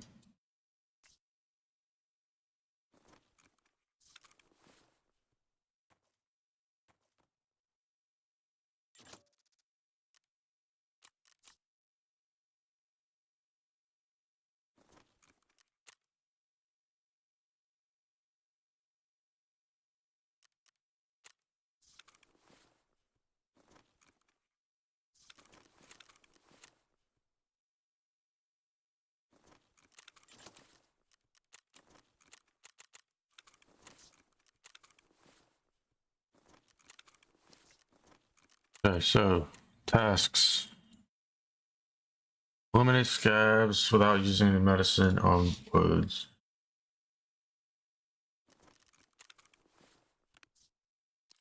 What causes tremor? It's an injector. S.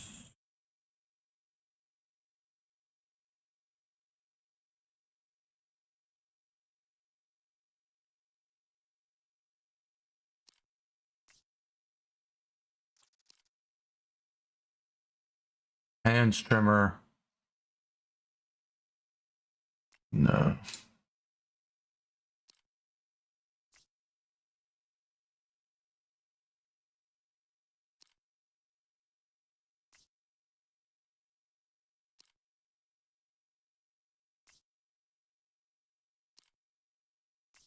It's not enough time, bro.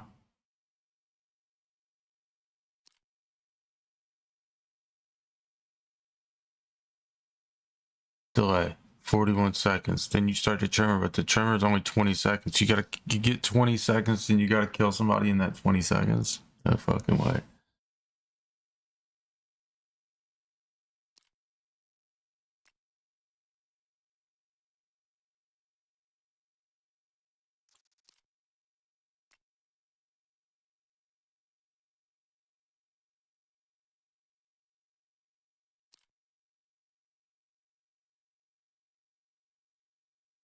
Zagustin. And tremor. Duration 40 seconds. We're getting closer.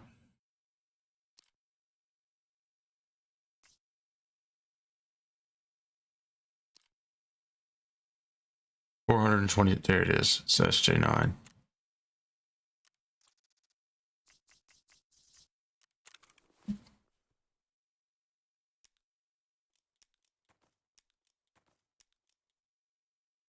Fucking cheater. Goddamn right.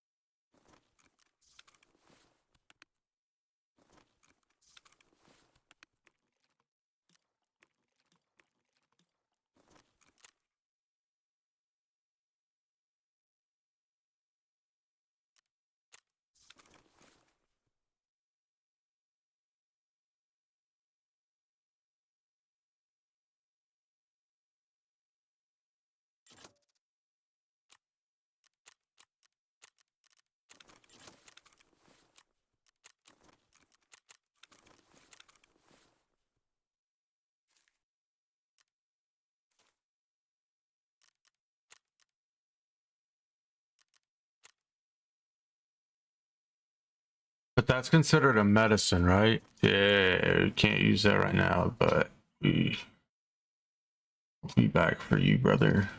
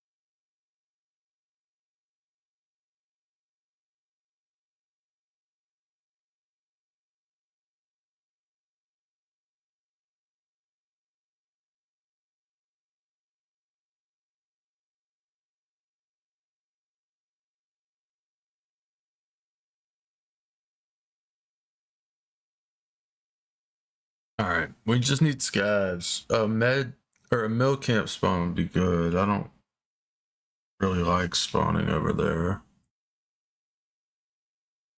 I don't like spawning over at Crossroads.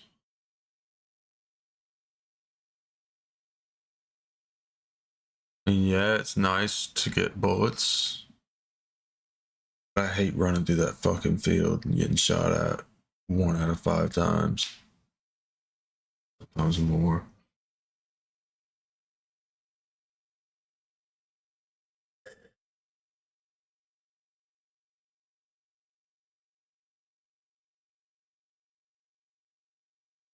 Those guys were zooming though. They went straight from spawn to there. To the bullet. Attachment cabin.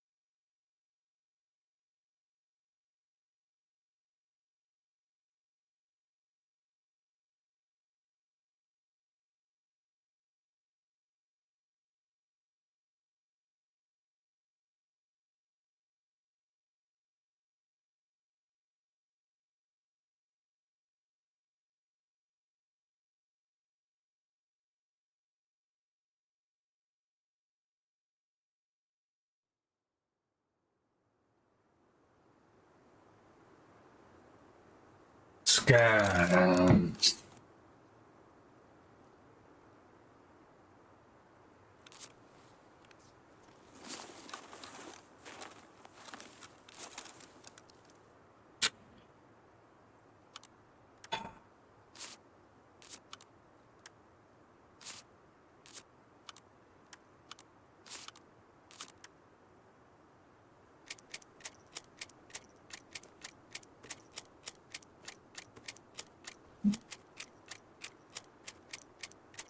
Didn't heal.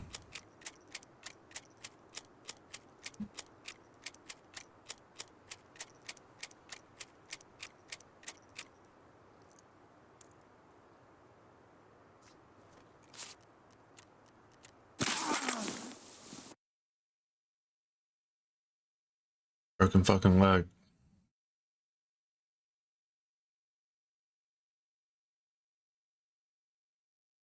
Can't use meds. I'll fail the quest.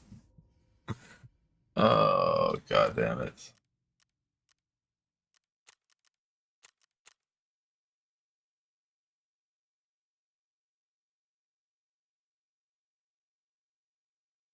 Welcome to Tarkov.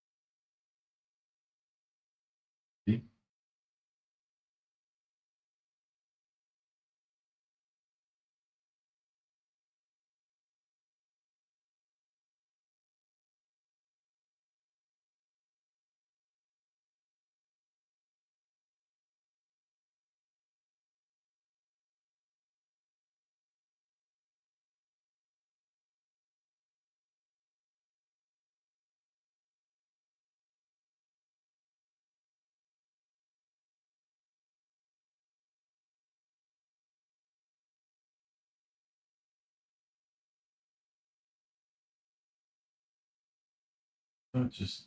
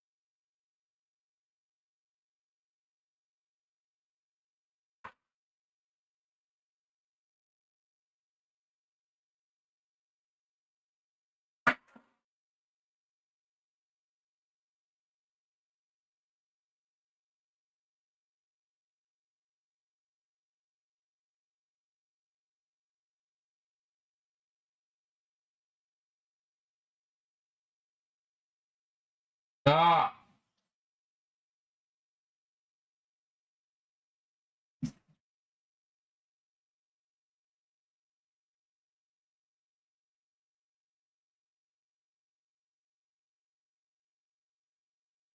I'm not fucking playing with you. I'm gonna put you in your crate. You're being unreasonable.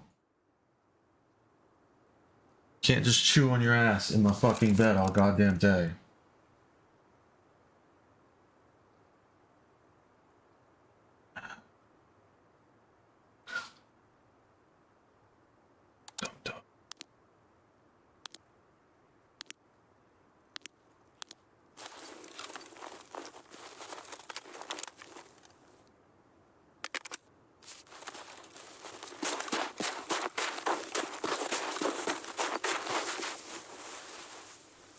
No PKs because we can't use meds.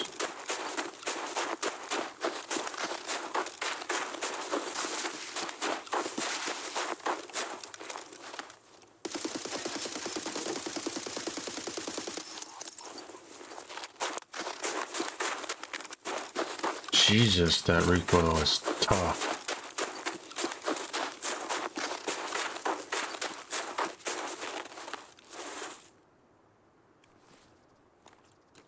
You bet.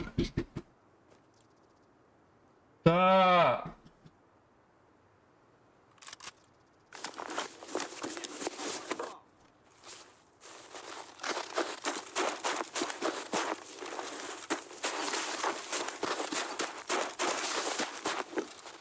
That did not want to die. We agree. This scab just didn't want to die. And that my bullets were not somehow missing. Bro, I couldn't find a spark plug for 2 goddamn days, and now you give me 3?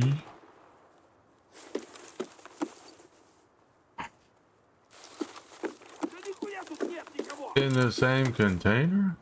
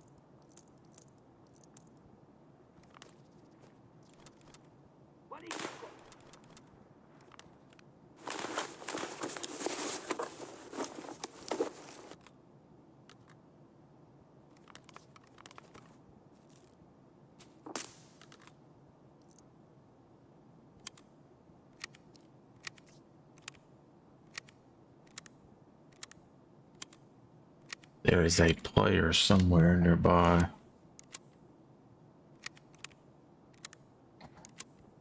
With an SKS.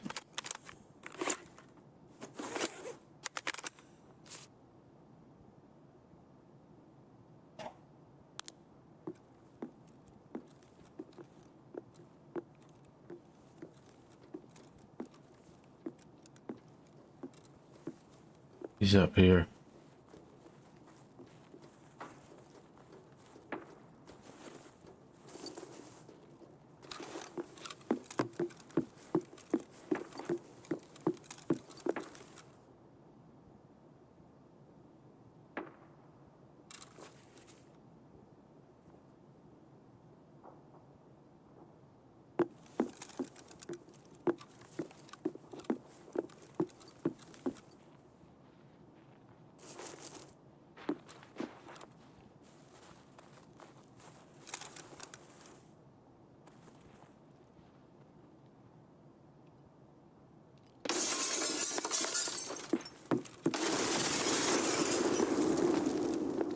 Good too, man.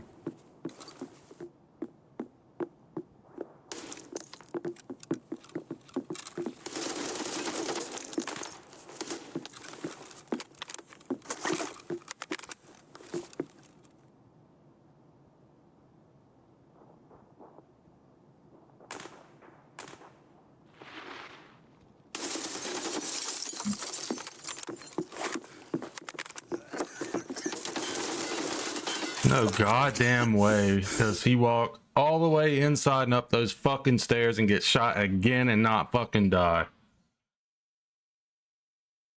Stop!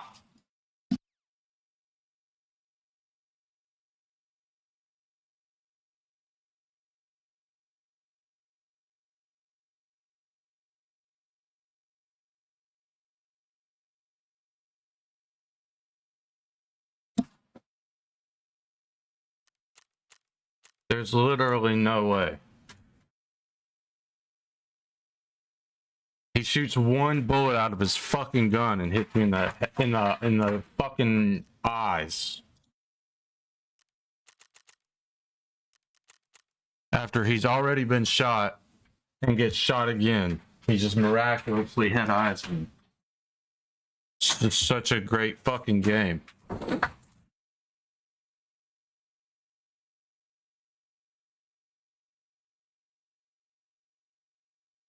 It's just better, guys. His chair's better.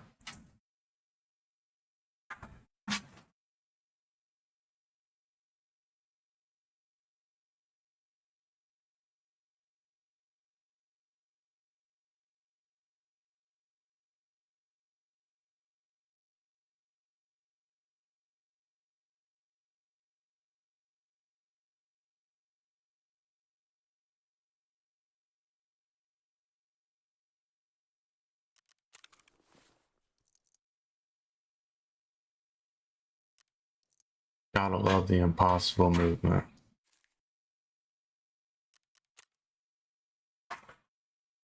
Gotta fucking have the impossible fucking movement. Let it die.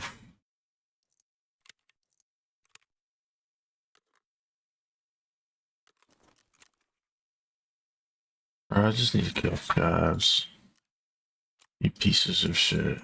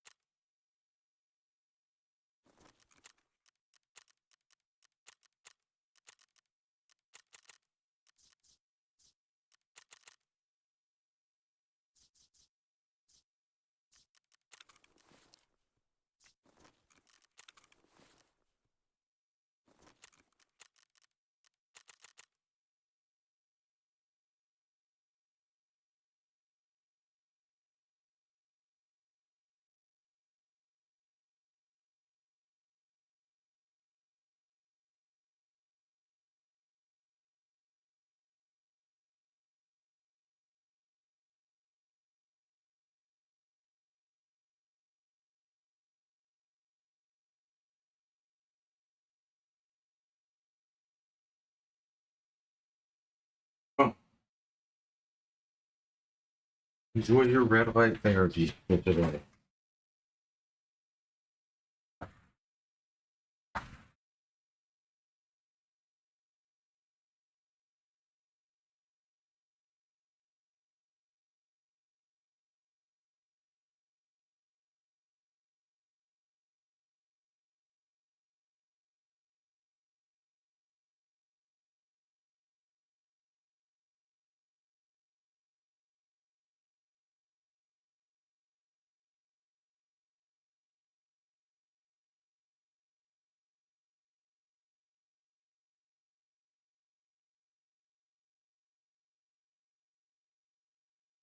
We're gonna kill our scabs and not die to some asshole this raid. It's gonna be great.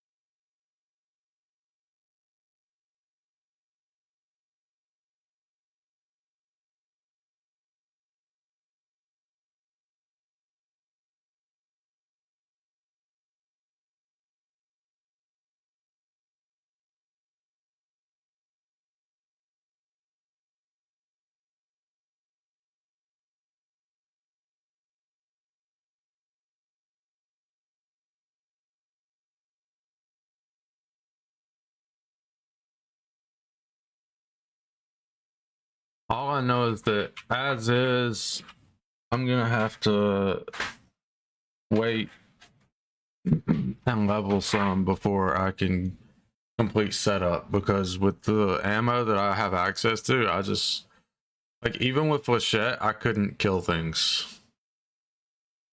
I mean, I wasn't quite close enough to kill a couple of those scabs with Flechette, but like, it still should have been doing far more damage. I shouldn't have had to shoot them. Shouldn't have to shoot them 6 and 7 times at 30 yards. That's crazy. They're definitely dead.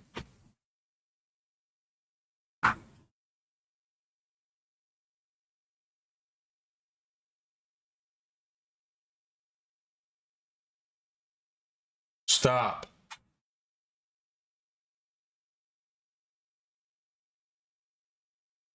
Stop. Bro.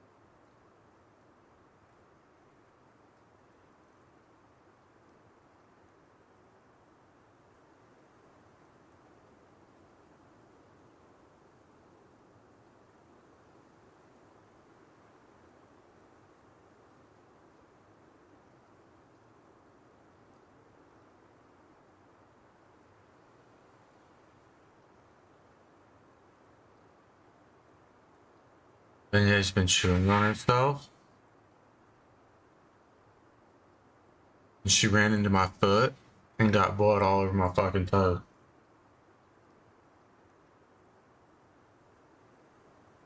My socks.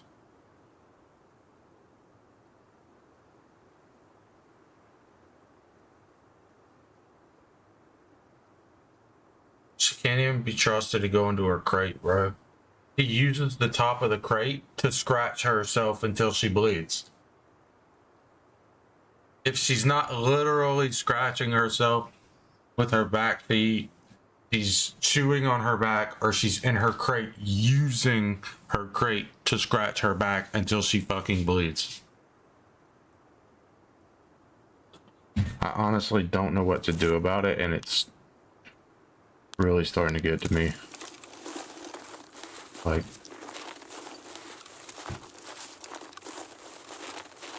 just nothing I can do about it. She just gets blood everywhere, bro. There is blood everywhere. I refuse to buy new sheets because my sheets are covered in my dog's blood because she just chews on herself and fucking bleeds all over my sheets.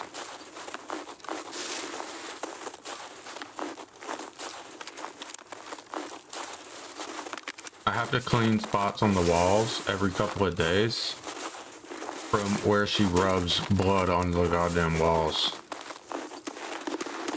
Like, I don't know what to do anymore. I honestly don't know what to do anymore.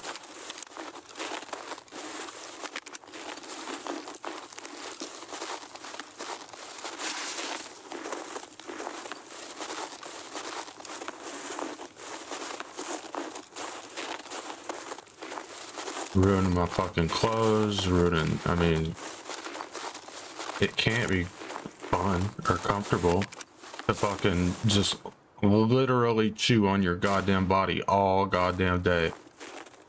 Like,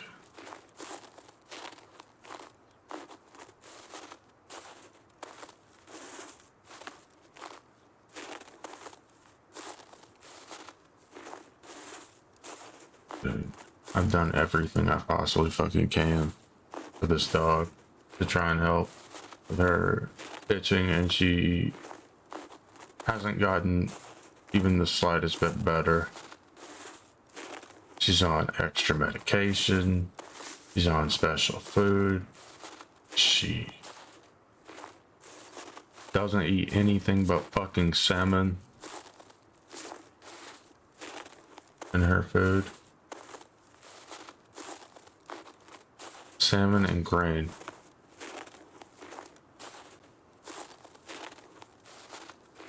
Just won't fucking quit.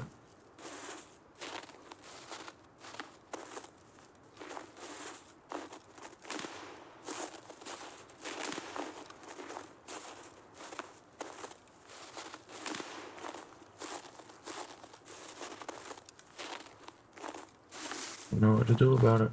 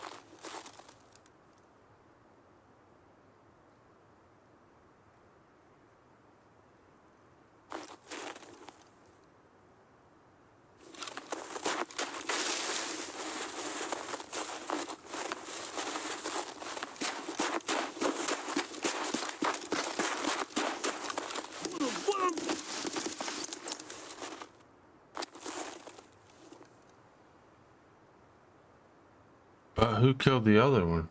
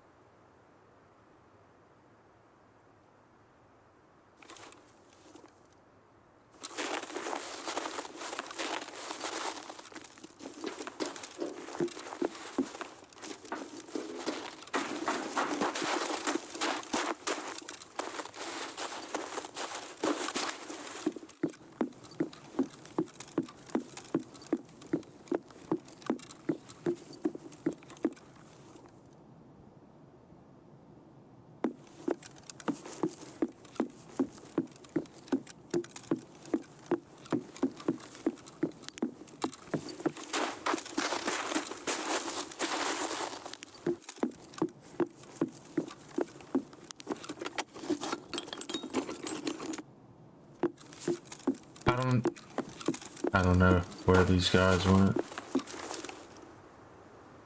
Where this guy went. I don't know if they left or if they're like chilling in one of these houses or up on the rocks, but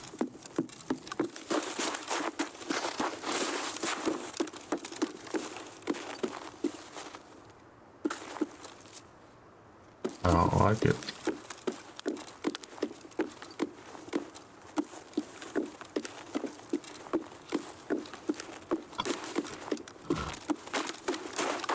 I just need to kill scabs.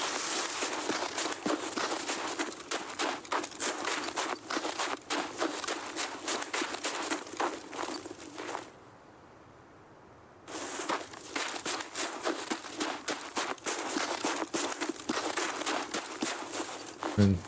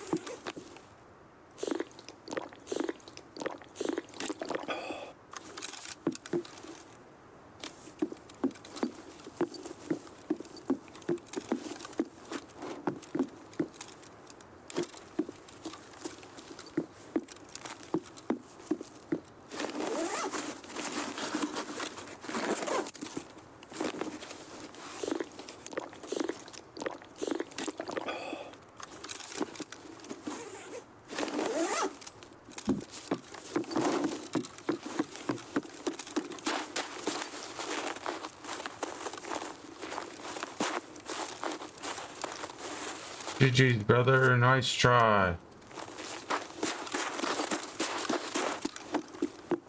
I think he's mad. He got magged up through a fence. Die and cry. Die and cry, brother. Die and cry. Lick my balls. I'm gonna piss.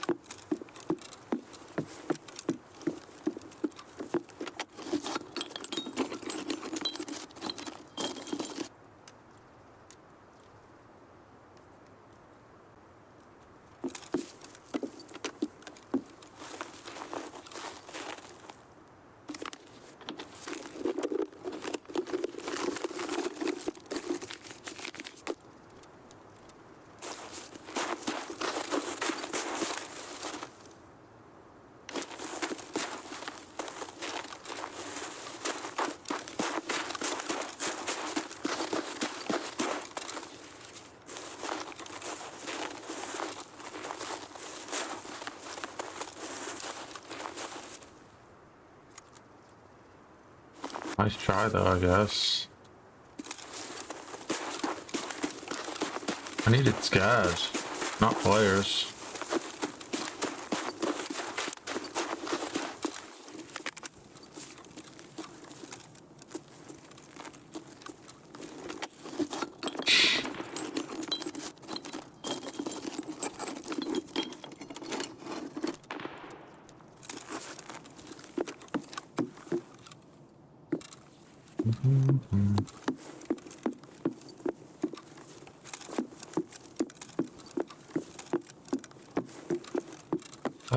We can put that in our boot.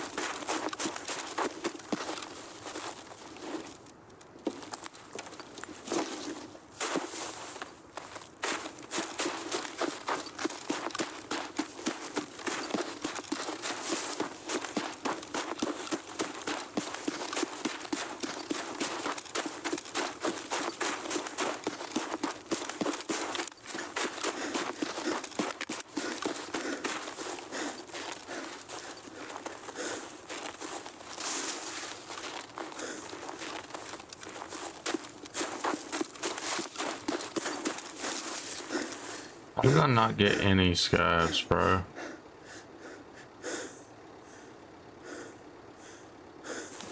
One scab, sorry, I lied.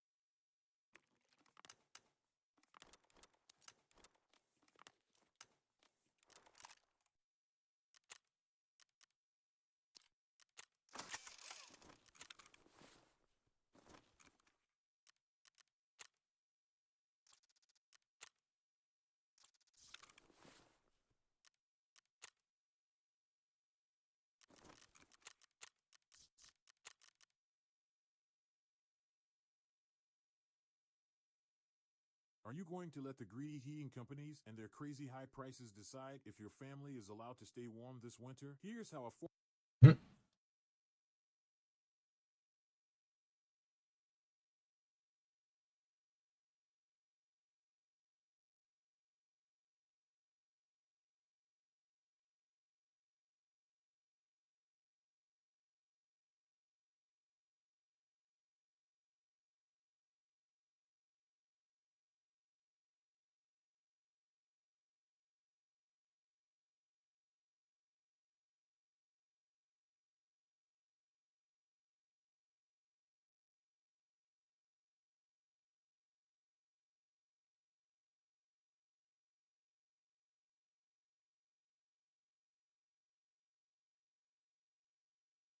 In the last video, I said that I was going to be reworking the iceberg to add like more interesting things and stuff that I All just right. think would work for the series, and how I said it was going to be. I will be back. Well, I had one of my moments and decided to just keep adding more and more stuff, and then the iceberg that was previously like 80 to 100 terms now looks like this. So I don't think we're finishing this in December. At least not this December. I have compiled an iceberg of 350 different cryptids.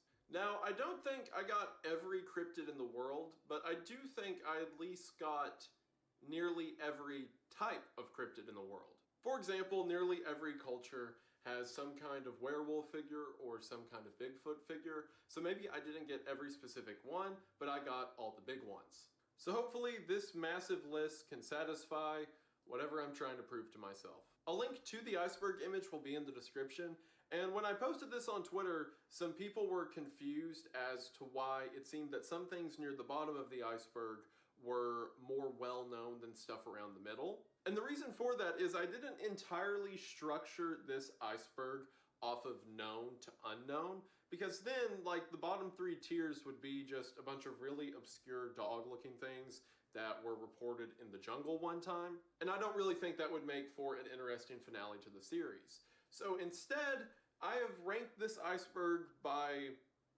vibes. Like with the beginning, we're still sticking with the well-known stuff, but as the iceberg goes down, it gets to a lot more of the obscure and strange, especially around the middle, but then at the bottom, it gets to the ethereal, or the spectral. Like sure, the iceberg still starts with a lot of the well-known famous cryptids, but then as you go down, it starts to get to more of the unknown cryptids, and then at the bottom, it starts to get to the more obscure or paranormal or almost ethereal cryptids. That's because I wanted to rank this iceberg by more so the enjoyment factor that you all should get throughout the series. For now, we continue to talk about the creepy and the monstrous, and then we get into more implications, things that maybe didn't go extinct, or things that restructure how we look at the biological tree, and then by the bottom of it, we get into things related to ghostly sightings, or things that shouldn't exist, or warp our understanding of reality. At the end of the day, I'm trying to entertain you all, so I have structured this iceberg off what I believe to be the most entertaining way to do this. And I'll be completely honest, there were a lot of terms that didn't really fit in anywhere, so I just used a random number generator and assigned them to one of the 18 tiers. Again, we've already covered the first 2 tiers of this iceberg in parts 1 and 2 of this series, and I apparently wasn't miserable enough, so we'll see how it goes from here. I'm also going to leave links in the description to a lot of the websites that I pulled these names from. Websites like the Cryptozoology Files or the Cryptid Wiki go a long way into giving me a bunch of names of things I've otherwise never heard of. To be honest, I have no idea why I did this to myself. When I began the series, thought that 100 terms may be a bit much, and then I'm like, okay, I'll do it for myself and make it 350. It probably speaks to some greater level of imposter syndrome or self-deprecation that I have, or other things that I don't have time to think about, but what I do have time to think about is creepy monsters. Since we're getting into a list of things that are weird and unsettling and frankly long, and this series will almost certainly be something that leads to another one of my episodes, let's tread into these dark waters with a friend by our side. And that friend is today's sponsor, who we've all come to know and love, AG1. AG1 being our one and only comprehensive foundational nutritional supplement. At this point, I should be able to just say the words or letters and a number, AG1, and you all should just head to the link in the description and figure it out for yourselves, but I'm going to go ahead and explain it anyway because some of you aren't as ride or die as you claim to be. A lot of you all aren't eating the nutritional meals that you should be for every meal, and as someone as chronically online as I am, I get it. But just because you have been unhealthy doesn't mean you should continue to be, and you can get on the right track today with AG1. That's because AG1 contains things like your daily dose of pre and probiotics, immune support supplements, nutritional supplements, multivitamins and multiminerals, and instead of being a bunch of pills and herbs that you have to take every day, is instead just one drink.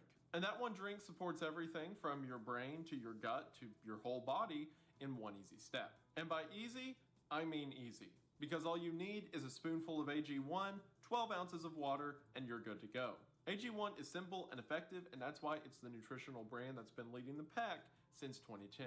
AG1 is incredibly easy to keep track of because, again, it's just one drink, it's easy to make, but the effects of it, at least for me, were very plain to see. Because as someone who wasn't getting the nutrition he needed every day, after drinking this, I had more energy to get work done, I had more energy for social events, to go to the gym, and it's not like the drink is some miracle tonic that immediately fixed all my problems, but it gave me the energy to start fixing them for myself. And to top all of that off, if you're hearing everything that I'm saying and think to yourself, well, that sounds good, but I really don't want to drink whatever that green sludge is. The cool thing about AG1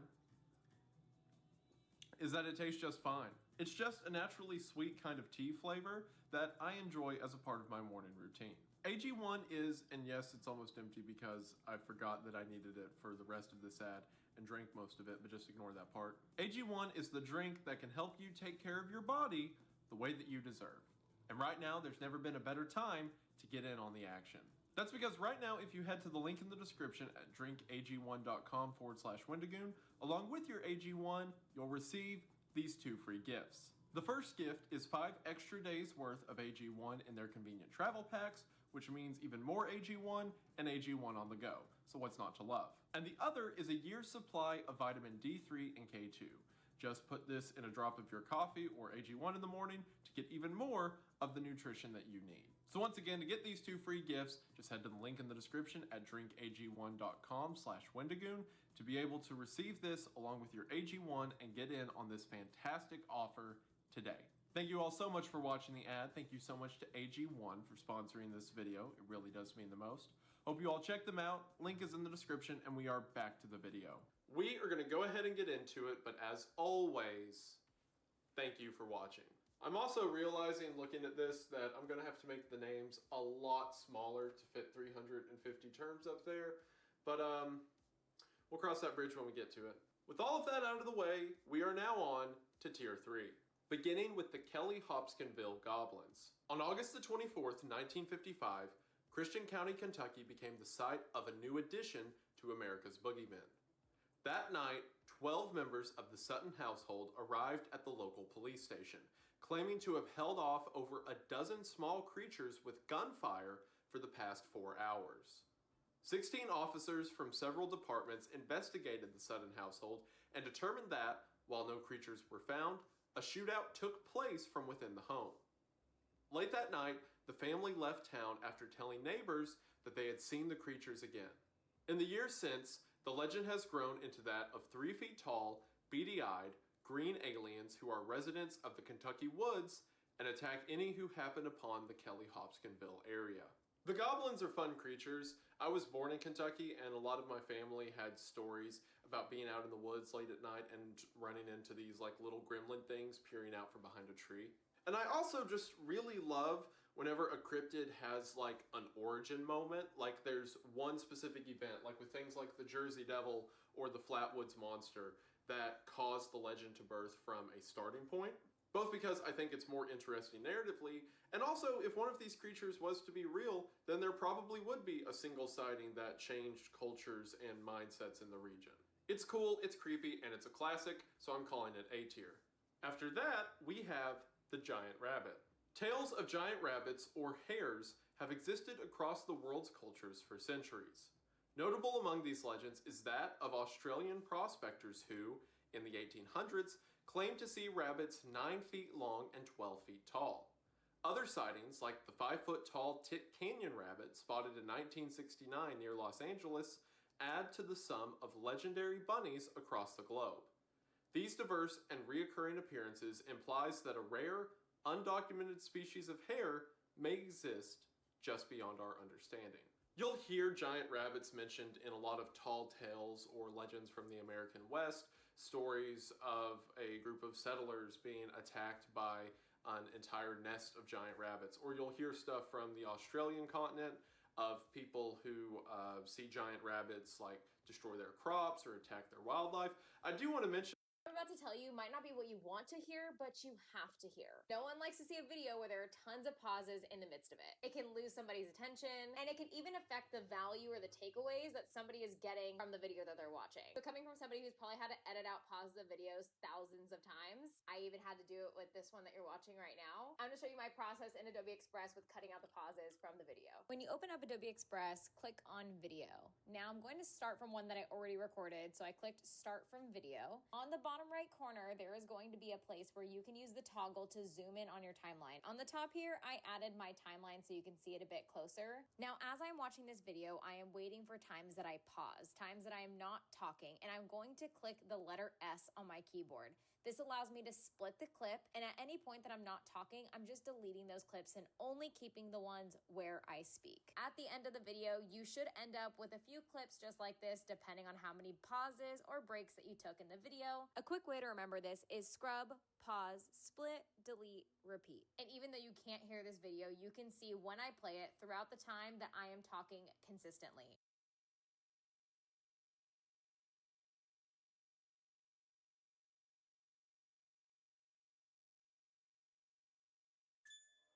It's time for you to get your reading superpowered. So stop straining your eyes and start listening instead. I have to do a lot of reading for my job, emails, contracts, PDFs. To stay focused, I use a free Google Chrome extension called Speechify. It's like the voice of the internet. I get a play button everywhere. So if I click play on email, it reads. If I click play on a PDF, it reads. If I have physical books, I take a picture, it reads. Speechify can read to you in the highest quality digital voices available anywhere. So let's say you have to read an incredibly long email from your boss that you have to finish before the big meeting starts in 10 minutes.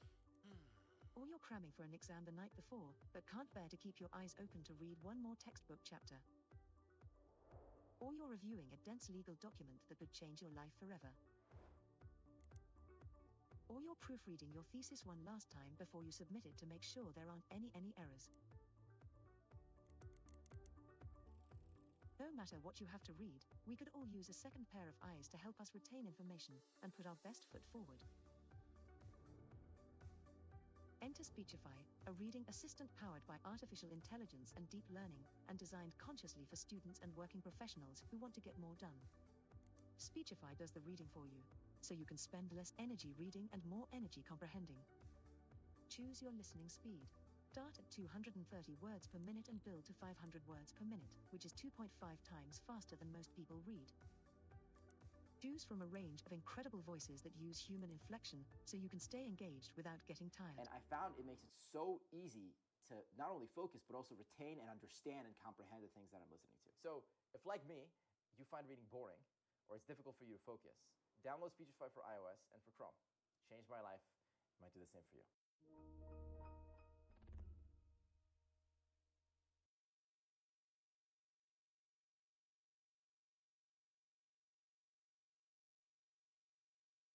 Though, that I think the note of giant rabbits inside of the Australian interior is really stupid.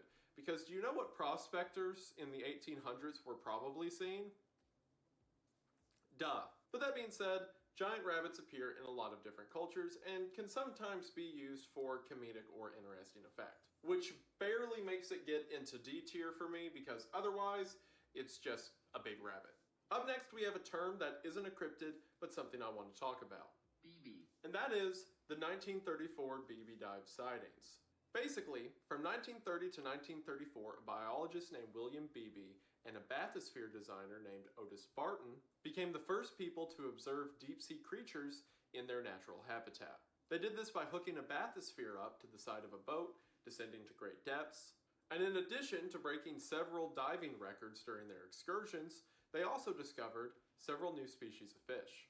Through the small 8-inch portholes in the bathysphere, Beebe described creatures that he called the giant dragonfish, the pallid sailfin, the 5-star constellation fish, and many more. It's interesting that such a short glimpse into underwater life can yield so many new discoveries. But perhaps the most terrifying part of the discovery is that these fish that Beebe found have never definitively been seen again. There's a lot of theories that maybe the constellation fish was what we know now to be a type of jellyfish, or that maybe the dragonfish was in actuality an oarfish. The reason I wanted to bring it up as a non-applicable, even though it's not really a cryptid, is because it serves as a testament to how mysterious the ocean can be. It seems that every time we go down there, we discover something new, and it serves as a grim reminder that we shared this planet with something that is almost entirely unknown. After that, we have Peppy. Peppy is the monster of the Mississippi River. Named after Lake Pepin of the Minnesota-Wisconsin border, Peppy is said to stalk the whole of the river, with popular sightings of him occurring in and around Iowa. What makes Peppy intriguing amongst the competition of sea serpents in inland bodies of water is that native people along the massive Mississippi River all held legends of a beast beneath the water despite never encountering one another, implying that sightings of Peppy could extend beyond cultures and traditions. This, in combination with sightings of massive serpents spotted near Lake Pepin dating back to newspaper reports from the 1870s, further support the legend. In 2008, a $50,000 bounty was placed for definitive evidence of the creature, a reward that is to this day unclaimed.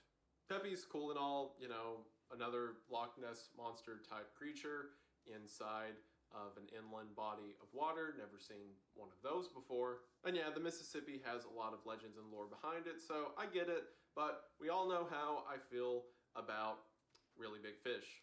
It's a D tier for me. You know, honestly, I don't even have a problem with big fish. As a matter of fact, like lakes having legends of giant bass or bluegill or whatever, or one we're actually going to look at in a second, those are cooler to me than just taking the Loch Ness monster and putting it in a different lake. It's just so reductive.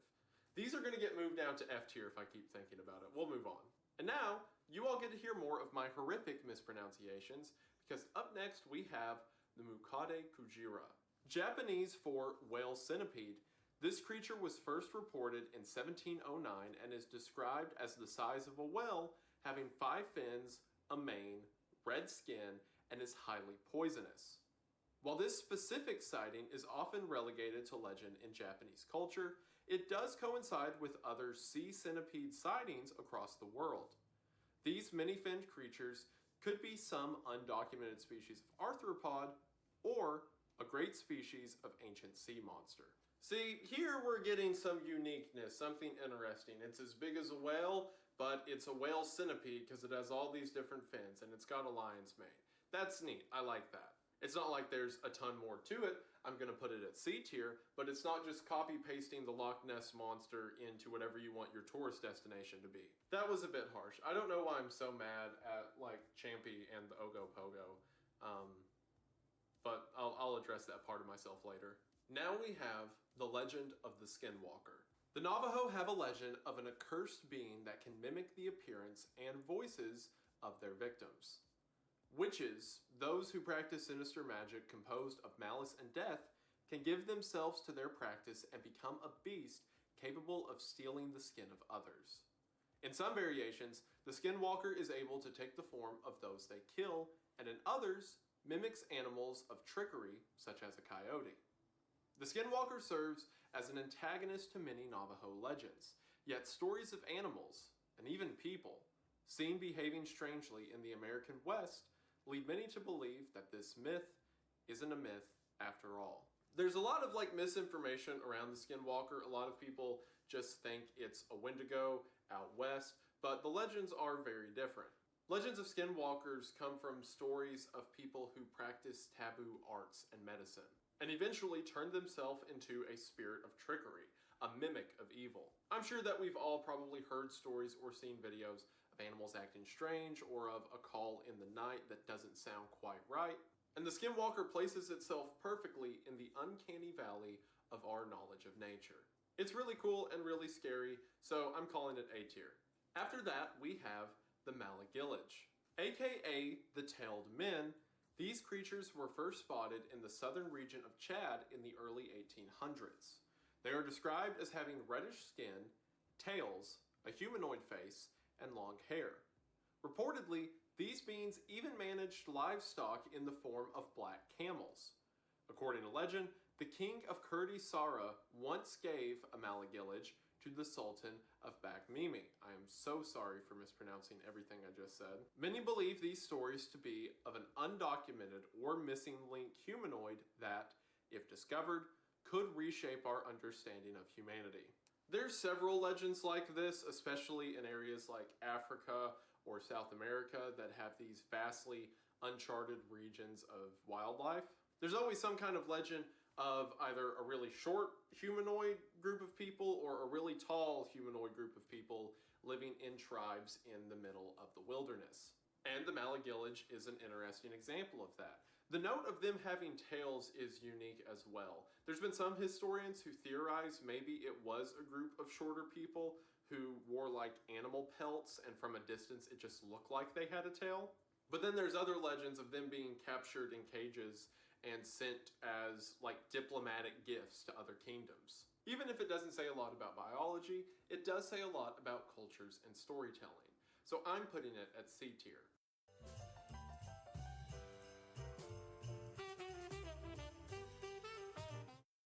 Next up, we've got the Lutoyu Lang. This cryptid hails from the rural plains of China, and its name means donkey-headed wolf. Its appearance is exactly that. A wolf with the head of a horse or donkey, meaning the animal has the ability to both neigh and bark.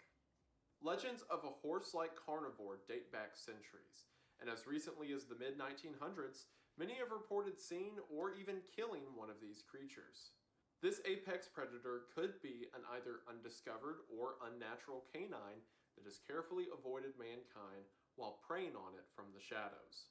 This one's pretty to the point. It's a wolf, and its head looks like a horse. That's weird. But people up until the last century have reported seeing them and even hunting them. So maybe this is a species of wolf that has gone extinct in recent history.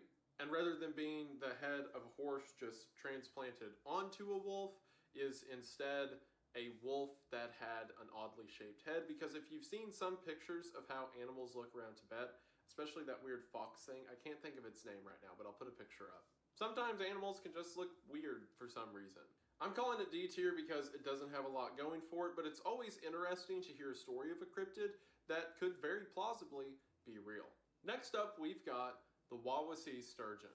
Lake Wawasee of Indiana is home to a tale of a giant fish. Sturgeons are known as one of the largest species of freshwater fish in North America, and although uncommon, historical records point to evidence of sturgeons being caught on rare occasions in the lake, with the most recent report of a catch and release occurring in 1991.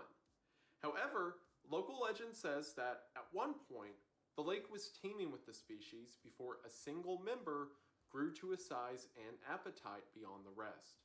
Reports of a super sturgeon up to 20 feet long appear in local circuits on occasion.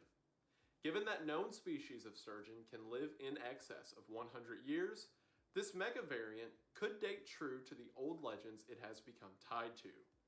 The rare case of people feeling a quick tug from beneath the water implies that a creature of voracious appetite may be testing the surface for new prey. Okay, so remember how earlier I said I don't like just taking the Loch Ness Monster and putting it into lakes? This one's different enough for me. I do love a good fisherman's tale, and the story of one fish that out-ate the rest and became this gigantic, record-setting member of its species is pretty cool. Especially when there's like historical evidence to kind of drive the point home. Like, sure, sturgeon were caught in pretty good amounts at one point in the lake, but they've quit for some reason. Maybe that reason is one of them got really big and started out-eating the rest. Also, sturgeon have always just kind of freaked me out because they can get to massive sizes and just exist in freshwater lakes around northern parts of the United States. So as a kid, whenever I'd be swimming in a lake, I would have that knowledge in the back of my head that biologically, one of those things could be in the water. I was saying this to myself in East Tennessee, but it made sense to me. Sure, it's just big fish, but I like it more than a lot of these ripoffs, so I'm going to put it at C tier. Next up, we've got a personal favorite of mine, the hodag. The lumberjacks of Rhinelander, Wisconsin told tale of a beast that roams the tree line. The legend gained fame in 1893 when lumbermen reported a series of altercations with the creature, culminating in a dynamite killing and photograph. Its appearance is described by ExploreRhinelander.com as, quote, the head of a frog, the grinning face of a giant elephant, thick, short legs set off by huge claws, the back of a dinosaur, and a long tail with spears at the end. The hodag also had green eyes, huge fangs, and 2 horns sprouting from its temples. This creature can reach lengths of up to 7 feet and even breathe fire. Legend says that the hodag are born from the ashes of oxen burnt in the woods after experiencing cruelty at their master's hand, and now, invigorated with hellfire and revenge, seek to harm those who find themselves alone in the woods of Wisconsin. I love the hodag so much, and for a few reasons. For one, I'm so tired of different regions just stealing Bigfoot or Nessie, like we've talked about, and just making that their cryptid. They need to be unique with it, and it is hard to get more unique than the hodag. A little gremlin, tiny dinosaur bulldog looking thing that breathes fire and has got horns, that's cool, that's unique. And also the idea that the hodag is born like a phoenix from the ashes of oxen that were put through the ringer and abused before being killed, and their bodies not even buried but burned in the forest. The hodag's also a part of this greater realm of cryptids I like a lot called the fearsome critters, which is basically stories like this that lumbermen would tell each other, or hunters or trappers would tell each other. Basically creatures that they need to be afraid of at camp at night, or that have really interesting rules or appearances or behavior about them. Some of the most interesting ideas from American folklore come from these fearsome critters, and the hodag's one of them. Because in many a tale, you'll hear stories of lumbermen out in the woods being chased off by these fire-breathing dog things. Or in other stories, there's warnings to not go sleep in a cave because you may run into a hodag nest. It checks all the boxes for me. It's cool and scary, it's got a cool backstory, it's used in interesting ways. To be honest, I think it might be an S tier. Because, like, sure, these are probably my 3 favorite cryptids, the ones that are already up there. But I don't just want to have 3 S tier for the whole series, and the hodag's a personal favorite of mine. So yeah, it's going to be an S tier. You know, after doing that, it doesn't seem right that the hodag is above the Jersey Devil. Alright, fine. Jersey Devil's an S tier as well. What's the point of having a whole tier up here if I don't use it, right? And looking at it, those are my 5 favorite cryptids that I've covered so far. Cool, I like it. Next up, we have the siren. Cultures throughout our history hold legends of feminine figures that drag men to their death, but few are as prevalent as that of the siren.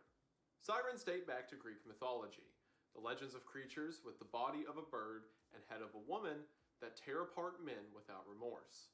Similarly, ancient sailors told legend of a mermaid rendition of the beast. Passerbys were tempted to enter the water by beautiful women with sweet songs, only to then be dragged to the depths. Stories of the siren made their way into several Eastern Hemisphere cultures, such as that of the siren, and stories of mysterious women leading men to their grave continue around the world to this day.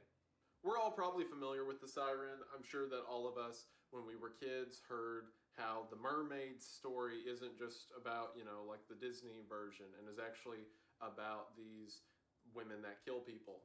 It seems that the original, at least written versions of the siren were the bird figure, like the body of a bird and the head of a woman, which isn't as popular as the mermaid variant. But that bird figure did work its way into a lot of cultures. Like a lot of early Germanic beliefs involved the siren, the spelling with the R-I-N, then the R-E-N. And that siren pops up in a lot of early European mythology. And then the mermaid rendition, of course, shows up in a ton of Greek myths. What's the most interesting thing about the siren to me is the idea that it's not different creatures that just do similar things and is instead the same race or group of creatures that just mold themselves to the environment. So for example, if this siren is looking to, let's say, lead away soldiers who are off to war, maybe it will appear as a bird creature in the mountains. Or instead, if it's looking to lure away sailors, it will appear as a mermaid in the water.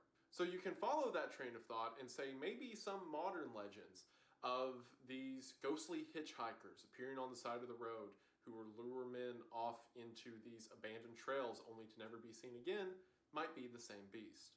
So sure, while they lose some points because they're more of a mythological being than cryptid, I do think it's interesting to tie in the siren mythos to a lot of modern cryptid or paranormal sightings. So I'll call it right in the middle of the road at C tier. There's debate on which version of the spelling is more correct, but I already misspelled Megalodon earlier in this series and have yet to change that, so we're just going to leave it. And speaking of things that are mega, up next we have the Megaconda. The Amazon rainforest is home to the largest serpents in the world, but one may exist at lengths beyond the rest. While the largest documented species of snakes can get up to 33 feet long, rumors exist of a snake well over 100. This Megaconda, or what is locally called the Matataro, or bull eater, has been sighted by the natives and explorers of the region for the past century. British explorers have claimed to kill snakes as long as 62 feet, and reports from the 1940s detail a creature of up to 131 feet in length. Local legend, as well as impossible 6-foot wide paths in the most remote regions of the Amazon, suggests that perhaps a legendary Titan boa may exist in the Green Inferno. The Megaconda makes a lot of sense, right? There's these giant swaths of the Amazon that are completely undiscovered or at least undocumented. And it's also a known fact that some of the largest species of boas spend a lot of their life underwater and they hunt things from within the water. So when you combine those two things, that there's uncharted territory and the biggest ones that we know of live underwater, then it stands to reason that if there are some giant ones, maybe we just haven't seen them yet. That in combination with the locals saying that they easily get over 100 feet in length, as well as trampled paths through the jungle that are 6 feet wide, leading from one source of water to the other, that would take a lot of effort if someone was just doing it for a prank. Maybe there is some truth to this legend. And it also leans more into the horrifying idea of what might happen to some people who go missing in the forest. So sure, even though the cryptid is just Big Snake, I think it's creepy and kind of cool, and leans into a lot of the already creepy things that we know about the region, so I'm going to call it a B tier. With that, we are on to dwarves. Dwarves have found their way into a myriad of folklore. While their influence was apparent across European mythos, they are most often associated with Germanic and Norse mythology. Typically, dwarves are described as a race of craftsmen with strong connections to mysticism and the spiritual. Common aspects across tales describe them as short humanoids who live within rocks and mountains, or more broadly, in cohabitation with nature. Some believe these legends to originate from a forgotten species of humanoid now extinct. However, with sightings of small people appearing then disappearing from various locations around the world, perhaps the stories are based on something more than just fantasy. Dwarves, I'm sure we're all familiar with them, and they definitely count more towards mythology. The reason I wanted to mention them isn't because I think they're necessarily that much of a cryptid. As a matter of fact, I'm going to put them at NA, I think. Because while they're not necessarily a cryptid, it is interesting how they've worked their way into the cultural mindset. But I more so just want them to be in your mind as we talk about stuff later in the iceberg. We've already talked about some, like the Malagillage, how there's this idea of these undocumented humanoids that are really short and really good with nature or in tune with nature that live out in the wilderness. And dwarves are an example of them at least making their way into the stories we tell across different cultures. So not really a cryptid, but something to keep in mind as we talk about more examples of creatures like that later on in the series. After that, we have the Gigantopithecus blacki. This extinct species of ape was similar to modern orangutans save for one aspect: its size. This megaprimate, believed by science to have been extinct for at least 500,000 years, is estimated to have grown anywhere between 9 to 12 feet tall and weighed over 600 pounds. Giant ape sightings occur around the world to this day. However, the more interesting inference to be made regarding Gigantopithecus is the credibility it lends more popular cryptid sightings. The majority of fossils are found in South China, placing the creature's habitat in the midst of the Yeti legend. Furthermore, legends of Bigfoot are given legitimacy by Gigantopithecus's existence because the argument is no longer a creature such as Sasquatch exists, but rather it may simply have lived longer than we currently believe. Now, judging it solely as a cryptid, because, like, sure, there's all that stuff relating to Sasquatch, which is cool and all, but judging it just as a cryptid, just as a big orangutan that sometimes gets found, that's an F tier.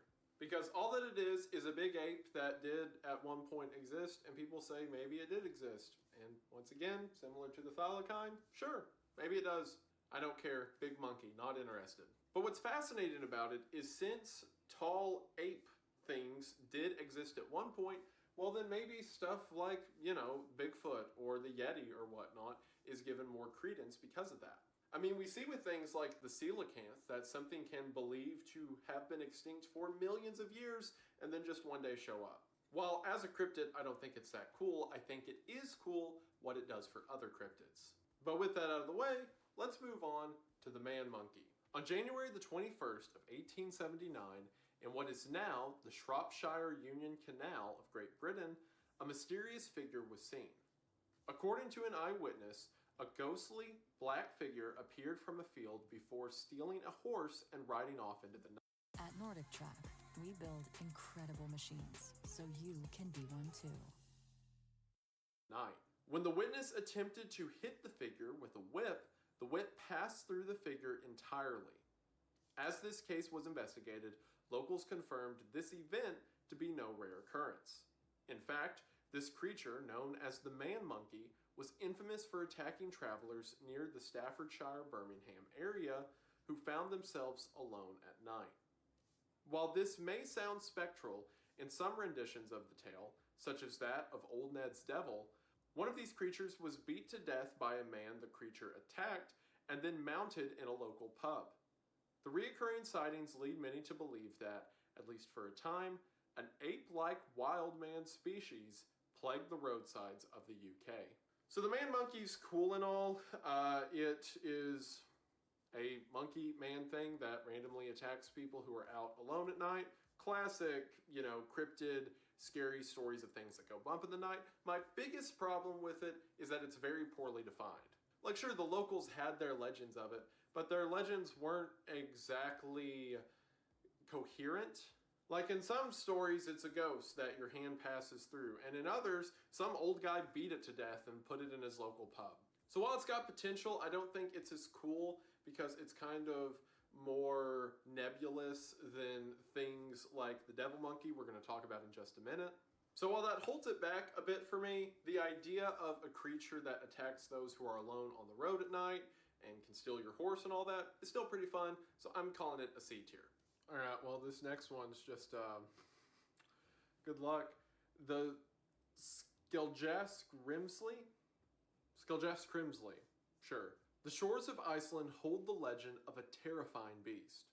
Stories of this creature date back to the 18th century, with fishermen along the frigid Icelandic waters describing encounters with a bear the size of a hippo covered with blue, armored scales. The name itself translating to shell monster. Its blood is said to be toxic and its mouth fluorescent. They are said to live in the ocean, using their long claws to anchor into the sea floor and wait for prey, occasionally crawling to dark shores or bright homes after a storm. This horrid legend kept a many a sailor at port, and some believe a ghastly presence may exist on the ocean floor around Iceland. This creature is absolutely terrifying. Imagine being a sailor in like the 1800s. Your ship is lit by candles and lanterns, and then out of the darkness, a hippo-sized armored bear climbs up on your boat and just starts slaughtering people. And a lot of the details of the creature are very fantastical. Like, there's stories of men shooting them after they come into their barn, but the blood gets all over the farmer and then he dies of a horrific illness that night. There's stories of sailors seeing what appears to be a glowing light out in the middle of the water, but then when they go to investigate, it's just this thing's mouth open just beneath the surface. It's horrifying, and it's very scary in a way that I wish a lot more cryptid stories were. Some of the best cryptid stories to me are the ones that make you afraid to go in the woods at night or make you remember to lock your door. And this one definitely hits those beats for me. It loses some points because there's not like a lot of core narratives or a lot of, direct description of where it comes from or what its purpose is. It's kind of just a creepy animal, but sometimes being a creepy animal is good enough. So I'm calling it B tier. Another one that I want to mention that goes in the non-applicable category is the macaque mammal. And I wanted to mention it because it's one of the most famous false cryptids reported. Basically, in the mid-90s, someone was at a store in Ecuador and they found a taxidermized animal that was believed to be an unidentified species. So for a while, this thing made the rounds online and in cryptozoology communities of a possibly undiscovered creature in South America. However, the creature was eventually found and investigated and just found to be a manipulated taxidermy of a water possum. So I mentioned the macaque mammal because we're going to see a lot. Alright, so I got halfway there and the dog literally shit in the backseat of my car. So I turned around and spent the past like 10, 15 minutes cleaning my fucking car. That is going to forever smell like dog shit. Great. So fucking happy.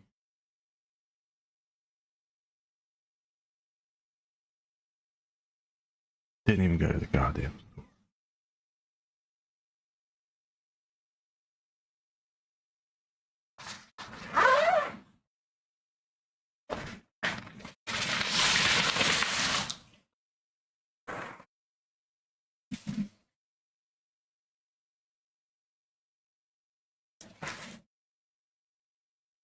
Get out! Get out! Out! Go!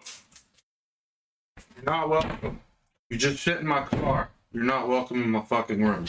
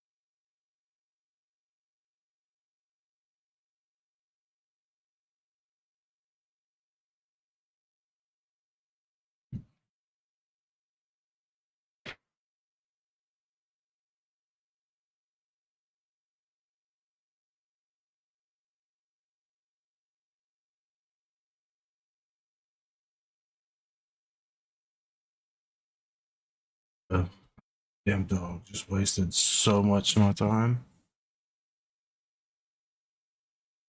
Literally, that entire trip is a waste because of that fucking dog.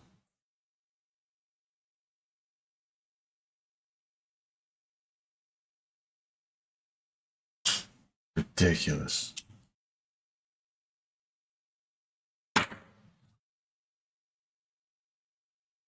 Almost ready to get rid.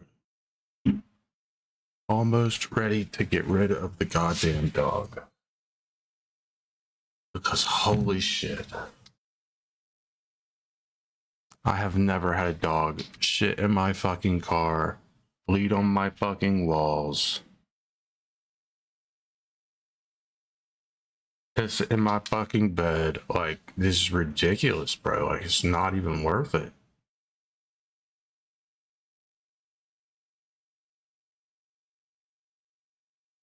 Ah.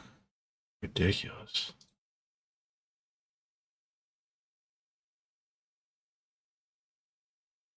I'm losing my shit with it, bud.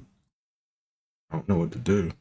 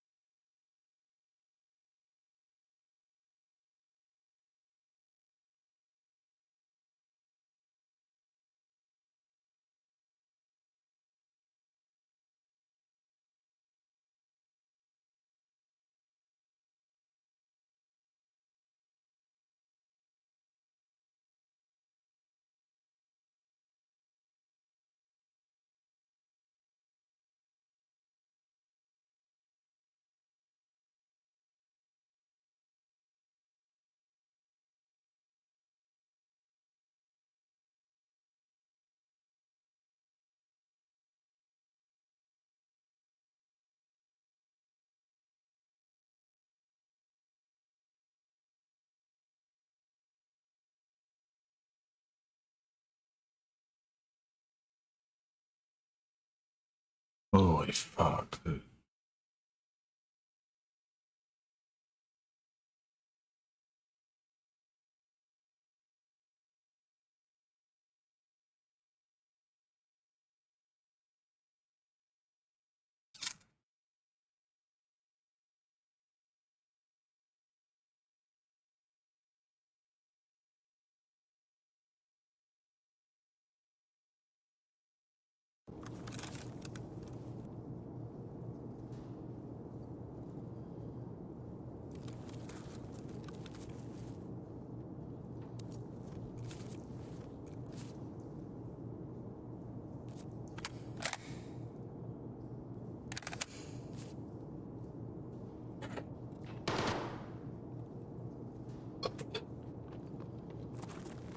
Скупщику все продам и заживем.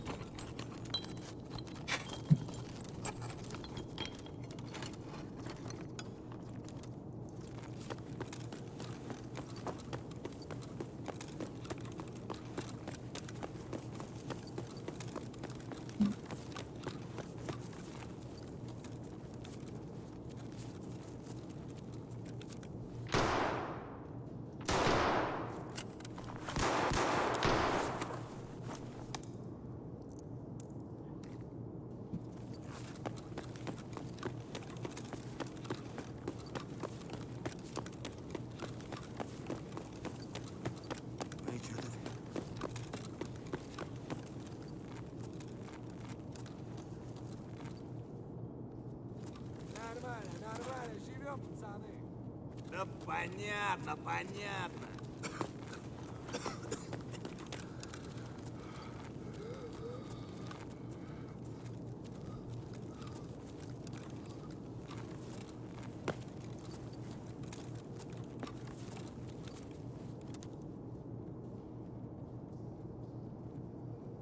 All right.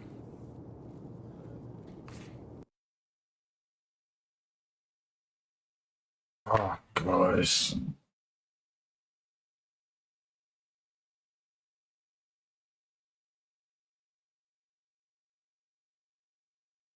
Stressed. This goddamn dog stresses me out.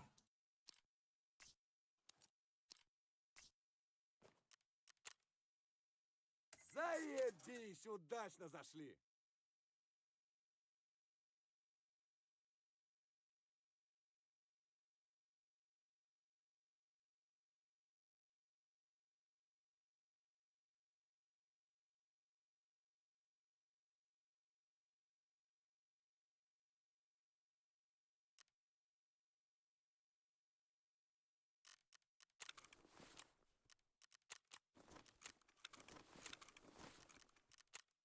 Wasted time. These drops are, bro. That's crazy.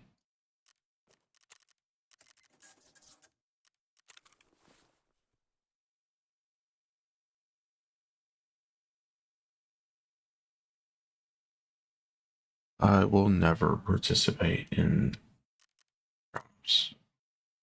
Yeah. They're always terrible. People's time is worth more than fucking literally one crate on a scav run. Like,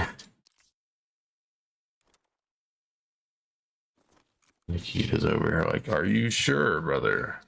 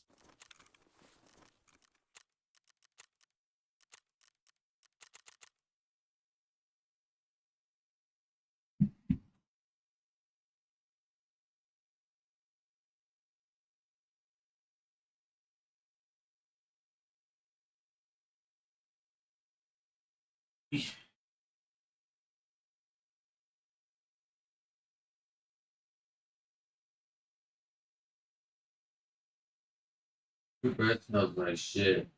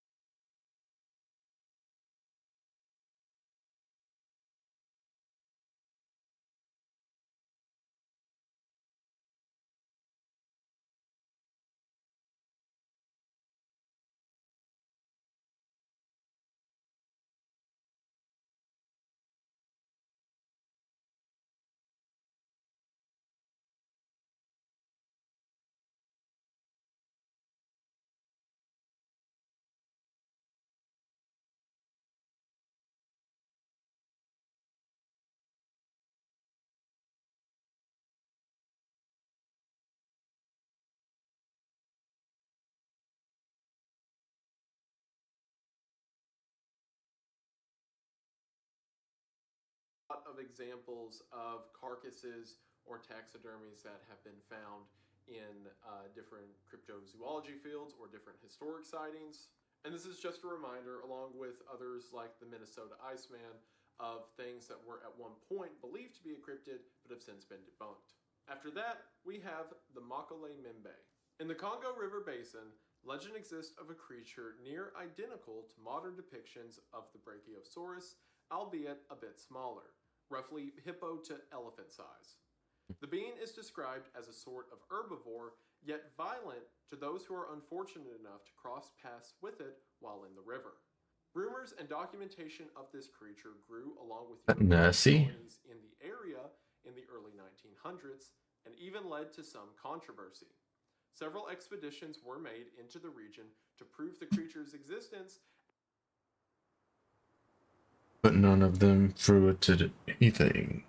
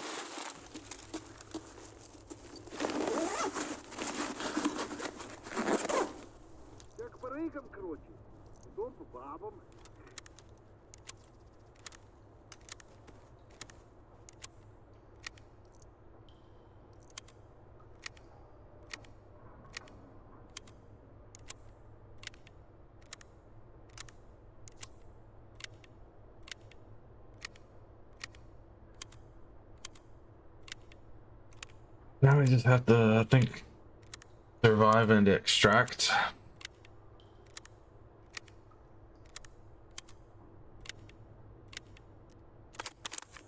Oh no, we're done.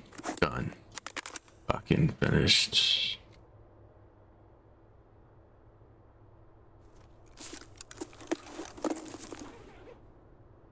Locate the locked bunker on woods. Find the key. Oh, I've never done that.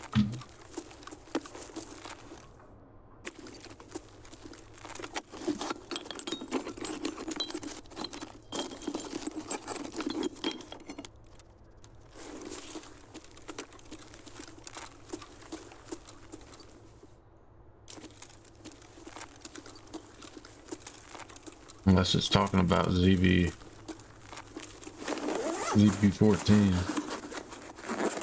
I have no idea what it's talking about at all.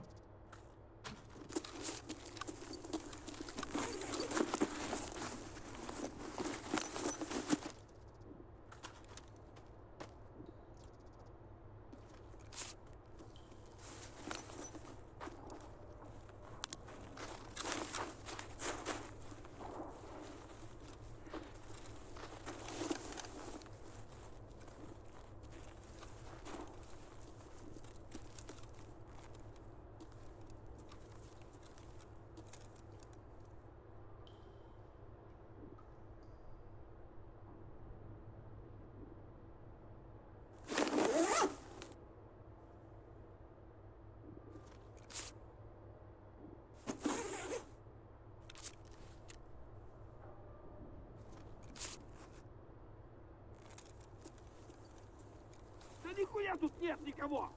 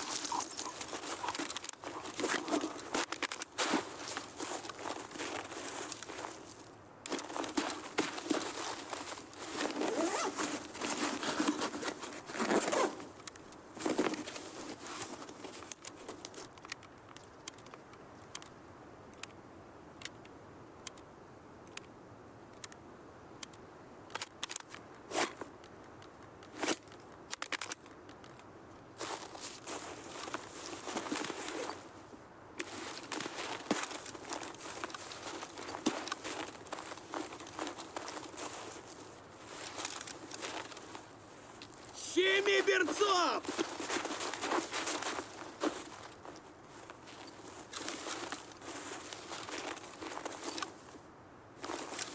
Вали, вали, хуй!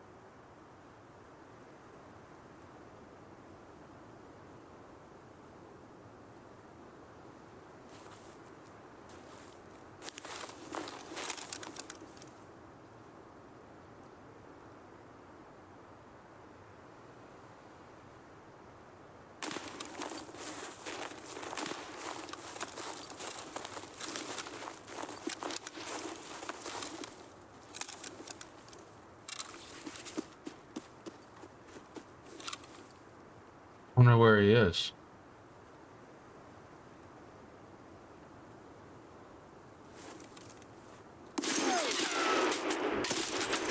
I don't know where he's at. No fucking idea. He knew exactly where I was, but like, you know. That's fucking Tarkov. That's the entire Tarkov experience right there.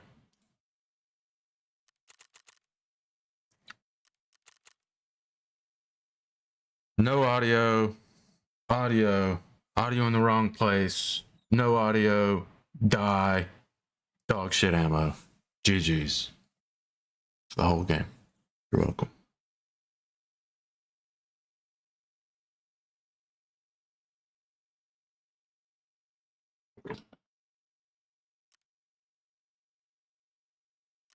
The entire game right there. Just explained it to you.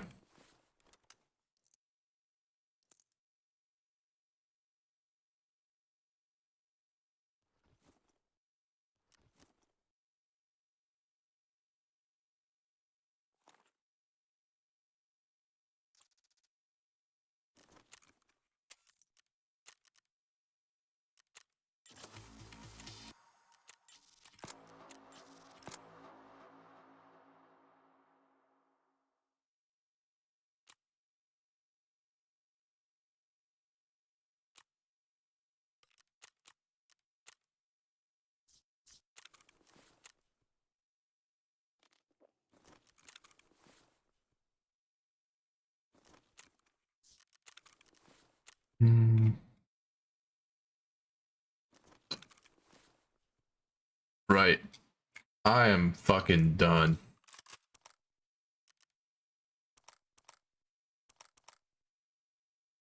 My OBS stopped capturing.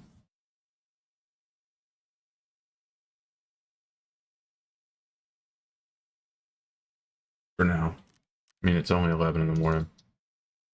I do need to do some things. I've got to go and fucking clean my car. Clean the actual seats. I need to find not a vacuum, a carpet cleaner. I think we have one. Some fucking where.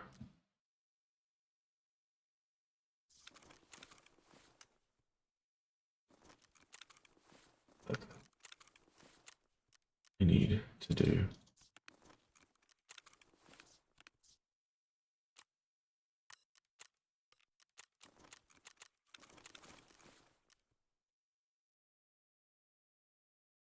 I will be back tomorrow morning. Hope everyone has a wonderful day. Appreciate everyone that hung out. Those are awesome.